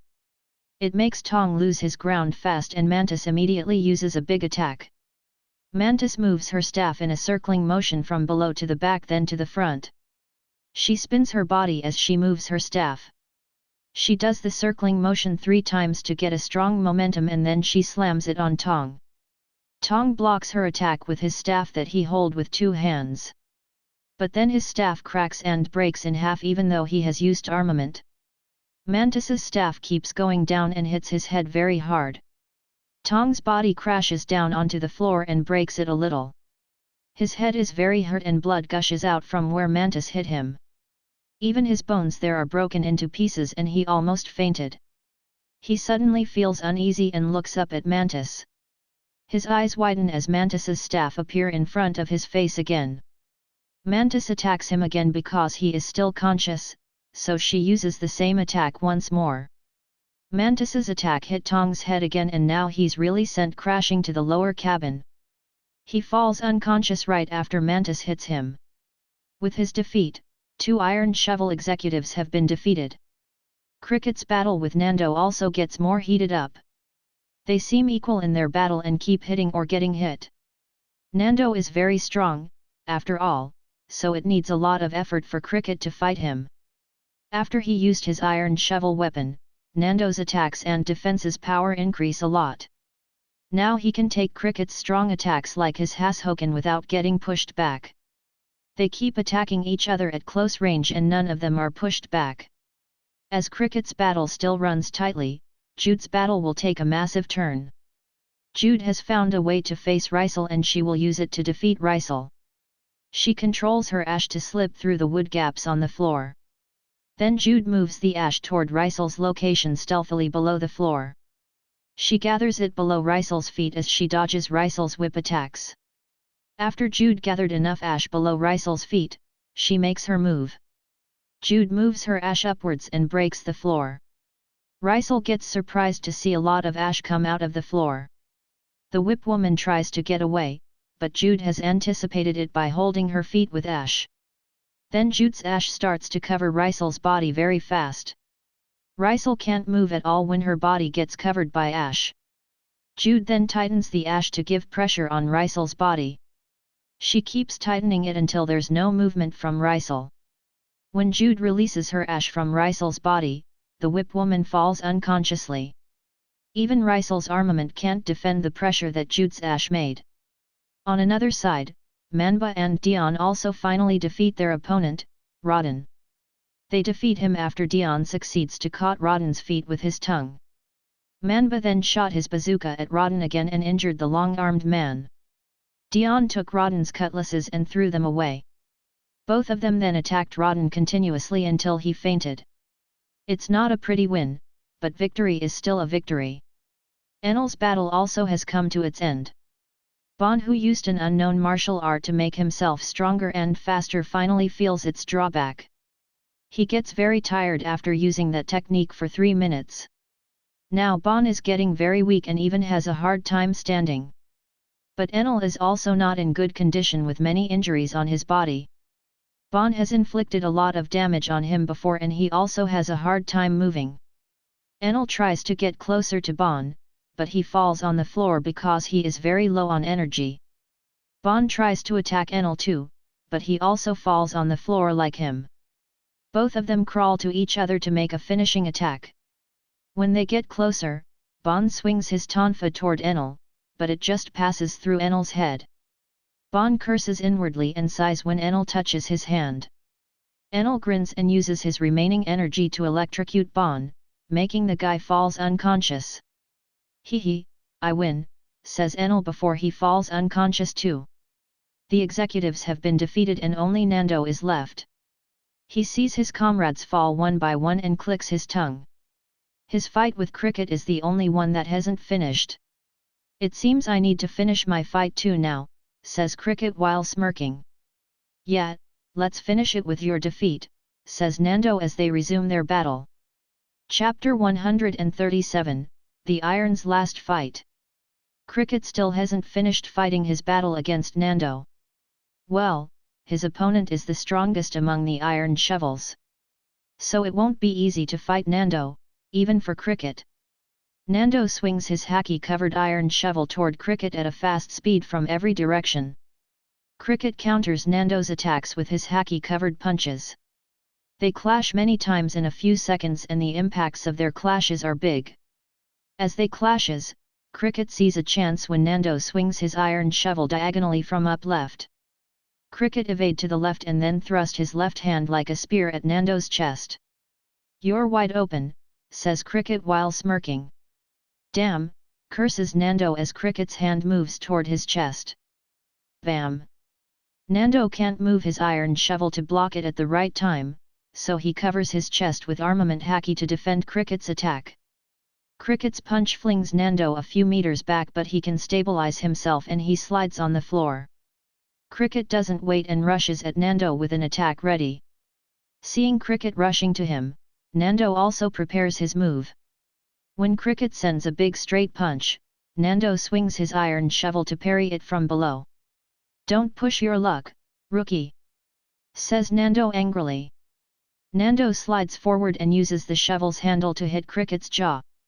It hits Cricket but he spins his body to reduce the damage. He spins in full motion and attacks Nando again with a swing of his hand. But his attack gets blocked by Nando's iron shovel. They start to clash again at close range. Both of them hit and get hit by the other as they clash. Their battle makes them seem equal, but it's not the case. The number of hits is similar, but the damages inflicted are different. Cricket inflicts more damage and receives less than Nando. His attacks are stronger and his body is tougher than the iron shovel captain. Even their armament haki's hardness is different. Cricket's haki is harder than Nando's even though Nando has learned haki before Cricket. But Cricket trained his haki more than Nando, their hard work is different. Cricket then starts to use Hashoken on each of his attacks. It makes his attacks stronger even with the same strength. He forced Nando to exert more strength to match Cricket's attacks. But Cricket's strong attacks are still a tad stronger. He pushes Nando slowly, forcing the guy to step back little by little. Cricket also punches rapidly and Nando can't find any gap. FEENV.com. What's wrong, veteran? Have a difficult time fighting this rookie? Where's your big mouth now? Asks Cricket mockingly. TCH, don't get too full of yourself, says Nando angrily even though he is really having a difficult time fighting against Cricket. His anger makes him use more strength and now he is the one who pushes Cricket. Their situation gets reversed and Nando laughs arrogantly. But Cricket just smirks seeing Nando wasting his energy like this. Just like what Cricket thought, Nando gets tired fast. The guy starts to pant and his attack's power reduces significantly. Now he gets hit a lot by Cricket's punches. Hehe, this is why you need to use your brain too, not only your emotion. Age and experience really won't guarantee someone's matureness, says Cricket as he prepares a big attack. Nando can only click his tongue bitterly because he can't refute that. He really made a big mistake by getting too emotional before. Now he needs to pay the price and it is not a cheap price. Cricket stands in front of the tired Nando with a punch ready and he says, Hashoken original secret technique, World Breaker. Right after chanting his technique's name, Cricket sends a punch at Nando's body. His punch hits Nando very hard and the Hashoken's vibration creates strong ripples in the air. The vibration also runs through Nando's body and damages it. The vibration in his body shakes his blood, muscle, bones, and organs. The shakes of his blood ruptures his veins and his bones also cracked. He coughs a lot of blood as he gets flying very fast. Nando flies to his ship's mainmast and crashes onto it. The crash is very strong until the mast breaks and falls. But Nando isn't that weak and he survives that even with big injuries. Cricket has anticipated this and already rushing at Nando. He jumps at Nando who can't move while preparing his punch. Then Cricket punches Nando's head from above, making him crash onto the floor. But Nando still survives that even though Cricket has used a lot of power. Cricket punches strongly again but the guy is still conscious. So Cricket punches him multiple times until he finally loses consciousness. Phew, what a guy. Surviving such attacks even with his condition, says Cricket as he looks at Nando's sorry state. Cricket looks around to find his crewmates and see them gathering in a corner. They are looking at him too and wave their hands to call him. Manhwa is treating their injuries while they watched Cricket's battle. Captain and Ruff aren't here yet. Asks Cricket after tying Nando with a thick rope. No, they aren't even in our ship when I checked it, says Palu. Hey? Then where are they going? Asks Cricket. Palu points to the passenger ship with his thumb. Cricket looks at it and sees Ruff is running around panicky as he gets chased by a man. The man wields a metal bat and has a charred face and hair. It seems Ruff has done something to the man and he was. Ruff shot a medium-sized buggy cannonball with his hand cannon to the man. The man hit it with his metal bat and it exploded in front of his face. It made the man pissed and chased Ruff around with his metal bat. The weaponized slaves want to help, but they don't know what to do. So Ruff fights alone, although it doesn't really look like a fight. As he gets chased, Ruff drops some small brown balls. The man steps on the balls and slips then fall on the floor. The brown balls popped as they get stepped on and brown oil come out of them. What the hell is this? Asks the man as he tries to stand up but always slipped and falls. Ruff throws more brown balls toward the man and they popped, releasing more oil. The man finally gets covered fully in brown oil and Ruff laughs like a maniac. Ha ha ha ha, my plan has worked. Metal Batman, you are a good opponent, but you are not smart enough. With this, I will finish our battle, says Ruff as he takes out a wooden lighter. The Metal Batman sees the lighter and widens his eyes. He tries to get away frantically, but he always gets slipped and falls.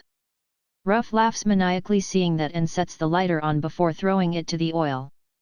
The oil gets burned and the flame spread fast. Then the fire also burns the man who has been covered fully in the oil. He wants to run, but still gets slipped by the remaining oil on the floor.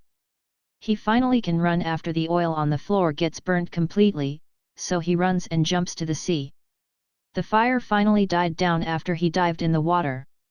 But when he resurfaced, Ruff has waited for him with an attack ready. Ruff shoots his hand cannon and shoots multiple times toward the man. The buggy cannonballs hit the man and explode right on his face. Some big explosions happen on the sea surface and water splash around. When the explosions stop and subside down, the Metal Batman is floating unconsciously on the sea. Ha ha ha ha, good work, my babies. Says Ruff loudly like a maniac. Chapter 138, Buggy's Battle. After everyone finished their battles, Buggy is the only one who still fights. Brist has finally used his own sword now after Jans took it. His sword is a wide long sword, reminding Buggy of Guts' sword from the Berserk series, Dragon Slayer sword. Such a massive sword. Are you sure you can use it? Asks Buggy mockingly. I'm not you who won't even be able to lift this bad boy, says Brist smugly. Oh ho, do you want to test it? Asks Buggy while extending his right hand to the front. Brist throws his head to the left and whistles to avoid the challenge. Jan's sweat drops at his leader's axe and sighs because it's a usual thing. Buggy just smirks seeing it and shrugs his shoulder before getting ready to fight. The two slave traders are also getting ready and then the battle starts. Both sides rush at each other and they swing their swords. It is a battle of swordsmen and Buggy intends to follow it by only using his swordsmanship. Brist and Jans attack Buggy from two sides with their haki-covered swords. As an ex-rear admiral, Brist has the knowledge of haki. So he taught it to his men, but only 2 men could learn it, Yans, and the man who fought rough. Too bad that haki can't protect someone from heat. That's why the man who fought rough couldn't stand the heat after being burnt by rough. He hasn't even had the chance to use his haki in the battle before getting defeated. Both Brist and Yans use haki immediately because they know Buggy is a devil fruit user. They need to make sure that their attacks can damage Buggy, so they use armament haki. Yan's haki isn't too strong, but at least he can touch Buggy's body with it. They clash in close range using their swordsmanship. Buggy can defend their attacks even though they pinch him from 2 sides. It is quite challenging, but he likes challenges, and he'll gladly face them. Buggy uses his right hand to face Brist while his left hand to face Yans. Fighting 2 strong people at once forces him to use all his concentration. It is not easy, but it is a good way to train and improve himself. He uses his observation haki to the max to see all their attacks. It is easy to see their attacks, but it is hard to follow them. His body doesn't always be able to move following his mind's command. Buggy gets hit many times in the beginning because of it. But it reduces as time goes and Buggy starts to move his body as he wants slowly. His mind and body's coordination is getting better as the battle goes on. He gets many cut wounds because he doesn't activate his devil fruit ability. Buggy wants to feel the full experience of fighting as a true swordsman. But he still uses armament haki because his opponents use it too. He can only defend now and can't even attack his opponents. It will be easier if he uses his devil fruit ability to fight them. But he wants to improve his swordsmanship now because he fights with swordsmen. Both Brist and Yans are strong, although they are weaker than Buggy individually. But they're still strong because Brist is a vice admiral level now and Yans is almost rear admiral level. He can assume that because Brist is significantly stronger than Strawberry, while Yans is weaker. It is not an accurate scale, but it should be close enough. The clowns are looking at their captain's battle and sigh. They know Buggy can finish his battle fast if he wants to do it.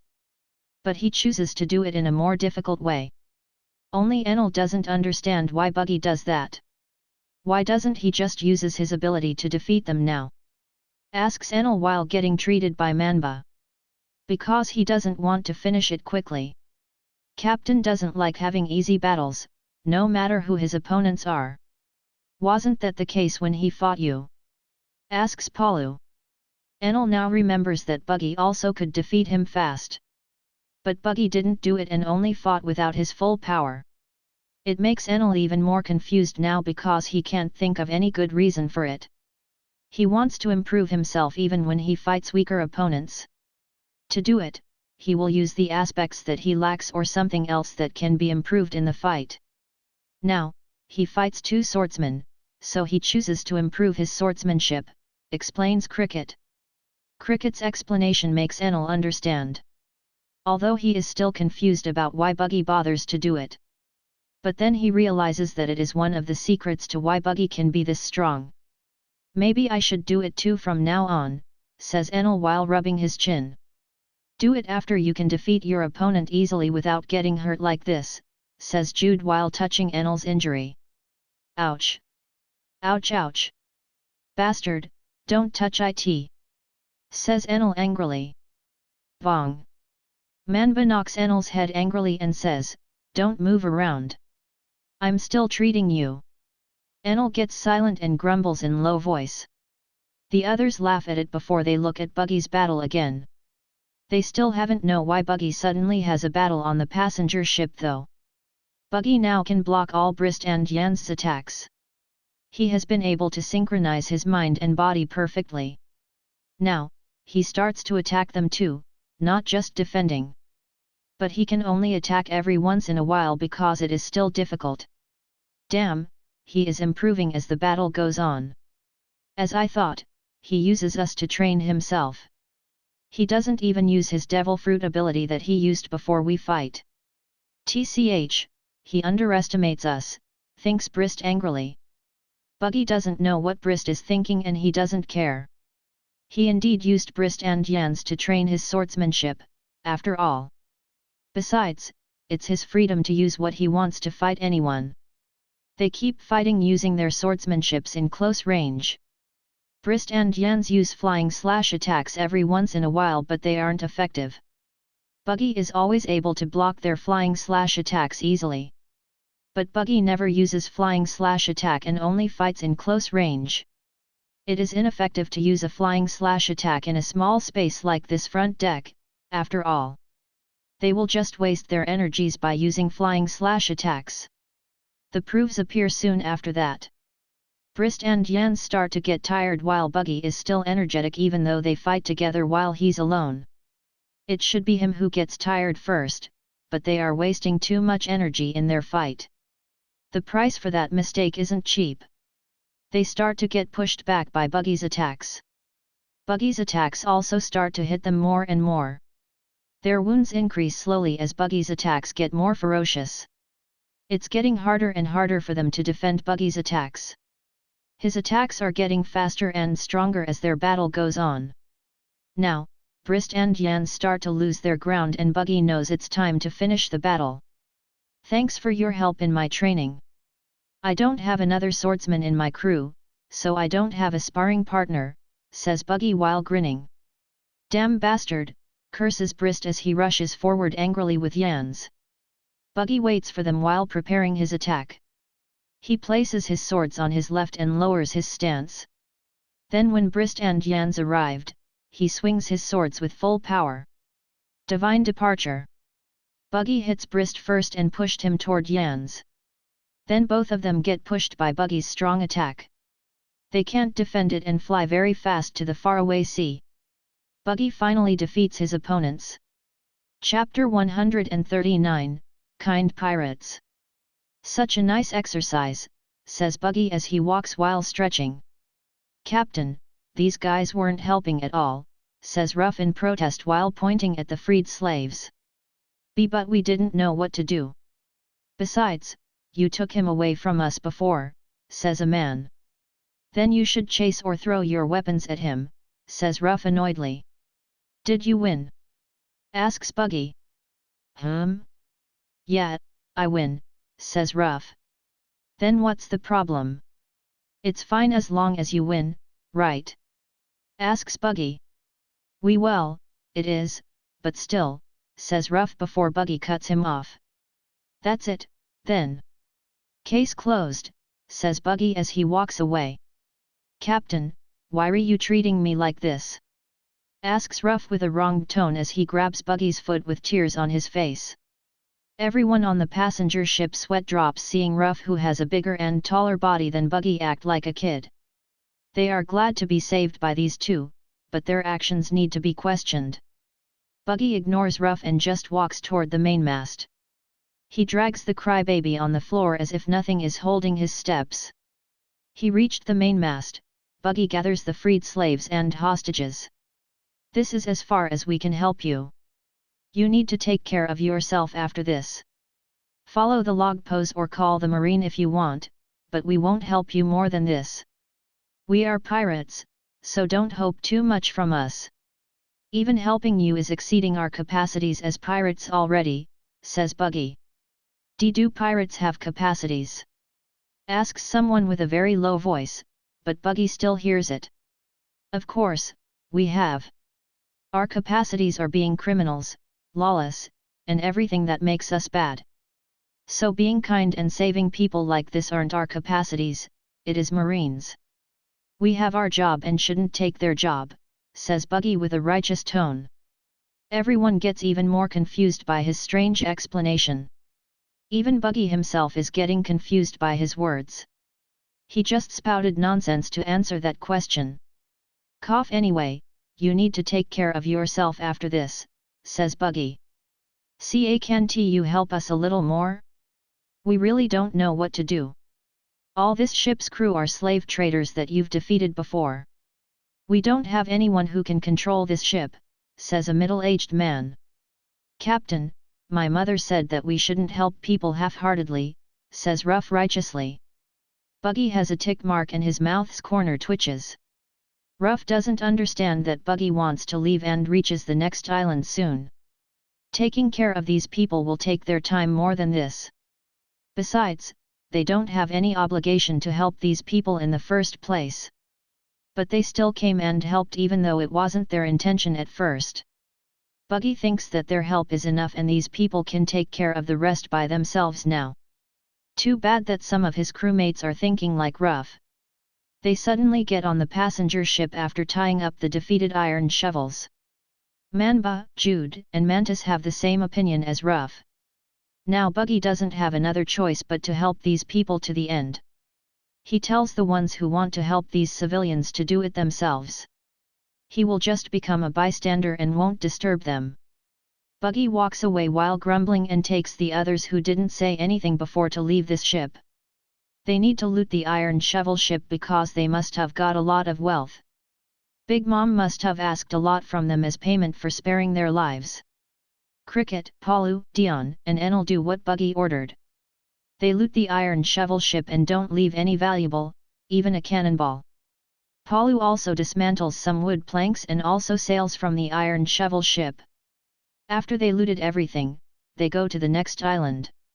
They leave iron shovels there with some missing wood planks on their ship.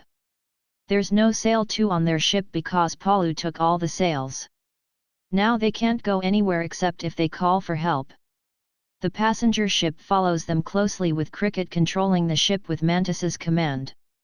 Buggy let him do it because there's Enel to control their own ship now. Jude is on Little Hunter to guide the way to the next island. Big Mom will get very angry at us, says Palu. Let that old hag gets angry. It will be bad for her health, after all, says Buggy while smirking. Who's Big Mom? Asks Enel. Buggy orders Dion to explain about Big Mom to Enel. Dion explains it and Enel just nods but he doesn't really understand it. Enel is still new to these piracy things, so there's a lot that he doesn't understand. Can you make it simple? Asks Enel. Sigh, she is one of the strongest people in the world. So making her angry isn't a good thing, says Dion. Ho, the strongest, says Enel while rubbing his chin. Don't even think about it, you're not ready yet. The world of the strongest is beyond reason. But don't worry, I'll make sure we're ready for it once we enter the new world.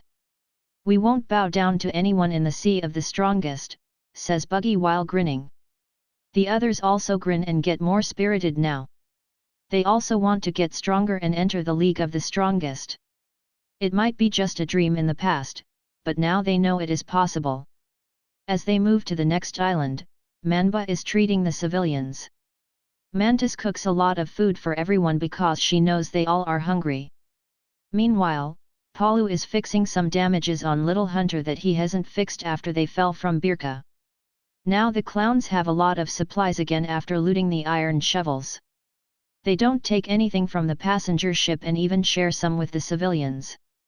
They also return everything that the iron shovel took from the passenger ship. Even if Buggy said he didn't want to help the civilians more than they were, but he isn't that heartless to take their belongings after what happened to them. So he returned them and just take the ones that iron shovels had. At night, they hold a party on the passenger ship that has a wide deck after tying Little Hunter on the ship's rear. The passengers and freed slaves join the party too. They are afraid of pirates, but the clowns are kind pirates in their eyes. The term of kind pirates wants to make the clowns puke in disgust. But they know it's also because of their actions, so they need to understand it. Even so, being called as kind pirates make them sad somehow. They sail for 4 days before they finally reach an island. It is not the destination island of the passengers. But they don't have any problem going here now. At least they can get on land and aren't stranded on the sea. The island is big, and it is owned by a nation, Vera country. It is a small country if compared to other big countries like Arabasta. But it's actually quite big with such a wide island. When they get closer to the island, the clowns leave the passengers to go to the public port by themselves. Cricket has told them the ship's basic control, so they should be able to reach the port after getting this close. Meanwhile, the clowns will go to a hidden coast like usual because they are pirates. The authorities will take care of those civilians, so they don't need to do anything else. Finally, another island, says Buggy excitedly as they get ashore. Chapter 140, Raised Head Prices. After docking the ship on the hidden coast, the clowns leave to explore the island. Palu stays on the ship to guard it while the others go to the town. Buggy gave them pocket money before they leave. They go in groups to explore the island. Buggy goes with Jude and Dion, Manba goes with Enel and Ruff, while Cricket goes with Mantis. Each group has a different plan and task in their exploration. Buggy's group will gather information and Buggy will teach Dion to do it. Cricket's group will buy food ingredients, while Manba's group will walk around the town and buy their crew's other needs. After splitting with the other groups, Buggy's group goes to the black market. They'll buy information like usual because it's the easiest way to get it. There aren't many big events in the last month when the clowns were on Birka. It's still about new pirate crews that keep appearing. But two things caught his interest. The first thing is their bounties raise. "Oh ho, we get new bounties now," says Buggy excitedly. "Really?" says Jude and Dion as they approach Buggy. Buggy the Clown, 350 million. Mont Blanc Chestnut Cricket, 200 million. Black Hammer Palu, 135 million. Mantis the Dancer, 110 million. Ash Girl Ariella Jude, 70 million. Fatman Manba, 64 million. Rainbow Hair Bunglin Dion, 52 million. Enel the Thunder, 35 million. Total, 1.012 billion. "Damn, Enel already gets his bounty," says Dion. "Why'd they raise our bounties? And how could they know about Enel? He just get started and this is the first island that he visited since he joined," says Jude curiously. Buggy flips some pages of the information papers and finds out the reason for that. Apparently those Iron Shovel guys were sending distress signals because they couldn't leave that place. Their distress signal was caught by a nearby ship, too bad that it was a marine ship led by Vice Admiral Borsellino. So they were caught and imprisoned. "It seems they told the marine about us," says Buggy. "Oh, then what about Enel's bounty?" asks Jude. "He got a bounty because of his devil fruit. A Logia is always considered as strong and dangerous devil fruit. His lightning ability is also considered to be more dangerous than yours. So the marine thinks he has a big danger potential. But he is still weak, so he only gets 35 million, explains Buggy. But you, Cricket, Palu, and Mantis got big raise now, says Dion. Must be because of our armament haki. It is not a common power in paradise, so the marine raised our danger levels, says Buggy. Dion and Jude nod in understanding, then they take their new bounty posters. They'll show the posters to the others later after they return to the ship. Buggy continues to read the information papers. He reads the second thing that piqued his interest. It's about red hair pirates who keep making their names bigger. So Shanks has gone further than me, hey? I still need to go to 2 islands again before reaching Sabayati, while he just needs one more. Well, doesn't matter. I won't change what I do just because of that, ponders Buggy. Captain, there's someone who calls you, says Jude while pointing at a man with a waiter uniform. The man stands near the door and holds a tray with a big dendon mushi on it. What do you want? Asks Buggy. Phew, Buggy the Clown. Maybe you don't know me, but I have something to talk about with you, says a man through the dendon mushi. Buggy grins when he hears that voice. Don't worry, I know about you, Dong Quixote da Flamingo. So you know about me, then it will make this talk simpler. Why did you attack my business partners? Asked Da Flamingo. Business partners? Ah, those slave traders, hey? Ha ha ha, you are quite stupid, aren't you, Da Flamingo? We are pirates, so we do what we want. My crew needed supplies, and we saw a ship, so we robbed them, says Buggy. Don't take me as a fool, clown. I know you searched the slaves first, so you didn't come for supplies. What's your real reason? Asks Doflamingo angrily. Buggy grins and takes the microphone. You want to know the reason? Then meet me yourself. That is if you dare, noble kid. Doflamingo gets surprised and wants to say something, but Buggy closes the call. He gets angry and crushes the microphone in his hand. Bastard, he knows about me, says Doflamingo angrily. Calm down, Doffy. You need to take your time. We have a big plan and you will eventually be this world's king. He's not worth your time, says Treble. That's right. He is not Whitebeard or Big Mom, so you don't need to worry. We can always remove him in the future. That is if he can survive Grand Line, says Diamante. Phew, you're right. But it's still pissed me off, so let's hasten our plan a little, says Doflamingo. No problem, says Diamante. The Don Quixote family hasten their big plan after the talk with Buggy. But the man who caused it doesn't know it and he won't care even if he knows. If Doflamingo dares to face him, then he will gladly take it. But Buggy knows that Doflamingo won't come, at least he won't come soon. That guy isn't a coward or he won't have Conqueror Haki. But he is too careful and thinks too much. Being careful is good, but being too careful isn't always good. If Doflamingo starts to sail on Grand Line and do things like Buggy, then maybe he can be stronger than when he fight with Luffy. He is older than Buggy and Shanks and has activated his Conqueror Haki at a young age. Doffy has more time to train than Buggy, but he stays in North Blue for too long. So his opponents are weak and he can't grow by fighting strong people. Even after he sails on Grand Line, Doffy focuses more on his scheme rather than raising his power. Who is he, Captain? Asks Dion. Just a small pirate from North Blue, not worth our time, says Buggy while smirking. Is he those slave traders' friend? Asks Jude. Business partner. He is someone who won't see other people outside of his family as his friends. Maybe he's the supplier who caught those people, says Buggy as they leave the room. Humph, I don't like people who enslaved others. I will beat him up if he ever shows up in front of me, says Jude angrily. Ha ha ha, I'll leave him to you, then. You can castrate him if you want, says Buggy as he walks away to leave the location. C.A. Captain, I am not that cruel, says Jude as she chases Buggy.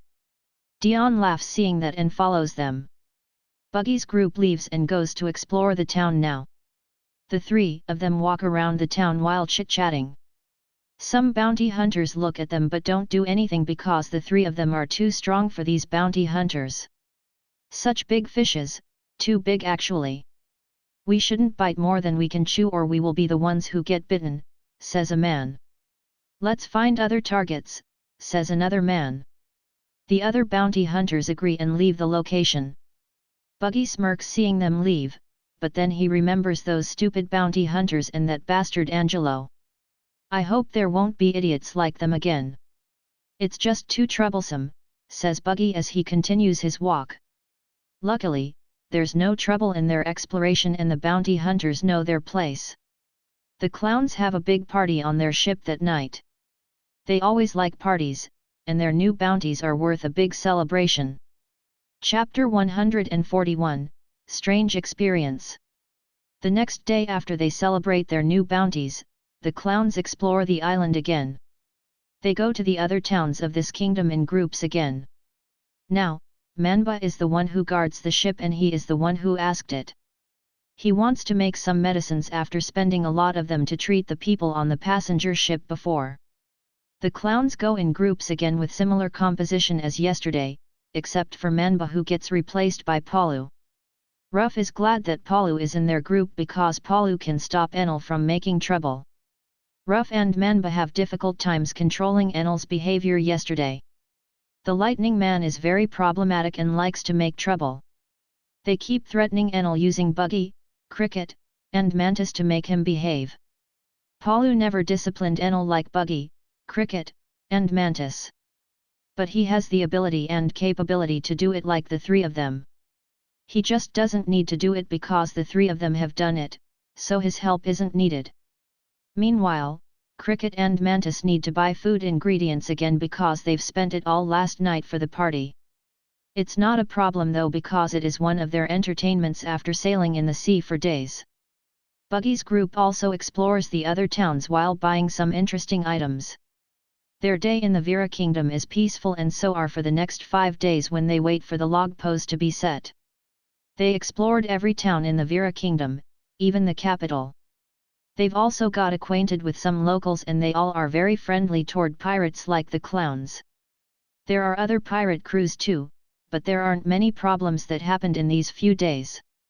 The authorities always acted fast when a problem happened. The clowns never tried to make trouble, so they can stay peacefully. Such a strange experience, says Buggy as they leave the island. Yeah, usually we'll have a trouble come to us even if we don't search for it, says Cricket. You should be glad that nothing happened, says Mantis. We are, but it is just too strange, says Buggy. Sigh, just enjoy it. This is such a rare thing in our adventure.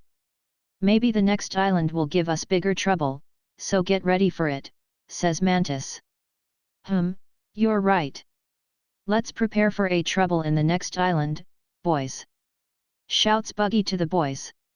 Yeah. Replies the boys excitedly. Bonk. Mantis hits Buggy's head with a frying pan and she has a pissed expression. I mean you need to get ready if trouble happened, not trying to make trouble yourself. Your words sound like you want to make trouble on the next island. Besides, don't get excited about having trouble, says Mantis pissedly. Buggy rubs the bump on his head and says, I don't try to make trouble. I just anticipated it. That's better to be the case or I will discipline you myself if you are the one who creates trouble. It applies to every one of you boys. Understand? Asks Mantis while pointing at the boys with her frying pan. The boys gulp their saliva before saluting and say, yes, ma'am. You hear her, boys. Now get to work.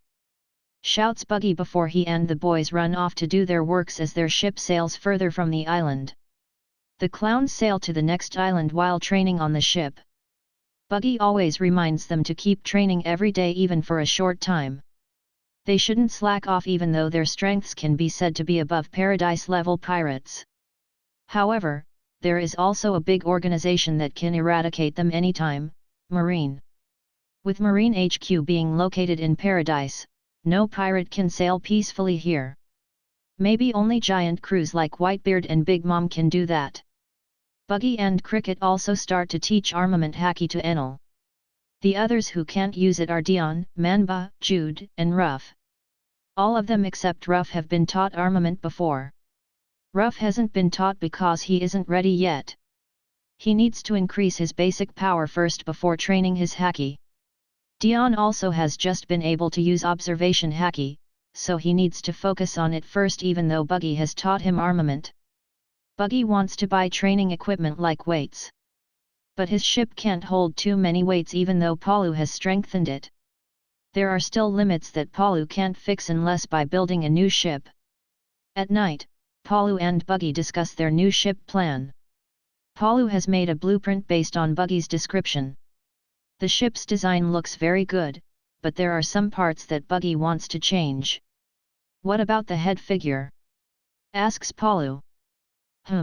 Let's make a Valkyrie's figure under the pillar. Maybe gold or silver color will be good, says Buggy. But it's too contrast with the ship's black color, says Palu. Then should we make it black too? Asks Buggy.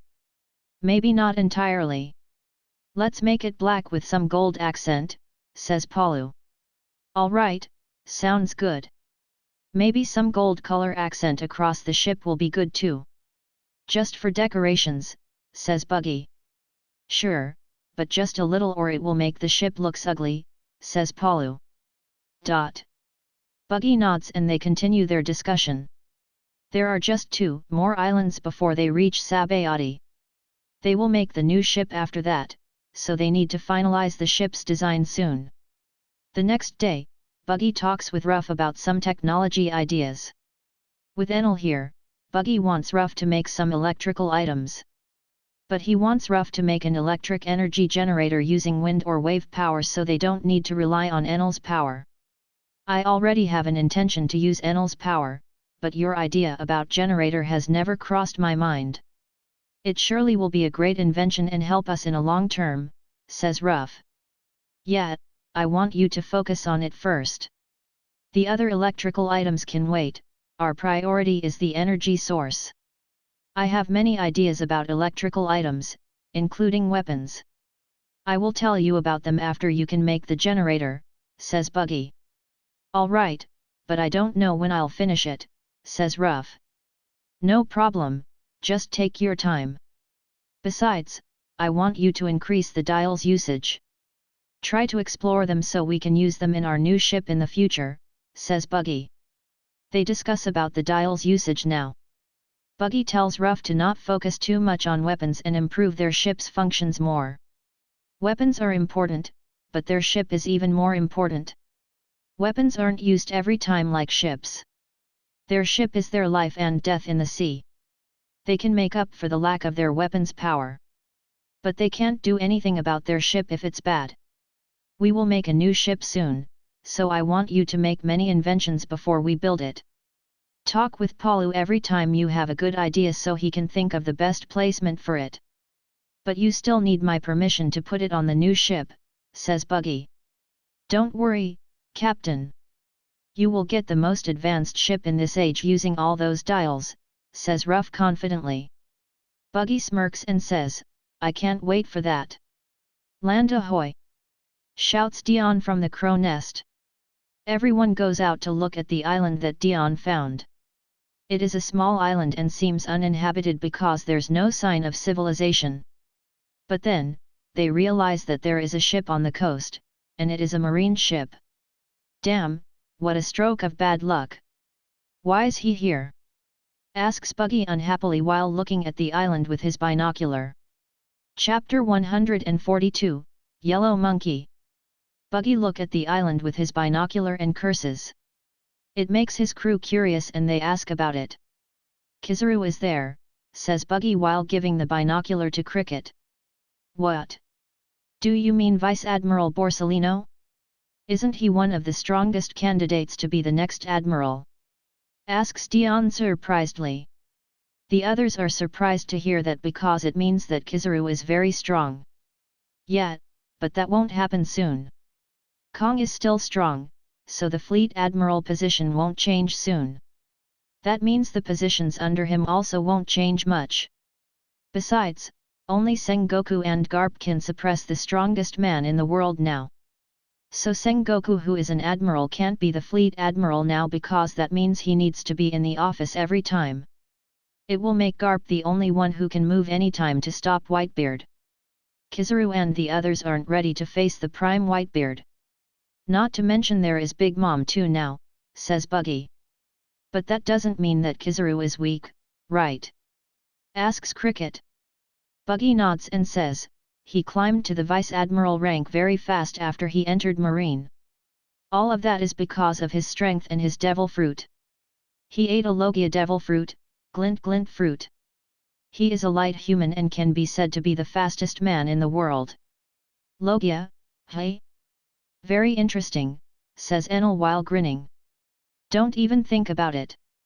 You're out of his league now, says Buggy.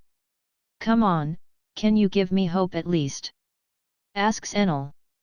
No, you will only meet your death if you try to fight him. Even you should have realized it using your mantra that already has a wider range than mine, says Buggy seriously. Enel clicks his tongue and grumbles, making the others laugh. Just like what Buggy said, Enel has the widest range of his mantra or observation haki among the clowns now. Buggy has told him to merge his ability with mantra and Enel has succeeded to do it now. However, Buggy still has the strongest and most accurate observation haki in the crew. It's not all about range, but also precision and accuracy at sensing the enemy's power. It's quality above quantity for Buggy. The clown's laugh disappears soon as they get closer to the island. Kizaru has also realized their presence and wait on the island.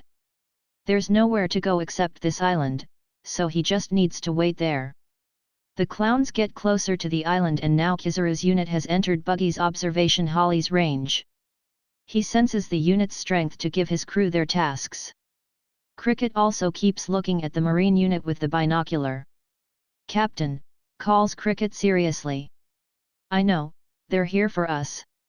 Their unit's compositions are too good for a coincidence," says Buggy. "They've tracked us from Vera and wait for us on the next island, hey? Marine's intelligence is very troublesome," says Mantis grumbly. "Who should we fight, Captain?" asks Palu. "Without any question, I will fight Kizaru, and none of you should disturb me." "Cricket, you fight that tall guy who wields a katana. He is strong and has the potential to be Vice Admiral like Strawberry," says Buggy. "Yeah, I know him. Rear Admiral Manga, a very skilled swordsman with many achievements," says Cricket seriously. "It's good that you know him. I don't need to explain anything." "Palu, you fight that dog-masked dude, Rear Admiral Dalmatian." "Mantis, you take care of that woman who wields an axe, Commodore Jasmine." "Enel, Jude and Manba go take care of the captains. Ruff will stay on the ship while providing support," says Buggy. They all nod, but then Dion asks, "What about me?" "I have a special task for you," says Buggy before he whispers something to Dion.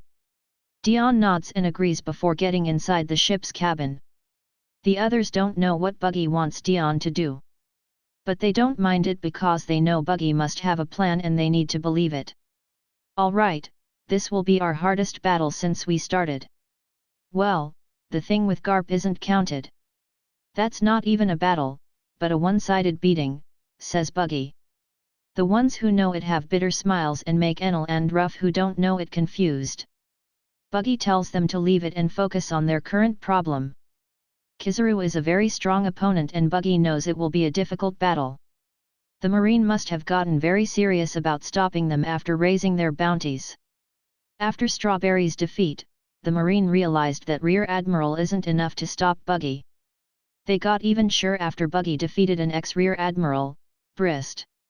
They've also realized the clown's power after that confrontation. After all, the clowns have defeated a big slave trading group and a pirate crew from New World at once, after all. So their power can't be looked down on. That's why the Marine sent Kizaru and 2 Rear Admirals just to face a small pirate crew like the Clown Pirates. They also sent 5 high-ranked officers and 230 soldiers. Their sheer number will make other pirate crews tremble in fear, but not the Clown. The clowns arrived on the island after some minutes and they get down from the ship. Only Ruff and Dion aren't there because they have their tasks. Momanga is confused, but he let it be as their priority is Buggy, the captain. "Ooh, so you are Buggy the clown. You really have a big red nose," says Kizaru with his usual lazy and slow tone. "Yeah, and you must be Kizaru, the slow-talking light human. You are fast but also slow at the same time," says Buggy while smirking. You aren't getting angry and provoked, hey?" "This is quite problematic," says Kizaru.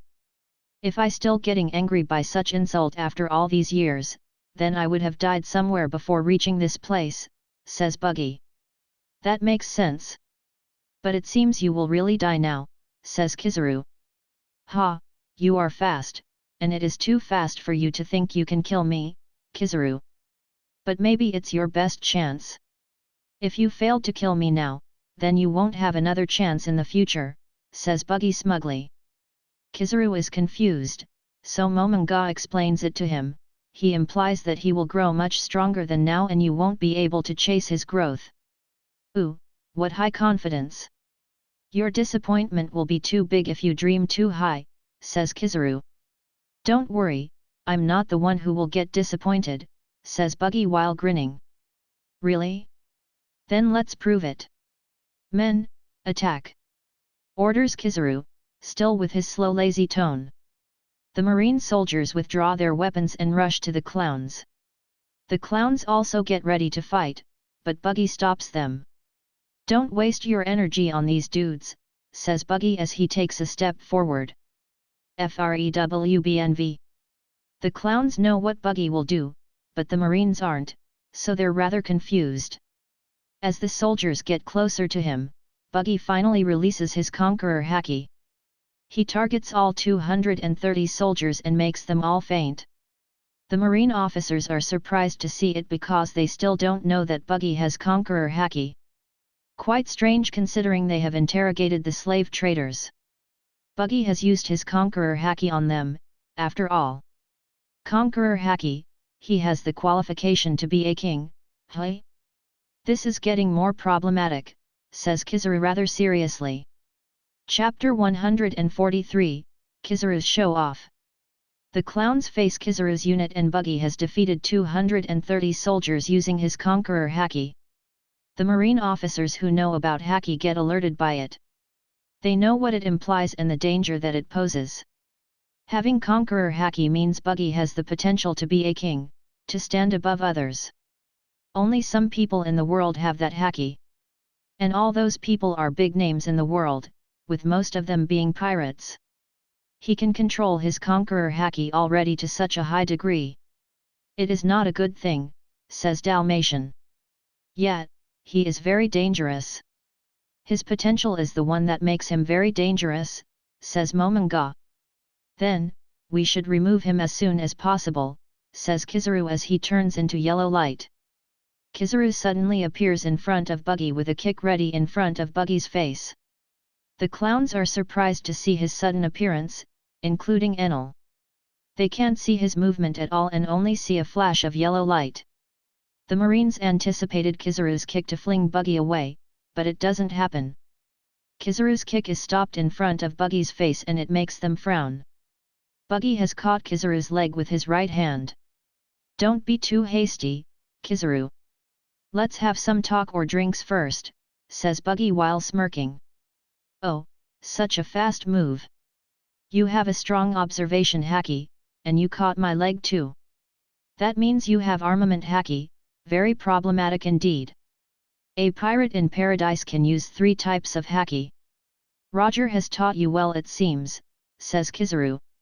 "He sure was," says Buggy as he sends a kick at Kizaru.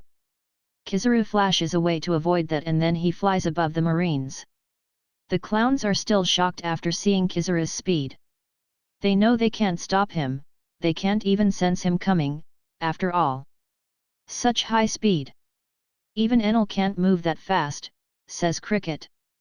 Enel clicks his tongue, but he knows that it's true. Kizaru is very fast, a lot faster than him. He can't see Kizaru's movement at all even though he has the lightning ability, an ability that enhanced his speed a lot. Luckily, Captain sensed him coming and could react to his kick. "They are truly out of our leagues, they're monsters," says Palu. "It seems that only Captain who can face him. Let's help him by taking care of the others," says Cricket. The others nod, but Enel still has a bitter and pissed expression. He thought he is the fastest, but there is someone faster than him. The clowns are looking at Kizaru who flies in the air and prepares themselves. Kizaru crosses his hands in front of him and says, he can use all types of Haki. "Let's test if they all can use Haki too." "Damn, he will use it," says Buggy as he moves in front of his crew and withdraws his swords. "Captain?" asks Palu curiously. "Brace for attacks!" shouts Buggy. Too late. "Yasakani no Megatama, Kama Jewel of 8 Shaku," says Kizaru. Kizaru shoots many light bullets from his hands toward the clowns. Buggy coats his swords with armament Haki and detaches his wrists. Then he moves the swords around very fast to block the incoming light bullets. By detaching his wrists, Buggy can move his swords at a wider range. He concentrates on using his observation Haki to sense all incoming light bullets. He focuses on blocking the ones that will hit his crew. Cricket, Palu, and Mantis get ready behind Buggy to block the ones that Buggy can't stop. Jude and Enel also make a wall in front of them to block the ones that the 3 can't stop. But Buggy can block all light bullets and doesn't let them pass at all. Don't push yourself, Captain. We are right behind you, says Palu. Buggy doesn't answer and just keeps grinning excitedly. Sigh, it's useless, he doesn't hear us. He is very excited to fight a strong opponent, says Cricket.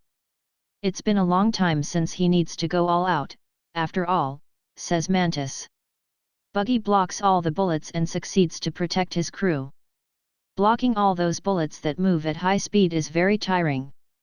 He used a lot of his energy to block them all, but Buggy is very excited now. Is that all you've got, Kizaru? Asks Buggy while grinning. Ooh, scary. Not only do you have strong haki, but you also have strong physical power, and good swordsmanship.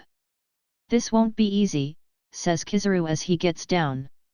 What should we do, Vice Admiral? Asks Momonga. I will take care of him, you take care of the others, says Kizaru. Understood, replies the officers. Now, let's get serious. Ama no Murakumo, says Kizaru as he creates a long light sword on his hand. Kizaru flashes to Buggy and swings his sword down. Buggy crosses his swords above him to block the light sword. Leave him to me, take care of those guys, orders Buggy to his crew. The clowns nod and move to attack the marine officers. They all move, except Enel, who is looking at Kizaru angrily. Enel suddenly flashes to Kizaru and sends a punch at the lightman. Buggy sees it and curses, idiot. Ooh, lightning Logia, impressive. But you're not ready yet, says Kizaru unimpressed. Kizaru evades Enel's punch and kicks him with his right foot's backside. Enel gets hit and flies to the marine officers.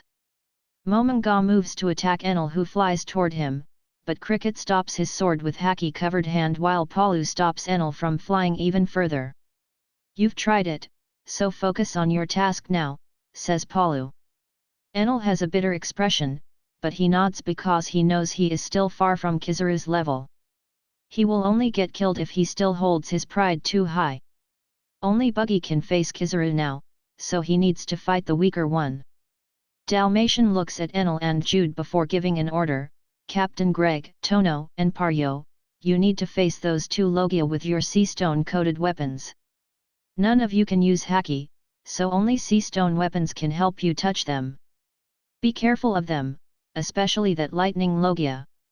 Momonga and I will take care of these two. Dalmatian said that as he looks at Cricket and Palu. Cricket has shown that he is strong enough to block Momonga's attack.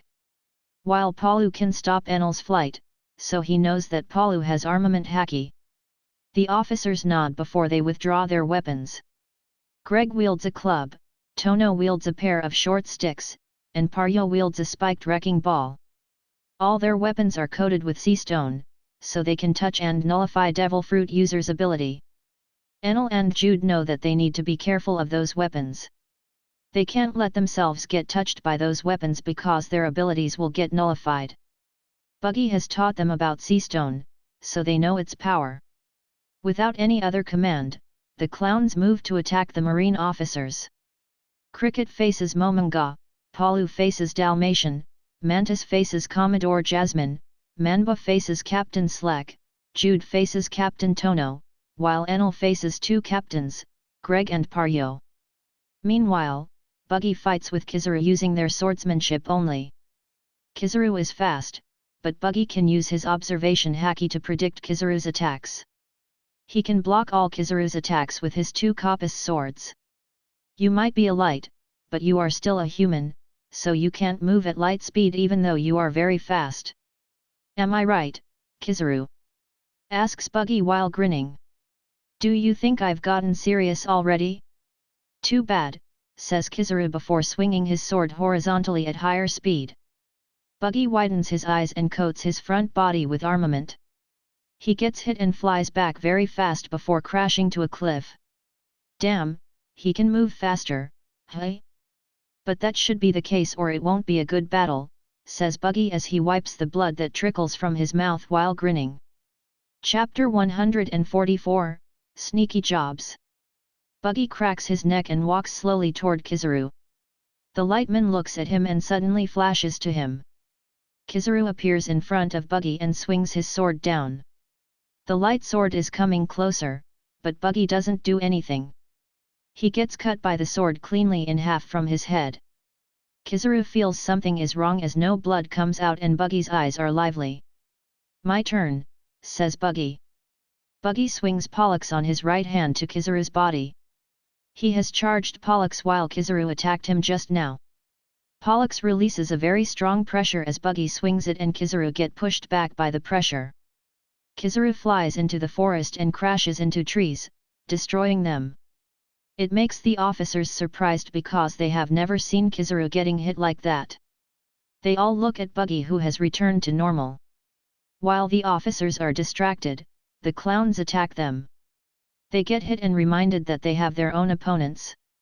There's no time to worry about Kizaru, they need to worry about themselves because the clowns aren't weak. "Wow, the Marines fall at the same time," says Palu mockingly. "Maybe they like the ground," says Cricket while smirking. The clowns laugh at the officers who have bitter expressions now. It's their own mistake that they got hit and fell on the ground. They get up and get ready to fight the clowns again. Cricket looks at the situation and gives his orders, "Spread." "Aye," replies the clowns. The clowns spread in different directions and the marine officers chase them. Both sides know that they can only fight all out without any disturbance. So they need to spread and fight in different locations. After everyone left, Ruff and Dion peek from Little Hunter's crow nest. They make sure that the situation is safe before they get down. Now there are only unconscious Marines who fainted because of Buggy's Conqueror Haki on the beach. "Go back to the ship after you finished your job like what Captain said," says Dion to Ruff.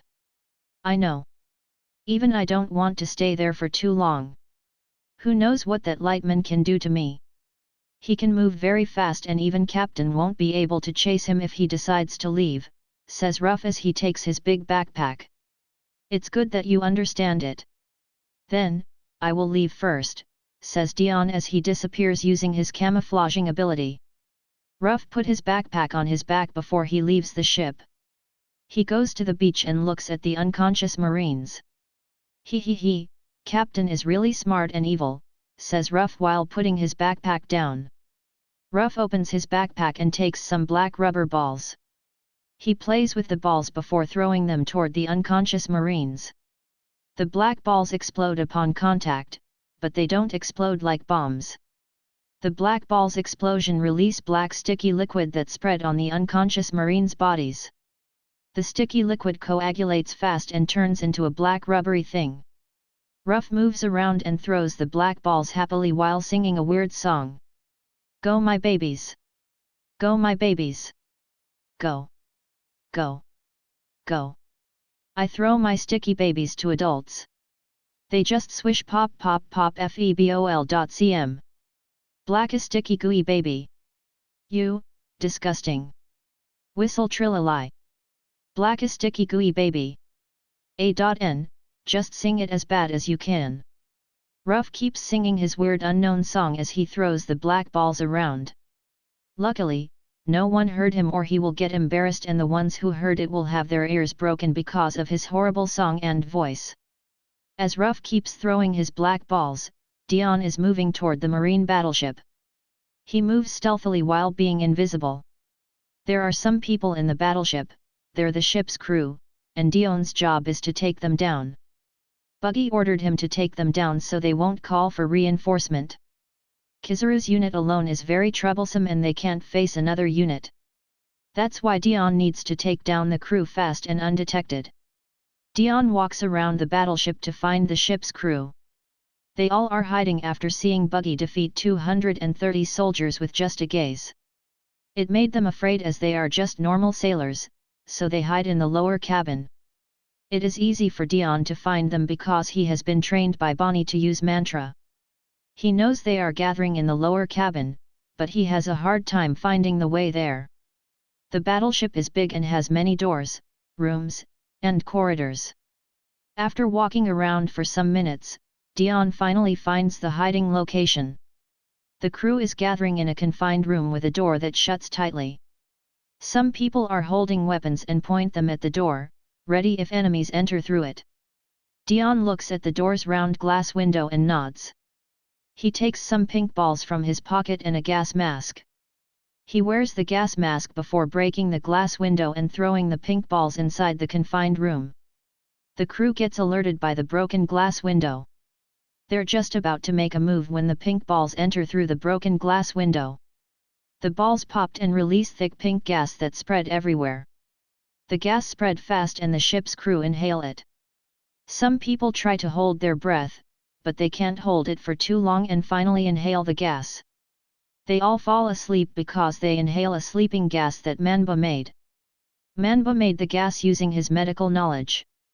Then Ruff made the popping balls and fill them with Manhwa's sleeping gas. Both of them have some collaboration projects and have made some bioweapons. After everyone in the confined room fell asleep, Ruff opens the door to let the gas out. He wears a gas mask, so he isn't affected by the gas that comes out of the room. He waits until the room is empty from the gas before entering the room and tying the crew. First task complete. Now, what's the second task? Ponders Dion as he tries to remember. On the beach, Ruff has finished his job. He has covered every soldier with his black sticky thing. The black sticky thing has coagulated and become rubbery. Now the soldiers are sticking to the ground and each other. They won't be able to move after they woke up later. Ruff has put some thick layers of the black sticky thing to make sure they can't move at all.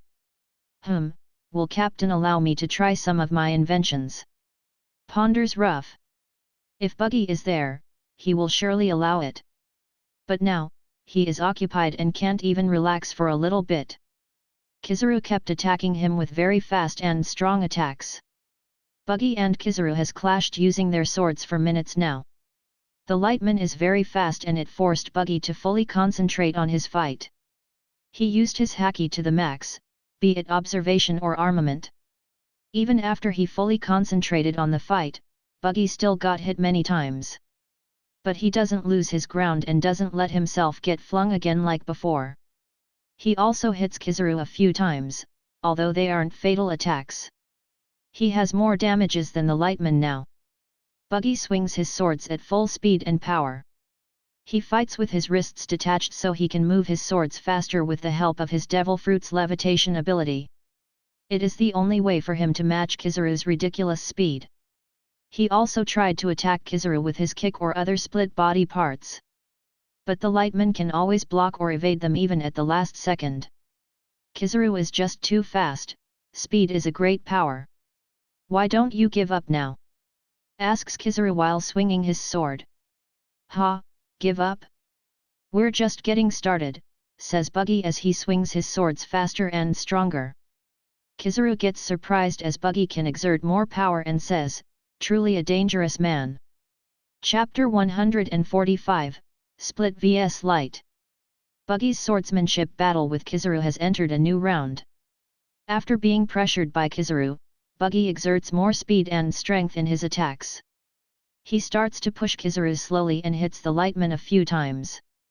You'll just get tired faster, you know, says Kizaru as he blocks Buggy's swords. I'll defeat you before I get tired, says Buggy. That won't be easy, says Kizaru as he tries to escape by transforming into the light. Buggy kicks Kizaru's body and prevents him from transforming fully. Yeah, it's not that easy. Kizaru clicks his tongue as he failed to transform and move away. He wanted to move so he can attack Buggy from other angles. But Buggy's kick has prevented him from transforming fully.